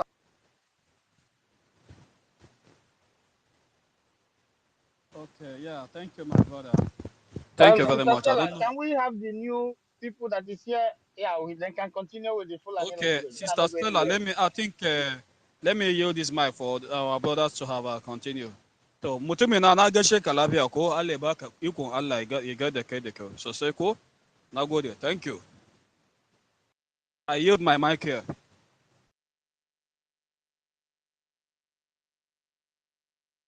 I think someone that will go now, God know it after that, a whim,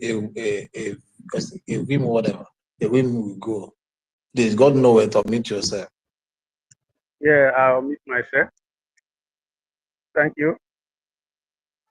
Almost everything I wanted to say have been said.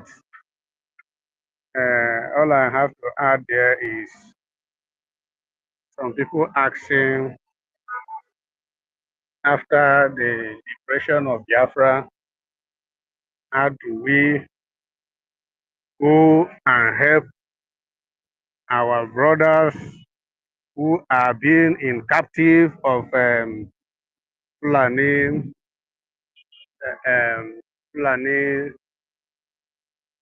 terrorists and the Usman Dankulio agenda, What I wanted to add there is they will start even right away. They're already putting their eyeball on Biafran liberation because they already realize that they are already been trapped. So on that reason why it looks like they're on their own is that they're still doubting will Biafra be liberated themselves or not as we stand now. But if it happens before their eyeball, believe me, they will seek for help. If they can be able to be seeking help partially now because of the fear of killing and what have you, they will actually seek full help and the support from the Afghan government. So that's a point over that issue of will there, Biafran will not go if they did not call them. They already even asking the Biafran government and the Biafran liberation for help. That is by the anyway, just as I said, the previous speaker has said a lot of things, and I want to let people know that Fulani people, they are not people who you can toy with. Even right now, they are planning heavily. I say they are planning heavily.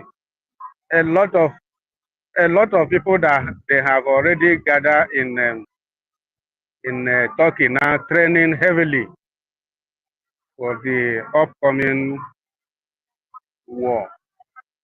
I have up to 2000 something in Turkey now, and some part of the world. They are training heavily because they know that this is their last bus stop.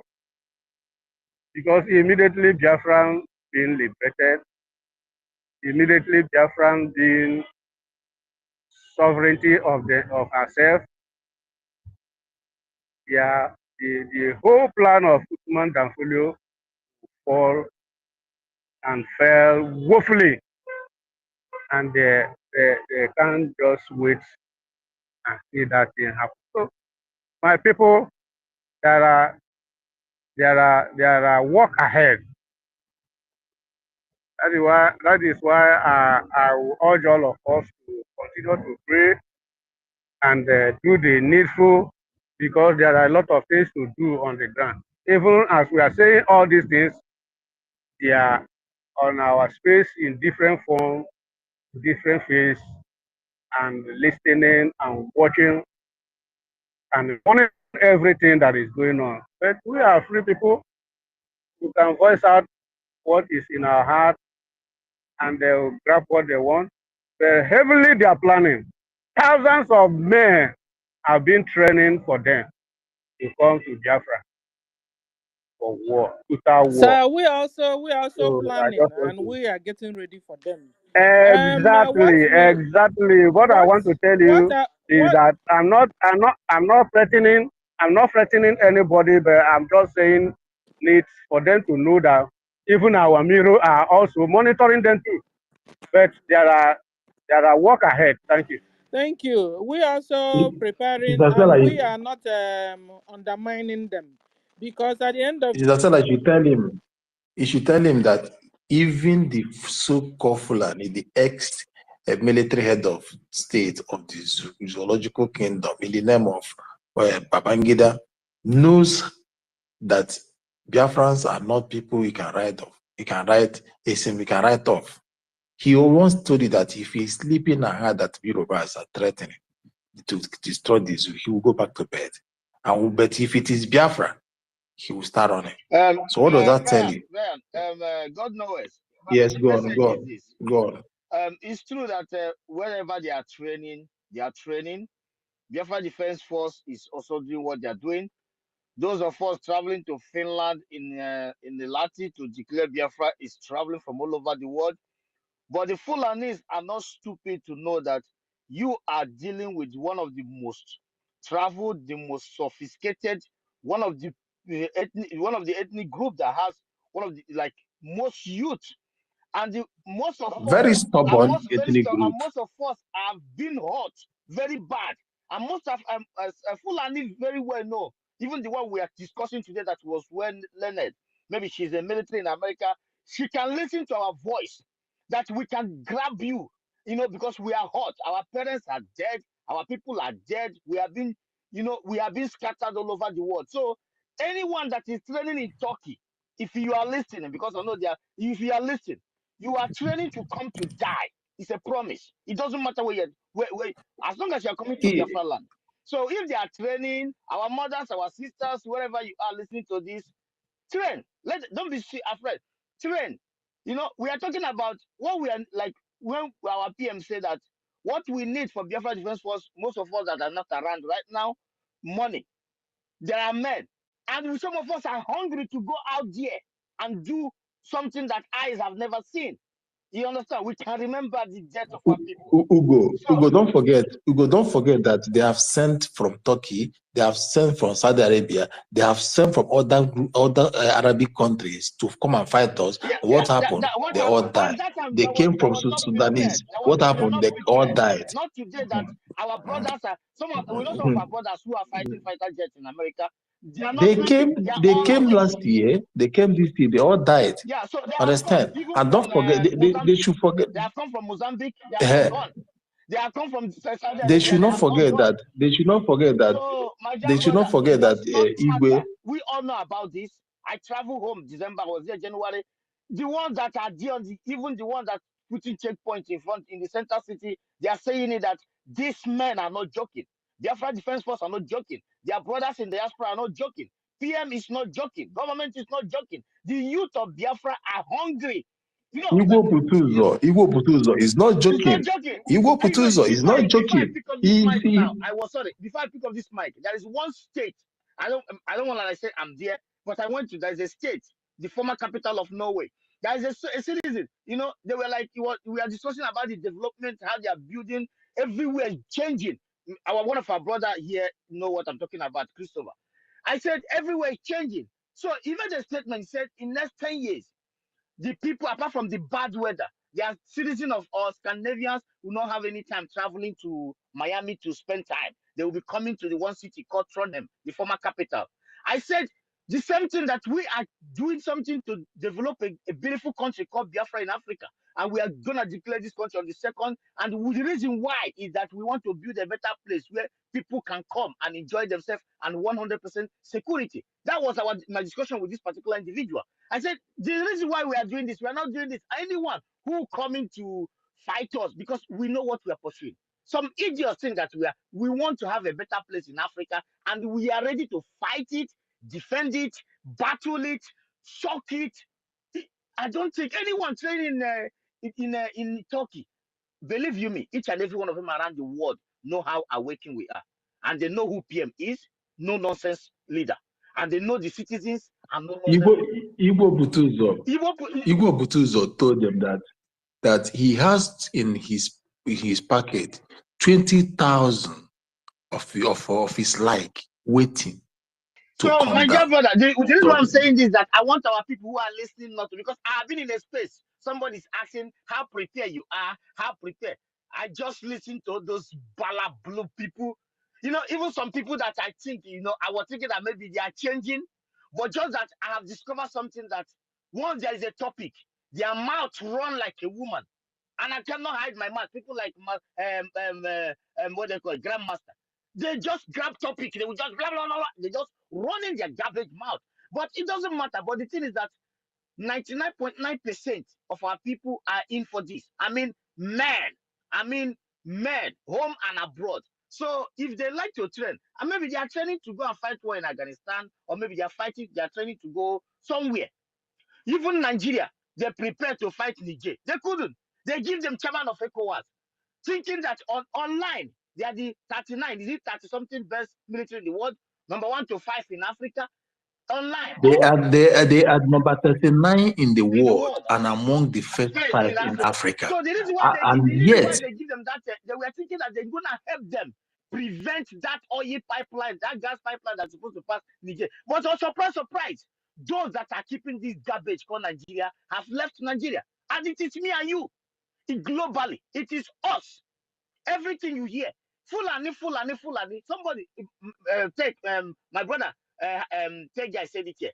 If you come online, those tackling you, it's your own fluff brothers who think that they have something to offer one Nigeria or they are getting a position. These are people Fulanis are pushing. You come on ground. These are a fluff who think that they're gonna give them general tomorrow, untrained general, unreached general, unworthy general, or senator. That never fought war. That never fought war. So if you see all those people, and these people, you can't use them to compare someone who have trained, someone who have worked his ass off, who have something to offer, somebody who ready to give his blood, somebody who knows. They should ask ask Musa to tell them how they are feeling. So the point, Musa to open up and tell them how they are feeling. Musa is crying every day. Musa, listen, did you hear their those on Arise TV? Did you hear what they said? They said Musa only come on air and talk. After they talk finish, they have a meeting. After they have meeting, everybody go their home. All the generals go their home. Generals, these are generals, Oluwale generals. He cannot go. You could come and shout Simon. And the difference is that Simon is doing the doing. Biafran people are being all over doing what they are doing. Biafran Defense Force are doing what they know best without no coming to any TV to yap. So that is the difference. So the point for here 2 years, for 2 years, the number of Biafra Defense Force have not decreased. You think that they have not sent from for different 2 countries? years. They have sent from different countries. None of them survive it. You are dealing with hungry people and angry people. Hungry people that want to have a better country. That want to see their mother. Volunteer army. There are some people here. For that matter. They are begging every week. You can help us with $50, 50,000 people. Imagine giving your money with joy. Your money, dollars, not naira, not worthless naira. With joy, with happy. And you see my brothers who are medical doctors, a pilot, carrying guns with joy. And you say you are training in Turkey 2,000 people. That means you want to die. Thank you, my brother. Go ahead. There is something in a scientific war. That is what they call war tactics. There is something you don't understand. I want to let them know this very moment, at this very time.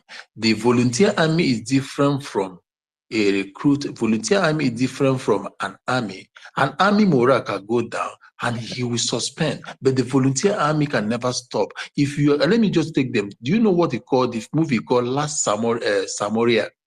Go and watch that movie again. And again, have you seen Japanese War? Go and watch it again. Have you seen? I'm going to war tactics with you people now. Go and watch that any movie that has to do with Last Samurai, the Japanese War and Chinese War. Why they are referring to you, these three people? They have most of the volunteer army. They are like EKID bees. If you want to go down, billions are coming up, or put it like grass. He can never win it. We have been here. They have imported from Sudan. They have imported from other African countries. They pay them in dollars. Why they're paying the zoo in thousands of naira? And what happened? We kill them. Do you remember when in OGOJA, remember when they lie our people on the ground, on the mud, on the water mud? Do you remember some of them used to call Mazin Namdekan on the radio that time? We need gun. They used to call. And these people today has a government, and the majority of them has what they want. I mean, they have what they want through PM leadership. And you think you can mess with these people? You think you can mess with them? They happily have what they want. And you think you can mess with them? Or you can go and train, if you like, go and train with CIA. It doesn't matter who you train with. You know? Go ahead. So they don't know what is coming to them. In 1967 to 1970, we were nobody. We weren't prepared. Yet we built our own tank. We weren't prepared. We built our own aircraft. We weren't prepared. We built our own Obunigwe. Not this 21st century. If you put body, you go collect. Remember, this is something like when Israel told you. Israel told you that we weren't prepared when we fought those wars, but now we are prepared. So the same thing Biafra is passing down to you. In 1967, the war we never won. We weren't prepared. Now we are in everywhere. We are in. Let me just tell you, Biafrans are commanding a naval army. And I just want to keep. We are everywhere. So you training in Turkey, you are just wasting your time because we own the territory. The territory belongs to us, and it is in our Thank you. advantage. So coming down, we come down with everything because we are prepared. For 2 years now, you know the number of soldiers you have lost. We never lost. We never recruited. But you keep recruiting every month, every week, every day. What is it? We are killing you. And who are you recruiting? Those you brought from Sahel and the rest of them. So for the Erdogan or whatever, the president of Turkey or whatever, he has done it before. He brought machineries, he brought equipment. What happened to them? They all went home in body bag. Their clothes was taken back to their wives. And that in what way? They have fallen. So Saudi Arabia brought their juju master. On what happened to him? He died in our land. Sudan and the rest of them they brought. What happened to them?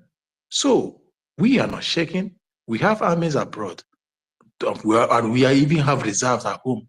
So we will not even use the reserve to win this the war war. is going on both spiritual and physical also. He said the juju man died. That is it now. It's going on both spiritual and physical. These people brought down from Saudi Arabia, their number one juju man, the number one in Saudi Arabia as a whole. This man came to the zoo and died in trying to invoke calamity to our land. He died. Okay. He died. Okay, so Brian, Please, they Sister said we should Stella. hold on so that other people can speak. Please, Sister Stella, We'll can go I say to something? They are Simon kicking me. Izuchukwu. Izuchukwu, you have the mic. Yeah, they are kicking me out 100 times. I don't know. Thank you. You know, I want to remind you people, there is something, according to the spiritual being, Mazen Nandekano said, it's only Biafra and Israel will save the whole world. I know it's like we are forgetting this prophecy. We are forgetting it. No, that prophecy I never forget, but what I am seeing, I never forget. Everything Mazen Nandekano has said is coming to pass. It's only Biafra have never come to pass. And it's already here. He said Israel and Biafra will save the world. And the two, from Tokai guy that I am working, he said those people we are crucified. He said the Muslim, the Arab call them their soldiers. He said they are all over the world.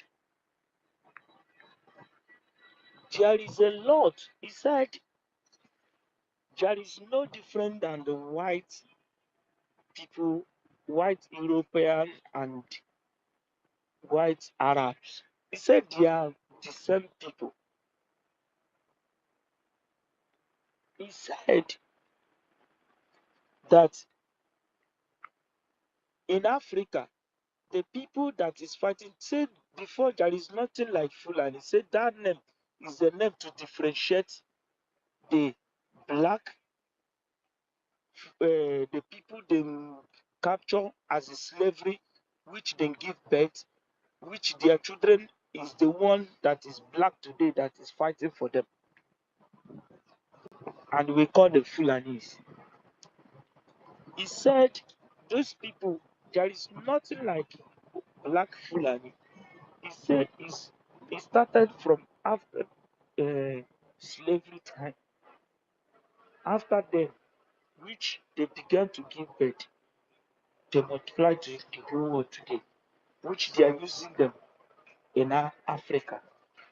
Which, when you come to the whites, they are all over the world today as what? White Fulani. And I remember, am I coming out? Please, if I'm coming out, give me a thumbs up, please. Hello? Is anybody hearing me? Go, we can hear you. I'm hearing you loud and Okay. clear now. Thank you. You know, he said the whites today are the ones who is with the among of the whites today, which they are planning because they want to get the crown. After when they conquer Africa, they will take over other worlds. Which I remember this vision Mazen Nnamdi Kanu gave. You think all the countries, other Europeans, why is it only Biafra and Israel that will conquer, that will save the world? Because of that thing, the boy said, and I began to think, he said, if they can be able to take over the whole Africans, they cannot be able to stand. This Europe you see that is doing amalgamate, they are doing all these shambolic these things, they will surrender. Because you know why? They are the one fighting what God have created. From the beginning, they turned the Bible upside down. Said the devil tempts God. Devil can never stand with God in heaven, who created the heaven and the earth. The thing they said is fash, is very, very, very lies. Those things never happen. It's only they find out that we are the one representing God in heaven. If they did not conquer us, they never, if they conquer us, they have conquered God completely.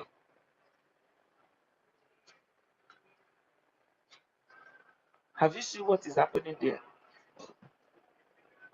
But what did they do? They tell you according to the Bible, to tell you that the time will come, people will cut off your neck for you to bow down to their religion. Time will come, people will do you, molest you for you to bow down for their religion. Time will come, people will do you this for you to believe in their religion. My brother, all those things they said in that Bible is the plan they have for Africa. Believe me or not. And these people are the soldiers they are using to fight Africa. While the European, the white Fulani are there. One of our brother married here in Germany where I am. He have two daughters and a boy. When he began to find, when he find out that his wife is a white Fulani, what did they do? The man ran away. He divorced the woman. The brother is from Enugu. Is my neighbor next house as I'm talking to you. It's from Enugu. He divorced the woman. He left the woman. He ran away. He left the woman and take another one of our sister. Fulani there everywhere, white one, there all over. They are one, both white and they are one. These people, they are everywhere. You know, that's why you see this fight you are fighting is not all about to get Biafra. No, you are not fighting to get Biafra. You are fighting the fight of God to conquer, to believe, to destroy the demon agenda. What is the demon we are suffering in this world today? The people who give you the Bible are the one people who is promoting the things of the demon, who is promoting the things of the darkness. The darkness is what? Aliens. They are the one promoting the things of the demon. They promoting the things of the aliens. Have you asked yourself this question? Our people go to the church, you ban and cast, ban and cast. Who? Who are you banning and casting? You ban and cast, they cut off your head, do a lot of things to you. You never ask yourself a question. Every day you ban and cast, the demon is not going. No, the demon you are seeing is human being. look at European today. They use the government to make government are the one you see like God. Europe, you see them like God. They cage all of them. They cage everything. Their citizen is under them. They can never say anything. They can never cough. What are you talking about? That's why you see the devil can never do anything in this earth without the government. Those who is controlling you, who can lock the whole world.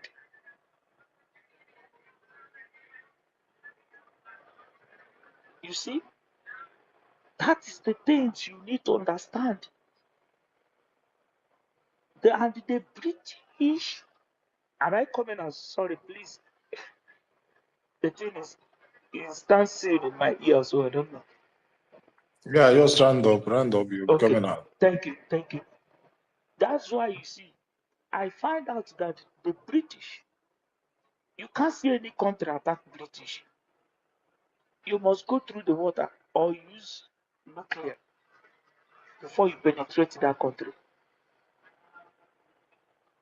Why do you think they place that country in that place? Because it's you know what? It's their engine house where they make the things that is the engine, the kingdom, the land of the darkness itself, who is making the every other thing in the world happen. The problem the world is facing today from the British house. You see, that is what the problem is when they are telling you, pray, I pray, fire, fire, fire. My brother, all these things are shambolic. Go and point your problem and deal with your problem. The problem will leave you. Are you getting me? This thing is underground. They are all working together to make sure they conquer Africa because it's where God come from. Is the where God will represent God in heaven. If Africa entirely conquered today, every other thing is conquered. The Europe have already been conquered. If I am lying, say that I am lying. Europe have already been conquered from their government. Have you heard it? This thing is what we need to what? Fight. Don't think you are going to church, you are a Christian, you are a traditionalist, you are this, you are that. My brother, you are deceiving yourself. We are all from Chukwukika. If you know God in heaven, who created the heaven and the earth, my brother, begin to call upon him. Forget the very other thing you are doing, you are deceiving yourself. If you read the Bible from Genesis to Revelation, my brother, what the Bible is telling you is not what is happening to you today. Are they not cutting off your head? Are they not killing you because of religion? Are they not bringing even the same thing the Bible said? Huh? He said, don't take the mark. The mark is the mark of a man. 666. What are they doing today? This is a man. You see them already manifesting. You see Obama. You see the Decade. You see all of them promoting the darkness. You say the guy they say you should stop eating cow, you should stop eating this, you should stop doing this, you should stop doing that. What are they doing? This is the satanic, the people that you are going to represent in future. You begin to pat them down as the heaven. They are the Satan you are seeing already today.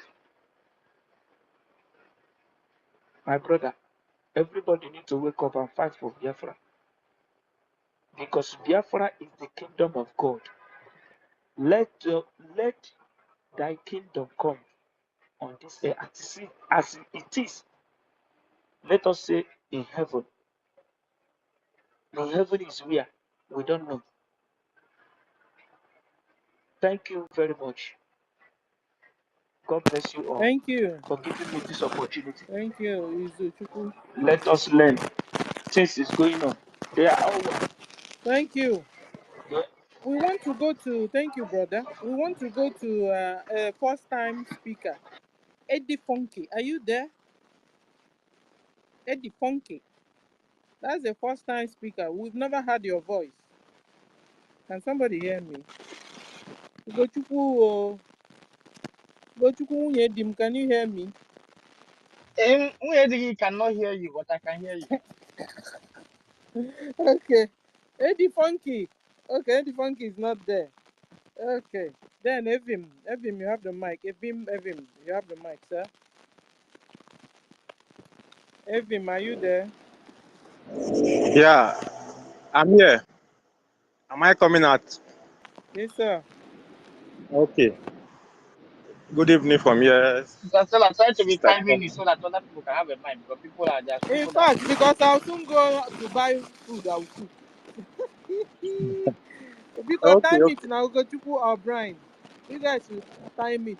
Because very soon I want to for over buy 2 years, 2 years he started cooking till today. The only by audio we seven see on by is not finished 7:30 cooking. we will come down because I want to go and cook my peppers. Okay. So Yeah. over to you, Ugochukwu Brian. No, I'm speaking. Can I go ahead? Yes, sir. Evim. Go on. I'm talking to Okay. Ugochukwu. Okay. Yeah, thank you very much, Sister Stella, Ogochukwu, and Brian. Thank you for giving me the mic. I appreciate. I'll be listening. So, the topic, factors that cause Biafra agitation, Mazinam Dekanu, who are Fulanis. Okay, let me talk on factors that cause Biafra agitation. See, the Biafra agitation started, at least I believe it's not up to 20 years, this second phase of Biafra agitation. And before it started again, so many things happened.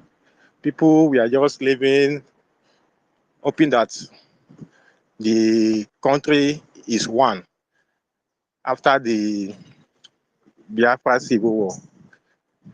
So everybody was thinking that the country is one, that what the Gowan promised after the war, the reconciliation and rehabilitation, reconstruction. So those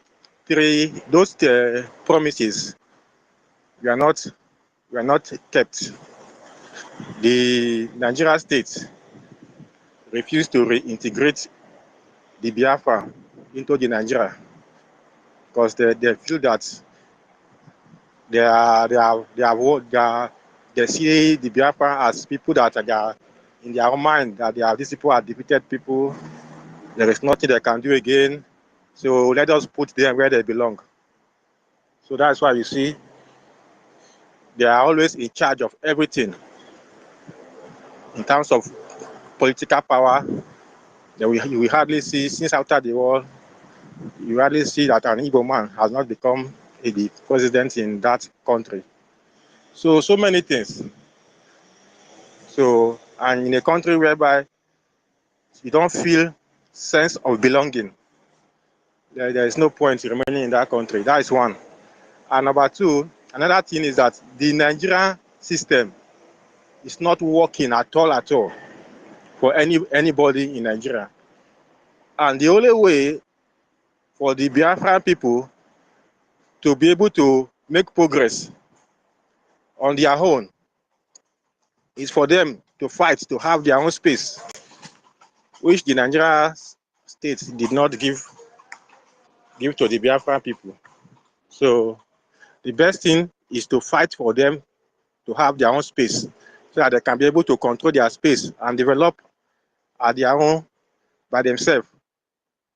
So all these things are what led to the Biafra agitation, because the Nigeria state, they refused to reintegrate after the war.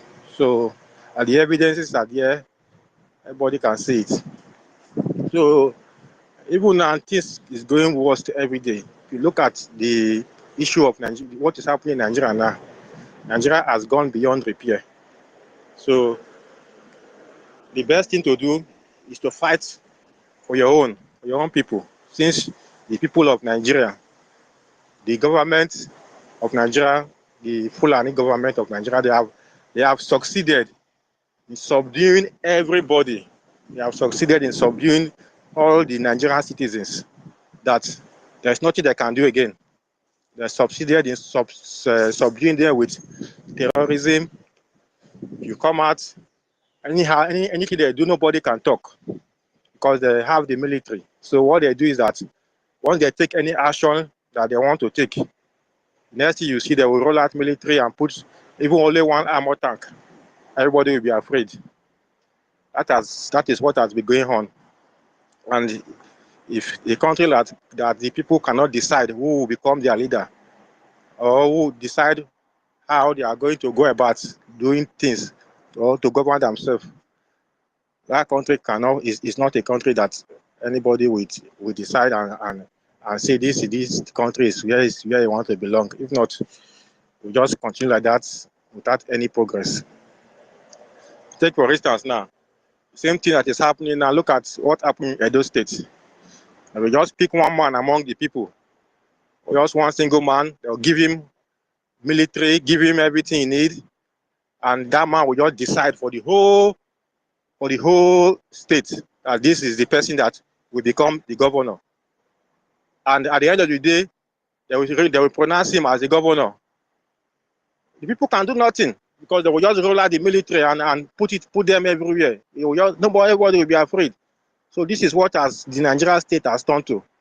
They have used terrorism to subdue everybody. So nobody can do nothing again.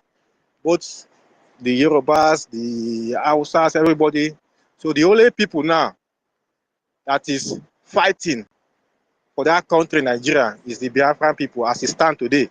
No other people. Everybody has given up. They know that the country is not working, but they feel that because of the terrorism of the Nigerian state, everybody has given up. That no way out. Let us just remain like that. But the Biafra is the only people now that say no. We cannot continue on this slavery. Cannot continue on this kind of life of that is not making any headways. Because as it stands now in Nigeria, we have only two groups: the rich people and the poor. Because even the average Nigerian now, you cannot take a flight from east to Lagos, which is supposed to be something that everybody can afford. But now it's only those that are rich. Yesterday, I saw on social media that a flight from east to Lagos is about 400,000 on media. So how many average Nigeria can afford 400,000? And you see now there is insecurity in the road, but the rich men, they will continue to use flights to go wherever they are going. So the thing is now, to them, they feel that they are safe. So the country like this, where they have wiped away the middle class, the only thing now is either you are rich or you are poor, because there is no middle class. You cannot afford the basic things of life as an average Nigerian person or citizen. You can't afford it. You can't take flight. You can't do anything that is supposed to be normal, apart from the rich people. So what the Biafra people are doing is something that must be done, because if everybody keep quiet, if everybody keep quiet and decide to just remain, hoping that one thing Nigeria is going to, it is never going to get better.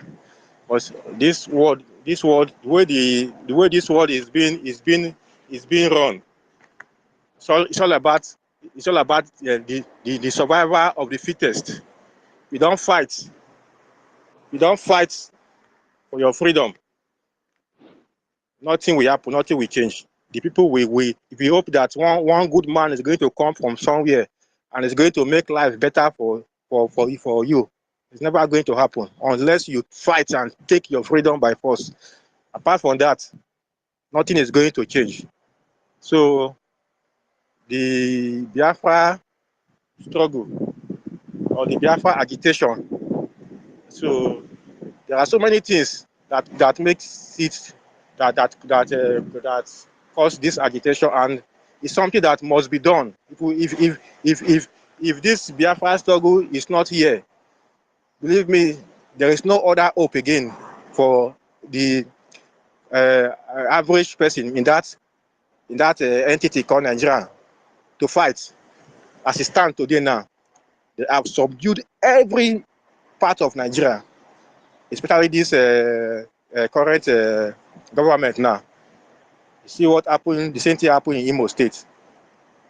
We just give power to one man, right election, right results, he became the governor. What can anybody do? Next thing, they will just carry military full everywhere. Then, so no hope again for the average Nigerian. And all of them know these things. They're just deceiving themselves. Instead of them to align with the people, but they refuse. So what I'm saying is that the only hope now for that we have now to be free or to achieve anything in this country, Nigeria, is the restoration of Biafra or the division of Nigeria. If Nigeria did not divide, there is no hope again. As it stands now, there is no hope because the power that are in charge now, they want to capture the whole part of Nigeria and put it under their control. So that is what is playing now. We see it happening in Edo State, it happened in Imo State, and other states. Same thing is going to happen as time goes on, because this is their mission now. So that is just what I want to say. That this Biafra agitation is the only hope now that we have. If not, we as a people in this contraction, this Nigeria, we are gone totally. So I appreciate everybody that are fighting and supporting the Biafra agitation. So God will help us and we achieve it. So I get my mic from here. Thank you.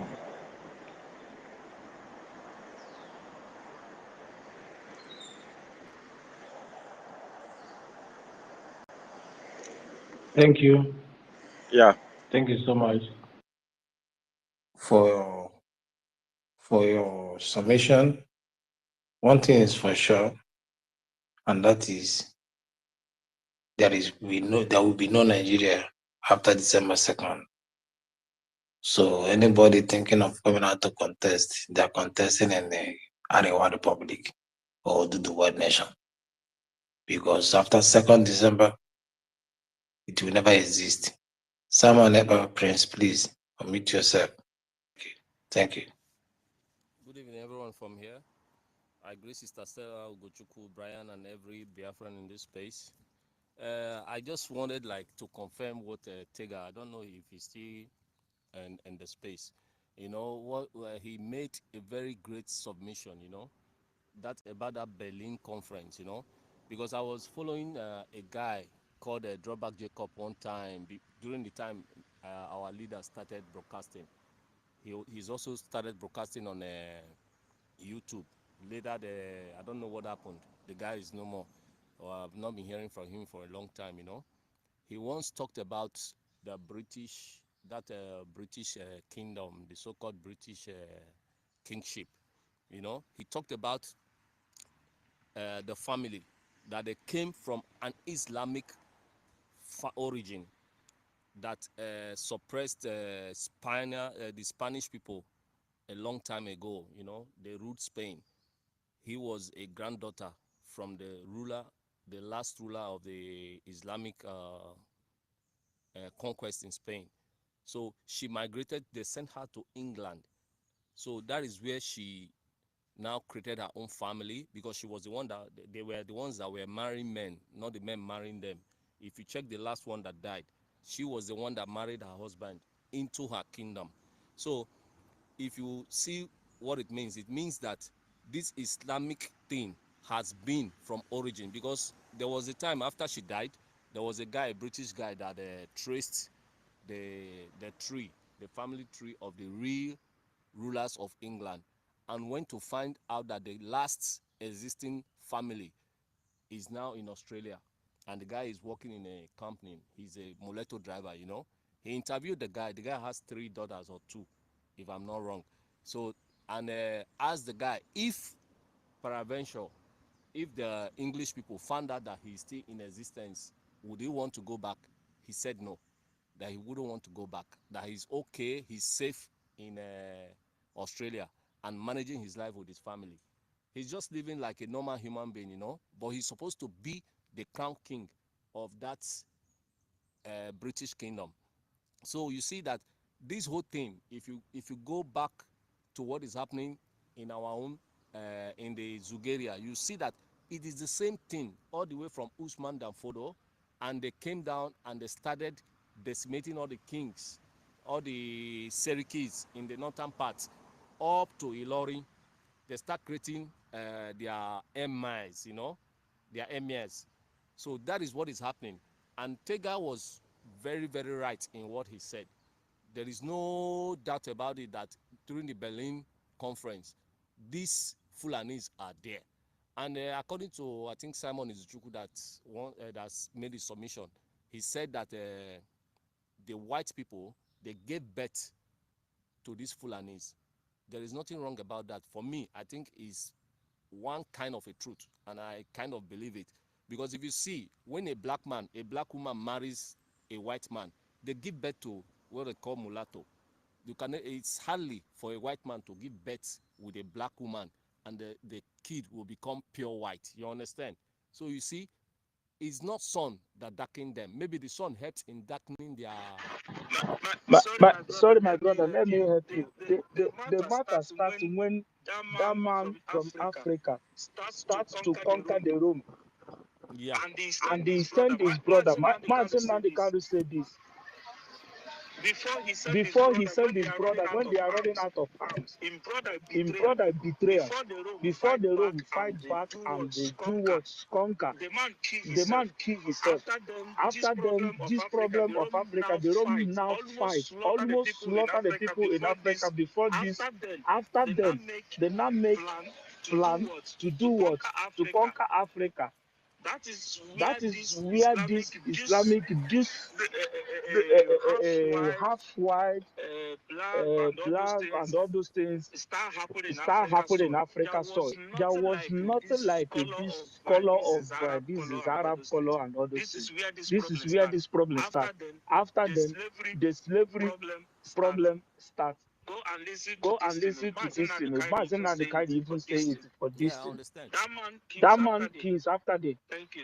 Thank so you. If you go back to the England of a country itself, now you will find out that in the most cities in England, they now have Sharia law, which is very well approved, and their so-called royal family, even this invasion, this time they've been killing even the police, killing the normal white people in the England.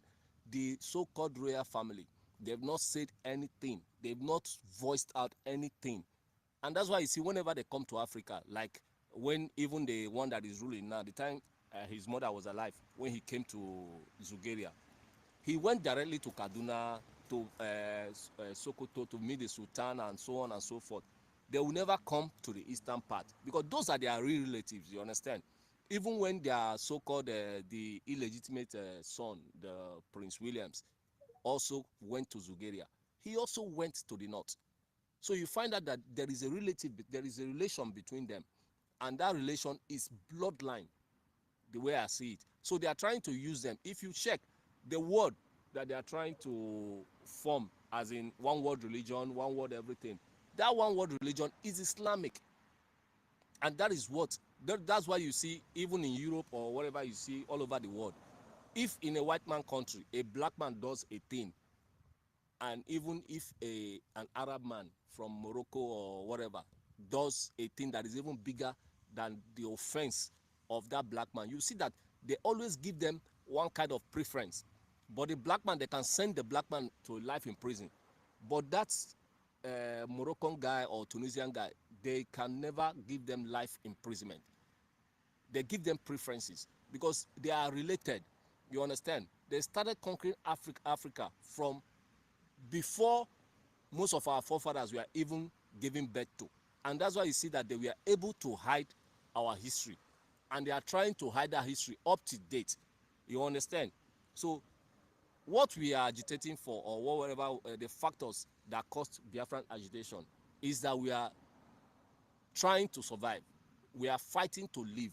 We are fighting to bear our names, to uphold our culture, to serve our God, our Chukwu Okike, the creator, the one that created us, whom we look alike. You understand? They know, and that's why they are fighting us. You see, that's why you see that the MNK, his case, after his kidnap, the British people, they've not said anything. Because for them, they planned that he would have been dead by now. But it's just that Chukwu Okike was so kind to us. He was so merciful to us that he brought about our prime minister and the British government and every one of us who is fighting and staying strong today. So my brothers and sisters, what we'll have to do mostly is to support this man, that EKID in Finland. We have to support him because that EKID is the man that is going to bring out MNK. He is the man that is going to give us the Biafran Republic. He is the man that is going to give us life through him. Because if you see, according to his life story, he was once one Nigerian, you understand? One Zugarian. But today, he is now the prime minister of the great United States of Biafra. It has a lot to show.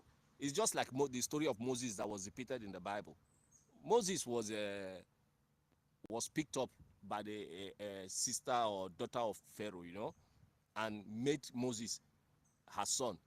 And along the line, the mother came in as a child care, you understand, and was taking care of the son. And when Moses was given power, he was in the first choice in the family, like the next Pharaoh, because he was so intelligent, he was strong, and he was everything.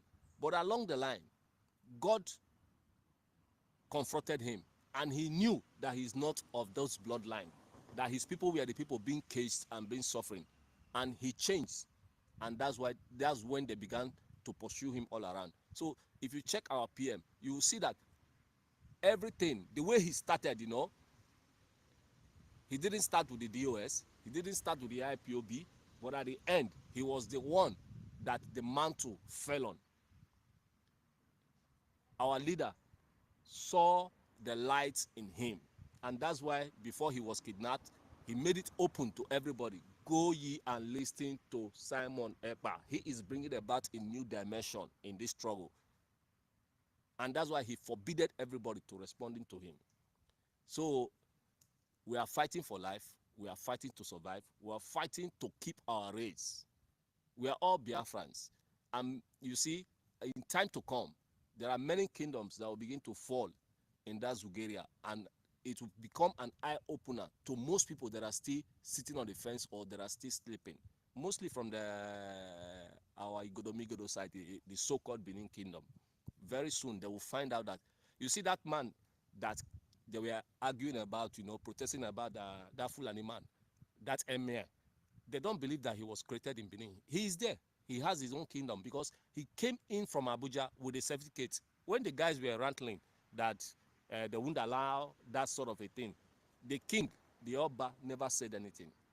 He never vomited anything up to date. He never said anything about that. It was the youth that said that coronation would not happen. But he went to Abuja and he brought a certificate, came down with guards, and he never went back.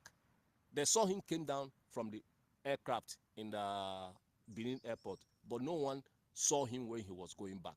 So sometimes, like if I'm telling most of them that I know around here, they will tell you, no, that kind of thing cannot happen in Benin. Never, it cannot happen in Benin.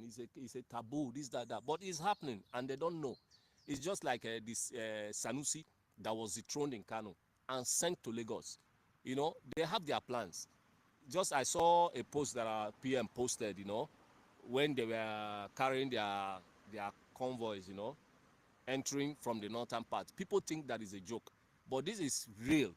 They are trying to Islamatize the whole world, not only Zugeria, the whole world.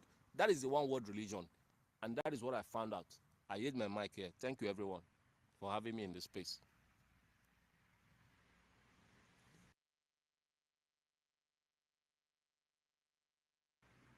Was I being heard? Yeah.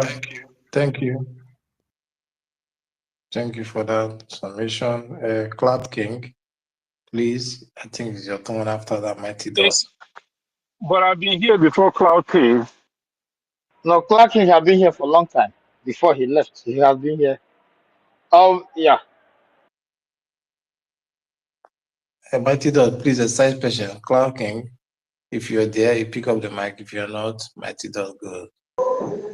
No, good evening from here. Really appreciate what is going on. Really appreciate. I'm really happy. I'm really happy. What I'm gonna say is just that, like, as in they did me for body, say, I say, how go they do that December 2nd to November, and I make they do a month.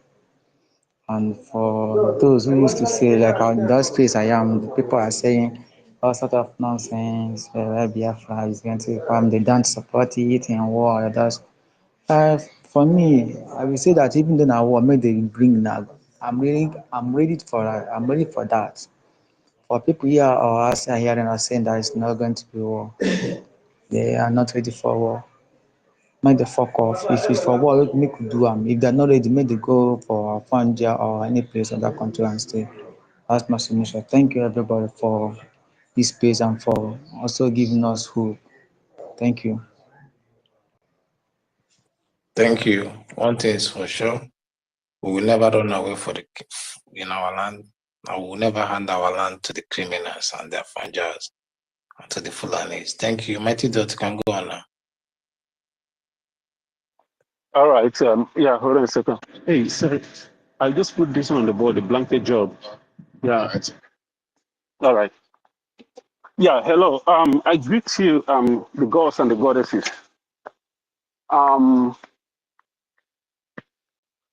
I have been listening to YouTube for a while. And I was hearing about Fulani and their agendas and plan, which many of us already know. And the Britain, who have been their sponsor. But there is something that many of us don't understand. What is actually going on? We have had many versions of what is going on and our problems and those who have been trying to oppress us and their agendas and their mindsets. But there are other different versions that we don't even know. And some of those versions are that Britain, and it's kind of funny. Last week this thing just came to me last week, and I'm here on the space today. I was like, any day I have chance to speak on the space, that I will talk about this thing. And behold, as I was here listening on the space, it was the same thing that was being discussed about how Fulani were there during the Berlin conference and everything. I was like, wow, that was close to what I was thinking. What came to me last week. Britain, Fulani coming into the northern part of Nigeria, I want us to understand that it's not a coincidence. It's not a Uthman Danfodio that just got up and decided to travel to the northern part of that contraption to go and look for a young lady to sleep with or people to do this and that. This is a planned thing with both Saudi Arabia and Britain. And whoever that says that Britain and Saudi Arabia are related is completely correct. These people, their bloodline is scattered, including the United States of America, is still the bloodline of Britain. If you talk about Greece, it's still the bloodline of Britain. There are many scholars that say that the Arabs, they came from Greece, which is not far from the truth. Many of them, they came from the Greece. They have the same relation, they have the same bloodline, the same chromosome, everything. They have nothing. There is nothing about these Arabs that says that these people are Africa or that they are one of us. Considering the geographical location that they are located, They are operating in a land that does not belong to them. They invaded the land and took it over. The same thing that the Fulani want to do, their brothers and sisters want to do in the remaining of the African countries. These people are attack dogs for them. They send these people out for this mission. Uthman Danfodio they came for this mission. And that is why these people are holding on to that mission like an egg, like a precious egg, that they must fulfill this mission. Because there is a plan that has been set in motion right from time by Britain, that they must use these people. And I came across a video somewhere. One American made a video that these people, they call them the Freemasons or whatever. They say that these people have a plan. The Mason, they have a plan right from time to use Fulani to conquer Africa. They want to use Fulani as a tool, as an attack dog, to use them to take control of Africa and to destroy the world. And at the end of the day, they will turn around and wipe the Arabs out. Islam was created to use it to control and keep the world in check. And at the end of the day, that they're going to wipe out the Islams after they've used them to fulfill the job, the assignments. And from my own listen, I think that these Arabs, they have come to realize that these people are using them, have been using them for a long time. And now they have created their own plan, agenda. And that is the agenda to take over the world. And it's coming. That is why Britain have a soft spot for them, because these are brothers and sisters. But all the things they plan for is backfiring on them. Everything is collapsing, is backfiring. Because the appointed time has come for the real people that was meant for this world to take their rightful place, which is Biafra. Last year, I was watching on a video when police was arresting all these so-called Nigerians who are preaching, who call themselves Christians, who are preaching on the street of Britain. They were arrested. They were being asked to leave, to stop preaching. Because you know why? These are the same people that brought the same Christianity to us, the religion. But they don't want it to be preached on their streets. They are not stopping those people, not because that those people are constituting nuisance. No.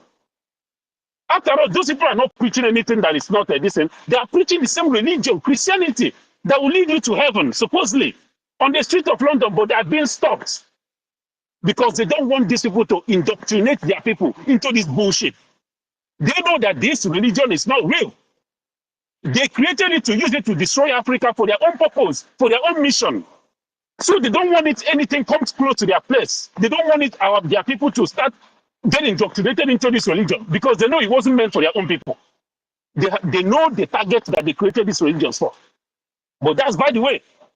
So what you see happening today is a collapse of everyday sin. The United Nations are having their General Assembly right now. Do you know the team of their sin? These people are planning. They plan that even the United Nations that everybody is looking up to, their agenda for this year is very dangerous. They are going to give the World Health Organization the power. United Nations and the World Health Organization are going to have the power to be able to make decisions for any country in the world. And all this is coming from the side of the deep states, the New World Order, the World Economic Forum. And talking about our Biafra, that our Prime Minister said something before I hang up. Our Prime Minister said that while we are doing all these little donations and everything, is to be able to make sure that we don't owe the IMF. Because if IMF is in your matter, your country can never make it. They use IMF to control people, to keep you in check, to keep you down, especially if you are from Africa. They will use IMF to make sure that you never rise. IMF is the problem of Africa today. And do you know who is the president of IMF? My people, the president of IMF is King Charles. King Charles is the president of IMF. He has been, this family have been using IMF to keep Africa in check, to keep Africa, to control Africa. That tool, IMF. So we Doing all these things to raise funds to sponsor our liberation is a very good thing. And that is why that man, Simon Ekpa, I don't know how to classify him. That is a brain box. That's who he is. He knows that if IMF have a case, if we collect penny from IMF, I'm telling you, Biafra will never be free. We might as well remain in Nigeria. That is why, with the coming of Biafra and no IMF money in our pockets, Biafra, we have escaped something very big, and that will mark the beginning of something great in Africa. So that when we be able to liberate ourselves and live without the help or borrowing of IMF, other African countries will begin to imitate that. And I'm telling you, we will be free from these people's clutches. With the help of Biafra, Africa will be free from the clutches of IMF and these motherfuckers. Thank you, my people. Let me stop here. Yeah, what he said about IMF is pure truth. International Monetary Fund. It was created to impoverish Africa. When you pick loan, to service that loan, you will die in it. That is why today you see that the American debt is 35 point something trillion dollars, while their GDP is 28 point something trillion dollars. Paying that debt is not going to be a problem. You know why? What they're owing is dollars, and who owns the dollars is America that owns the dollars. So paying the debt is nothing to them. They will just make the money and cover their expenses. But you, Africa, that they have impoverished using IMF, bringing down your currency, devaluing it, to pay the dollar, you will die paying it. So that is why we continue to be equals to dollar. If care is not taken, will be more than dollar. So we're not going for them. We have every natural resources to kickstart our country. And I thank God that the men and women of Biafrans are all over the world, that if Biafra start today, we can raise billions to start, till we start maintaining our currency. We have the intellectuals upstairs. We have the people that control the economy, that have controlled the economy already, that know what the economy is. So we are not like what I always tell people, and I had our MNK said it. For the fact that we all are blacks does not mean we all are the same people. We came from the same place and we are all the same. Biafra people are different from other blacks. We are not of the same origin with other blacks. Our reasoning, our intellect, and everything about us differs. And that is why the world is so jealous of who we are. We have tested it before by becoming the one of the best economy in the whole world. Michael Obara tried that. They saw it. So they are afraid of who you're going to become. That is one of the reasons that made Gaddafi went down. He never borrowed. Their people never suffered. They never pay any tariff, electricity, and everything they have. And the world, they were like afraid of them. They built NATO. Gaddafi was trying to build SATO. Understand? So that is, and they saw it as a competition. You have NATO Europe, and you're bringing SATO as well, the counter of it. So, but we have learned from the best, and we have learned from the mistakes of the past. We're going to use it to build the better Biafra that we stand against every order, stand against every external aggression. In Biafra, they will meet their Waterloo. You're too strong. Thank you for bringing that word of IMF. We know that. I follow two people that know that already. So that is why I trusted this government. They start first by making Biafra money superior and equal to dollar, and they started first by dishing pounds. Because if we have gone to use pounds, former pounds and shillings, the Britain will devalue it to make ours look inferior. Because there's a lot of people, that countries that use pounds or shillings, Kenya, for example, but their DS is not equal to the Eliza pounds. But our own Ejema is a currency of uniqueness, and that we create what we have, and our currency is not pegged on any natural resources so that they can beat it down. No, we did not peg our natural resources, our currency to the crude oil, Neither do we peg a currency to the gold or tin or uranium. It is on its own, playing on its own. So we know what we're doing, and we're grateful that the government that came knows what they're doing. Thank you for that. Ugo, do you have anything to say?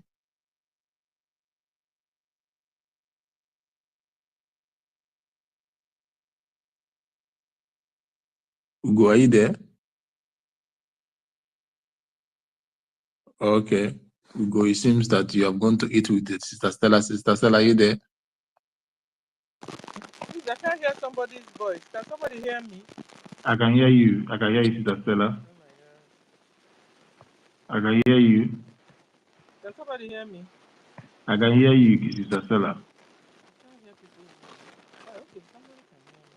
How come I'm not hearing you guys? Okay, let me repeat. I can hear you, Sister Stella. Meritek, I'm trying to bring you up. Take up my Meritek. Meritek. Yeah, can you hear me? Carry on, sister. Yeah, Mary, I can hear you. Oh, thank God. I just want to say, Sister Stella, beg, not now. I want you to hear me. Okay, but I wasn't hearing anybody anymore. Brian, can you speak? Let me see if I can hear you, Brian. I can hear you, but you never hear me. Is Brian speaking? I'm speaking, Sister Stella, I can hear you. Mary, can Brian speaking? Yes, he's speaking. I can't hear him. Meritek, Can you speak? Maybe we should give Sister Stella a chance now to speak, as he can hear us. Sister Stella. No, I can hear you, but I'm not hearing a lot of people, no? Izuchukwu, can you speak? Let me hear if I can see if I can hear you. Izuchukwu. Simon Izuchukwu, can you speak? Speak now. Speak. Talk. Yeah, can you hear me I can hear you. Okay, Yeah, you know that what means we will do? everybody is hearing you. Yeah, but I can't hear Ugochukwu. I can't hear Brian. Can you guys go Brian down? and Ugochukwu, can you speak if Sister Stella say he cannot hear you, please? I can hear Sister Stella. I can't hear Brian. I can't hear Ugochukwu. I want Sister to drop Stella, Brian can hear you. Huh? Brian can hear you. But I can't hear him, and it's very important. Okay. I'll go down. I'm going down. Oh God, I don't want to bring down this space. I'm going down. Brian, I'm going can you down. go down? Let me pick you up I'm again. going down. Brian and Ugochukwu, just go down. I'll pick you up before I enter my kitchen, please. Ugochukwu, go down. I'll pick you up again. Okay, so where's Brian?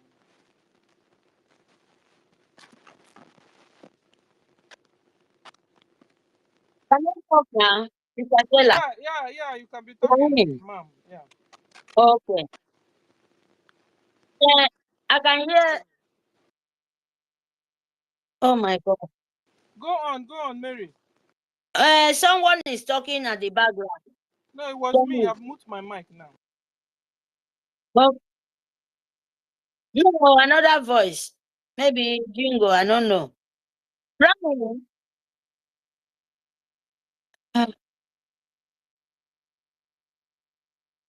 Okay. Now, my people, which is disturbing, please. Okay, Muku just Mary, hold on. Let me see if I can hear Brian. Brian, can you speak? Okay. Can you hear me now? Brian, can you? Yes. Oh, yes, sir. I can hear you. Where is Ugochukwu? I want to bring my people all up. Okay. Mary, continue so I can look for Ugochukwu.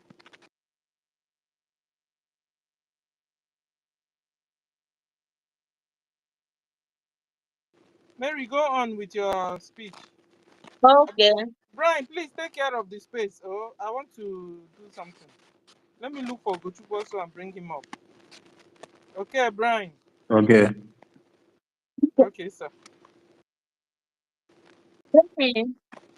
Yeah, go, sister. Yeah, I'm hearing. I think it's Jingo. I think maybe our soldier. I don't know. Okay, I can go on with my topic.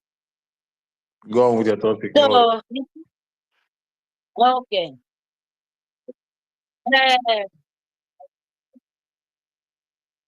Factor that caused Biafra agitation. Nnamdi Kanu, how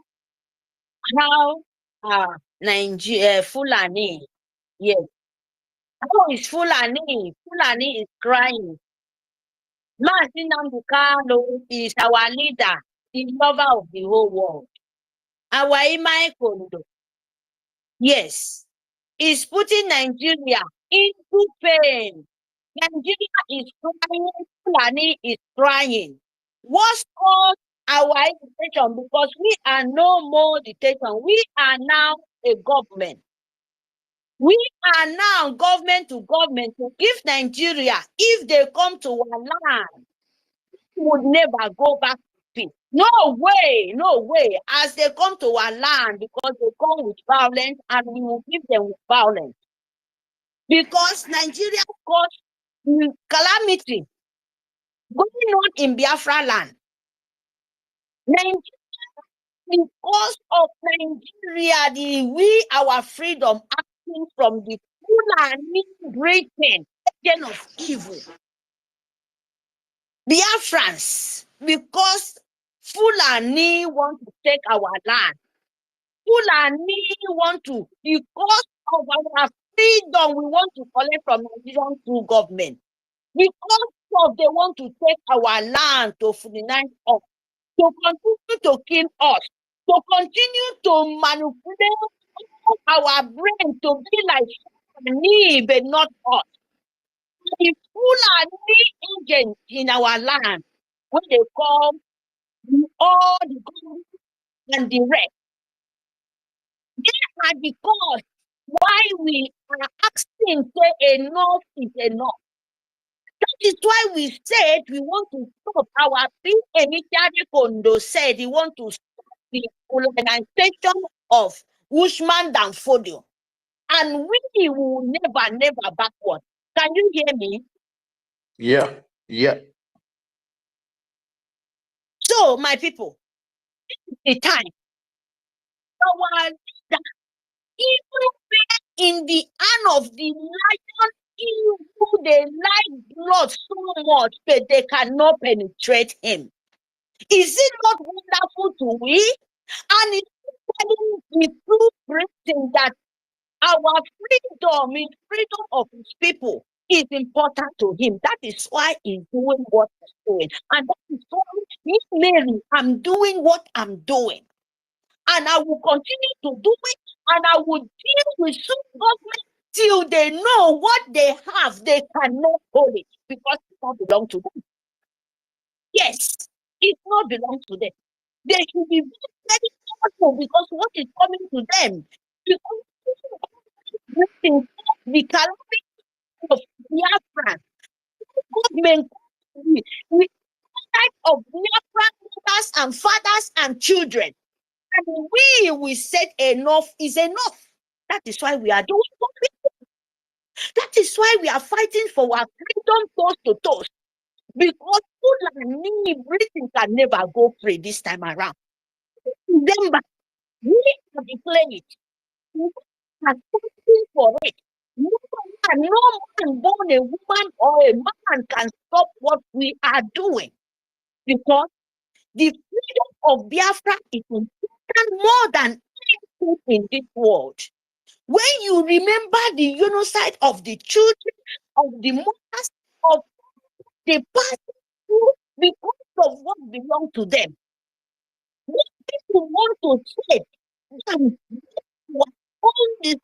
want to cause our death, we say no, that is not what God promised us. We say Fulani, and we say to the British, and we say to the whole world leaders, say to the you that enough is enough. If you like it, don't ever think your own, he will so manipulate your life. The whole world will be into confusion, and they will never know where you come from till they vote it, till all of them pay for it. Yes, because they ask for it. The whole world will continue to be into confusion they will know what they buy, they cannot chew. Yes, that is our plan now. That is our mission.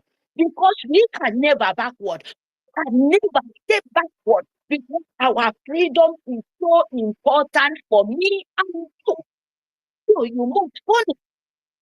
Oh, you know. Anything you have, any amount you have, make sure breaking them. You are still fighting for your freedom till now. And our genocide, no one wants to talk about it. Biafra genocide, but we will talk our own story. No man will tell our own story anymore. This is the time to all of us to take them enough. For my people, freedom is given, is not. Freedom is not given. It's taken by power. It's all freedom. A slave, a for barra for begging, a for barra uniform, a for barra get man. What happened to me? Can I for stop get man?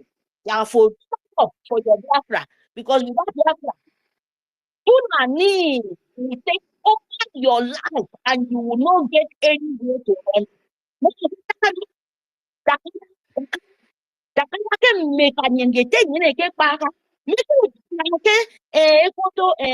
House of Assembly. The speaker, I don't so school government back it on. It me. I don't rich. Fulani. One for who one more can story in for that. In Yeromi, it came. Mokerubian Afien. So Mokerubian Afien because Simon Ekpa. It carry condo. Our leader, Abon to me, genocide arrow. Tre, and I ya worry. Take that throne. In keep of heaven, can you? Son, you don't mean worship you for physical. We will for worship physically and spiritually. Because Biafra road. So we make humble. One economy. We don't Nigeria. We never Nigeria and we never be Nigeria. Me and you can never, you will never accept yourself, say you are Nigeria. When you are fighting, know that there is boundary. The day you vote for Biafra, you are no more belong to Nigeria. This Nigerian name is abomination. They are true government Nigerian agent of Britain. And we're going to stop them. We're going to deal with them next time. When they hear about Biafra, they will run. Their leg will touch their forehead. If 4-time war, they will ever come back to alive. Thank you, my people. Let me give other people. Thank you very much. Thank you so much for that. After dealing with them in their next generation, when they hear beer, they will run away. Thank you so much, sister. Mouthpiece of the gods. Has the God spoken? Tell us what the God said. Thank you. Thank you. Oh my God. They've taken, can you hear me? Okay. Because I saw myself as a listener again. Yeah, okay, thank you. Thank you. I thank you. The host, I greet you, the host, Stella. I greet you, Brian. I greet you, Mary. I greet you, Simone. Simonetta Iwuchukwu. I greet you, Eddie Funky. I greet you, Mobility. Clark King. Simeon, Easy Love, Easy Done Love. My wonderful brother and sister. Ben Chooks. University. Obiagalin Sofo. Minnesota Mwamwanya Amuche. Ezebinu Nochinwe. Please, every one of you, all the ministers, everyone, please, because I don't want to, because they keep kicking me in and out, so I don't know what time those who want to speak and know. So let me just go ahead. All protocols observed. I love every one of you. So we are speaking on the topic factors that cause Biafra agitations, MNK, who are MNK, and then who are the Fulanese. Well, I think let me digress a little bit or deviate a little bit. And we all know about what is going on now in this our freedom. The evil entity all over the world, those with their allies are grouping together to make sure they stop Biafra. If you think the way I'm thinking, I believe that the arrest of Cho Ayaba, it was because of this our 2nd of December redeclaration, because they know that we have a pact with them and we have a brotherly alliance with them. Now they want to go back again to do what they did in 1970, you know. So I don't know when this idiot now, when I'm talking, wants to call me. So please, can anyone still hear me? Because there's a call blocking my speech. I don't know. You. Can you hear me, Brian? Stella? Yeah, okay, thank you guys. So what I'm trying to say is that they are trying virtually everything to stop us, stop that redeclaration, but they don't know that we've gone too far for them to stop it. They can't stop it. And for the fact that, you know, Cho Ayaba moves around, this, I believe that after this, it will give him that, you know, a second thought, not to move every other place again. Okay, because if you are facing, you are surrounded by enemies, you don't trust no one, even your backhand, you know, akage akazugi, you know, azu akage, you don't trust it. So when you are so all these things, I hope for the fact that Norway is a European country, and they're gonna listen and not do like the maybe repatriate him, because that's the only fear I've got. Because, you know, if they have repatriation accord with Cameroon, they're gonna do it. So, but I'm praying it's not like that, and they will listen to him, that he has every right to fight for his people's freedom. So let me now come back to the factors that cause Biafra agitation. We all know Biafrans, that is, let me just call us Igbos. We are all Igbos. Whether you are Urobo, Isoko, from Bayelsa, Rivers, whatever they called you, we are all one. We are all ancient people. So we had our own religion. We had our own rule of law. We had everything in check. You can open your door, go to Kafanchan and come back. Your door is the way it is. Nobody steals anything. But the moment these people came in and colonized us, lies and everything, and they taught us how to lie and how to go bribing and defrauding people with their first vote on when they voted for independence and gave it to the Fulanis. So for them to rig it, they showed our people how to lie and how to defraud and how to scam. Everything bad they taught our people. So this is one of the causes. We are not the same. We are not, and another, for the fact that after everything, they said, no victor, no vanquish. After the 1967 to 1970 Biafra and Nigeria Civil War, they renegated on their agreement that no victor, no vanquish. Everyone should now go and rebuild. Rather, what they did was to, first and foremost, cut our people's money. My father, that was a millionaire, they gave my father, if my father didn't commit suicide, it was my grandmother that saved him. 20 pounds after the money, all the monies he had. Now, think about all those other people. Then that is number one. Then number two, we managed, after everything, build ourselves again.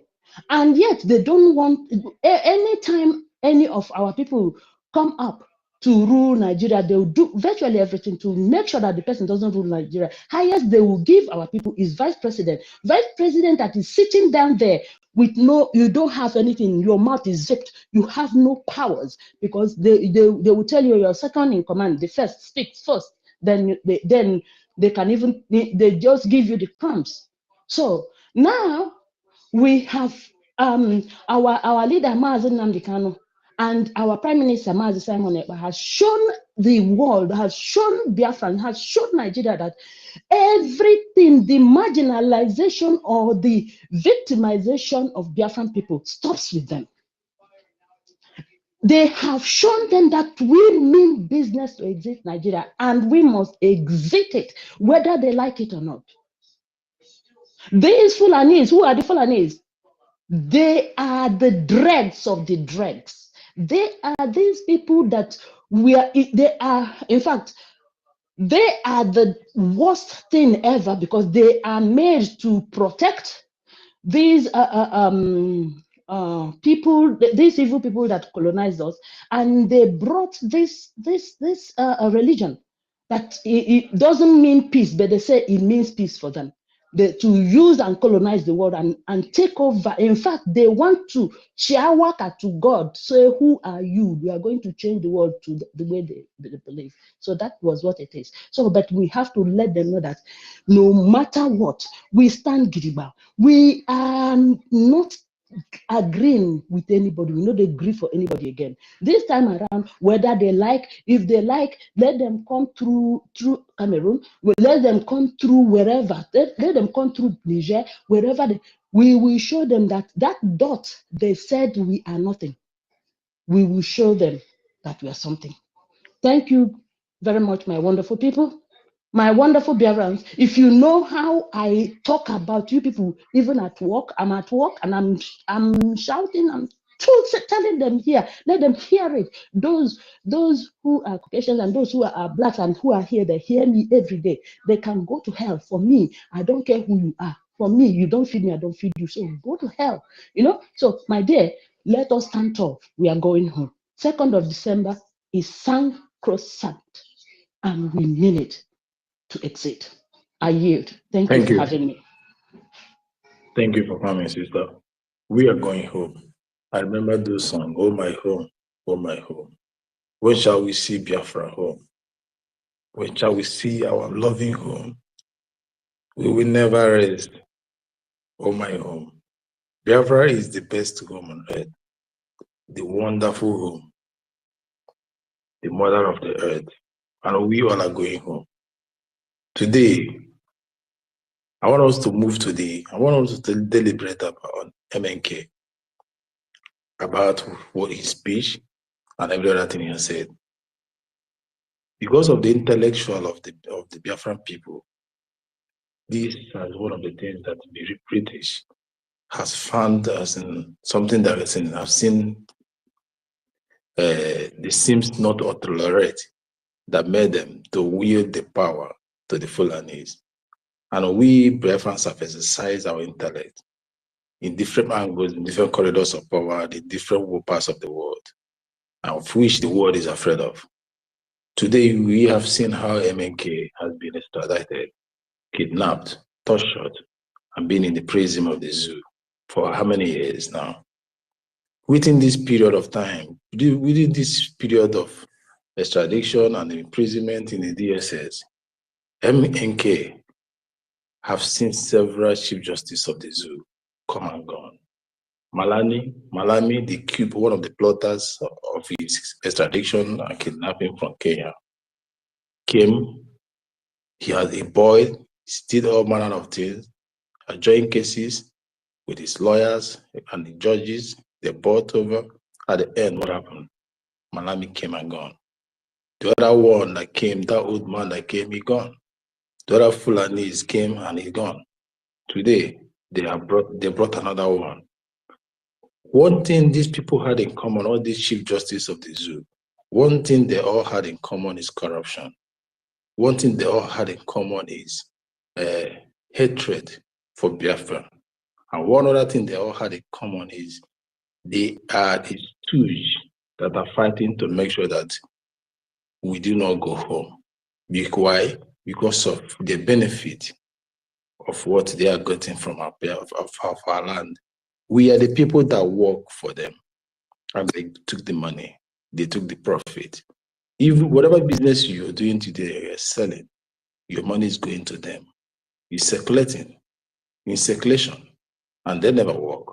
There is no zoo child, or especially those of Fulanis, born today that work. If they manage to attend higher tertiary institutions, they come home and they feed them into power. They are to take your money and natural resources. So today, MNK is now meeting another corrupt chief justice that they have inaugurated, a Fonja from Fulani, from Yoruba land, in the name of Kudirat Kekere EKOM. This is a woman that has been banned from the United States, from entering the United States of America. Why? Due to her corruption. The level of corruption she had, she can never enter the United States of America. This same woman is one of the people that plotted and saw the emergency of what's it called again? This governor of Imo State. What was his name? Who was also danger? These are the people that took the fourth position of a man that came fourth position and made him number one. This is to show you the level of corruption, the level of judiciary corruption, and today they have made the idiot the Chief Justice of the zoo. The zoo is a place where justice is not carried out, where the hope of a common man has fallen when it comes to the justice system. MK has retired many justices. He has retired many Chief Justice, and he will retire this present one. Today, you saw how MK made the judge handling his case to run away from the case. She just quit. Why? He made an intellect, a man that quoted law before him. You know what it means for a judge in her home or his home, in where he has the power to undo and undo, run away from a case. You made him uncomfortable. He said, you have to let this, you have to recourse yourself. What does that mean? Challenging a judge or prosecutor or jury, telling the person that you or he is unqualified to perform a legal duties against me because of your potential interest or lack of partiality. These people are very partial. So they have found no wanting to handle MNK. What am I saying here? What I'm portraying is to every one of you here, and even to the enemies of Biafra listening, and to the Afonjas and the Fulani listening.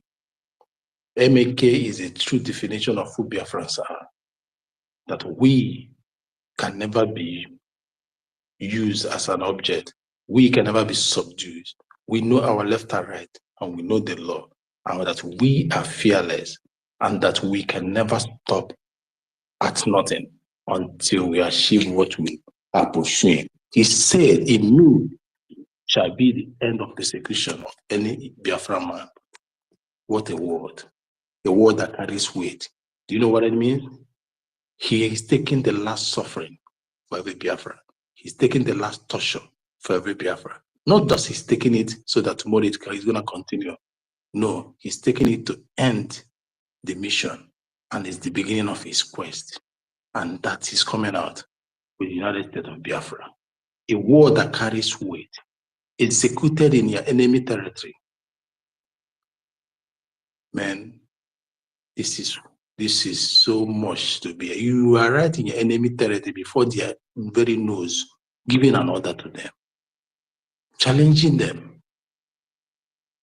That is why Fulanis are so afraid. That's why they so hate him. That is why they so hate the name Biafra. Because we can never be subdued. We can never, we don't shiver when we start, what if true Biafra start fighting for what she or he believes in? He doesn't care about life. Life is meaningless if he or she doesn't achieve the aim.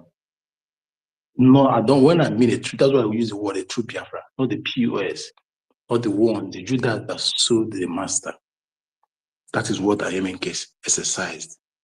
And he did not stop at that when his lawyers were trying to play political correctness, because what? They're still answerable to the judge, to the judiciary system of the zoo.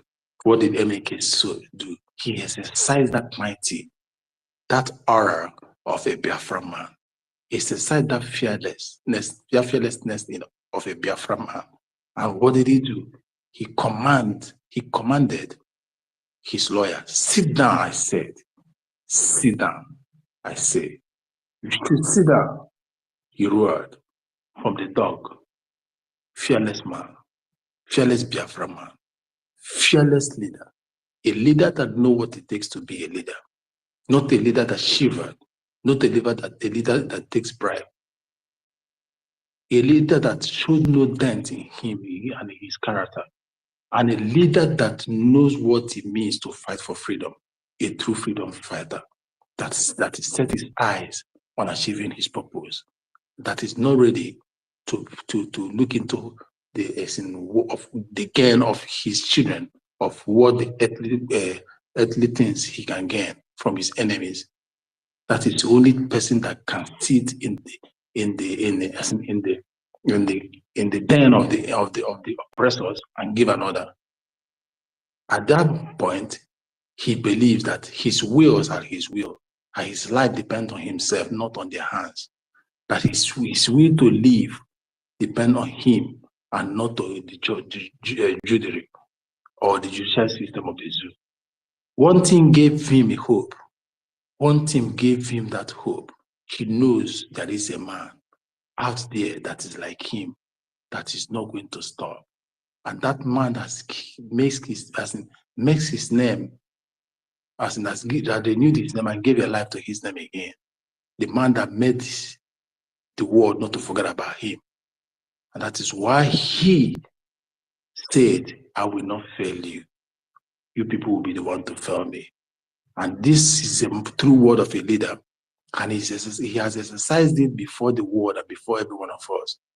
By not wanting his judge, his representative to paint words or to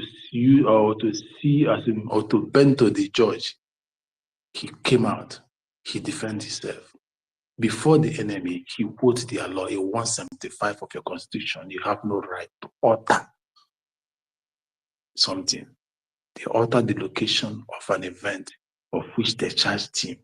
You charge somebody of broadcasting or making a statement from London, from UK, and you went to utter it. Why did the section 175 of your constitution said you have no right to utter that? Not only that, they have uttered several, more than 10 times. They have bent it to see if they can nail him. They're all to no avail. Biafrans, at this point, I'm letting you all know that no man has the power, no being on earth or in the zoo has the power to stand on the way of our liberation or to stop us. And we will not be stopped, and we are stoppable. It is only us that they will decide that we are no longer pursuing this quest. But we are not going to decide, we are not going to stop, because we have reached the Rubicon. No going back. Going back is as much as dying. And going forward is the only answer. Since our leader, for how many years, has not given up? For how many years? He has not shown any sign of giving up. Under pain, torture, he never withered. He never gave up. Mentally, he's still strong. So that is why he is our leader. That is why we will continue to support. We will continue to do everything to see the coming of this great nation come December 2nd. for the people's, for the vanguard of this liberation, the two men that are the vanguard of this liberation, the champions of this liberation, have not shown any sign of weakness. Why should we, the armies of Biafra, the citizens of Biafra, of which our hopes lies on them, should think otherwise? Our Prime Minister said, he shall be the end, and he is already showing the end. And after him, there's nothing like liberation. He's not fighting to leave the battle for any other man to continue. If those that are, those POS are thinking that somebody is going to continue, it's going to be business as usual, money change hand as usual, there is not going to be money change hand after December 2nd. This is the last road to Biafra. This is the last road to our freedom. And this is the last train to Biafra land. Have you packed? Are you ready? What are you waiting for? And what is delaying you? Or which fear factor that is still in you, that's still worrying you? Or what is giving you that doubt? Or who is trying to tell this cool fate around you? Are you still buying into them? Are you still Amarakwam? Are you still at 6 and 7? Are you still in between the sea? Are you confused? Can't you see what has been put in place? Can't you see that the zoo cannot fight? They have lost it. A nation ranked 39 in the military strength of the world, among 200, almost 190 something to 200 countries in the world. Their military rank is ranked at 39, and yet in a baby nation has decimated them, destroyed them. What does that mean? We are even more than them. We have exercised it. They are afraid to hear the name B. Yeah, that was Biafra. So this is something that we all have to capitalize on, to know that our hope has been refreshed. The mission ahead has given us, as in the leaders have given us hope ahead of the mission. MK have shown no sign of weakness. As he said, I quote, "My Lord, I have no confidence in the court anymore. And I ask you to recuse yourself because I did not abide, because you did not abide by the decision of the Supreme Court." These are one of the factors that made us to go home. A court, when a higher court gives an order, the lower court does not abide to it. When a higher court sets you free, the lower court does not abide to it. A Supreme Court, the highest court of a nation, is not obeyed. What makes you think that every system in that country works? The EFCC does not obey the court, does not obey the lower court. The lower court does not obey the Supreme Court. The Supreme Court cannot even work with the executive. And these are the many factors that makes us want to go home. We don't work, or we can never be in a system that does not work. We can never find ourselves in a system that is shattered, very shambolic, because we are the people of law and order from the very first beginning of the earth. We have a democratic system that works for us before the amalgamation. We followed order of our land. We followed the truth of our land because we are the people of light. And for this, we cannot find ourselves. We cannot stoop low to what we are not because we want to live with them. No, is the answer. We are going to create a nation that equals who we are, a nation that befits us, a nation that portrays not only humanity, but the true justice, as in the true existence of God and the true kingdom of God on earth. That is the nation called United States of Biafra. And those are many factors that we said, and we have looked into and said that we as Biafrans shall never, and we will never, under any circumstances, by gunpoint or any other thing, continue with this marriage with the zoo.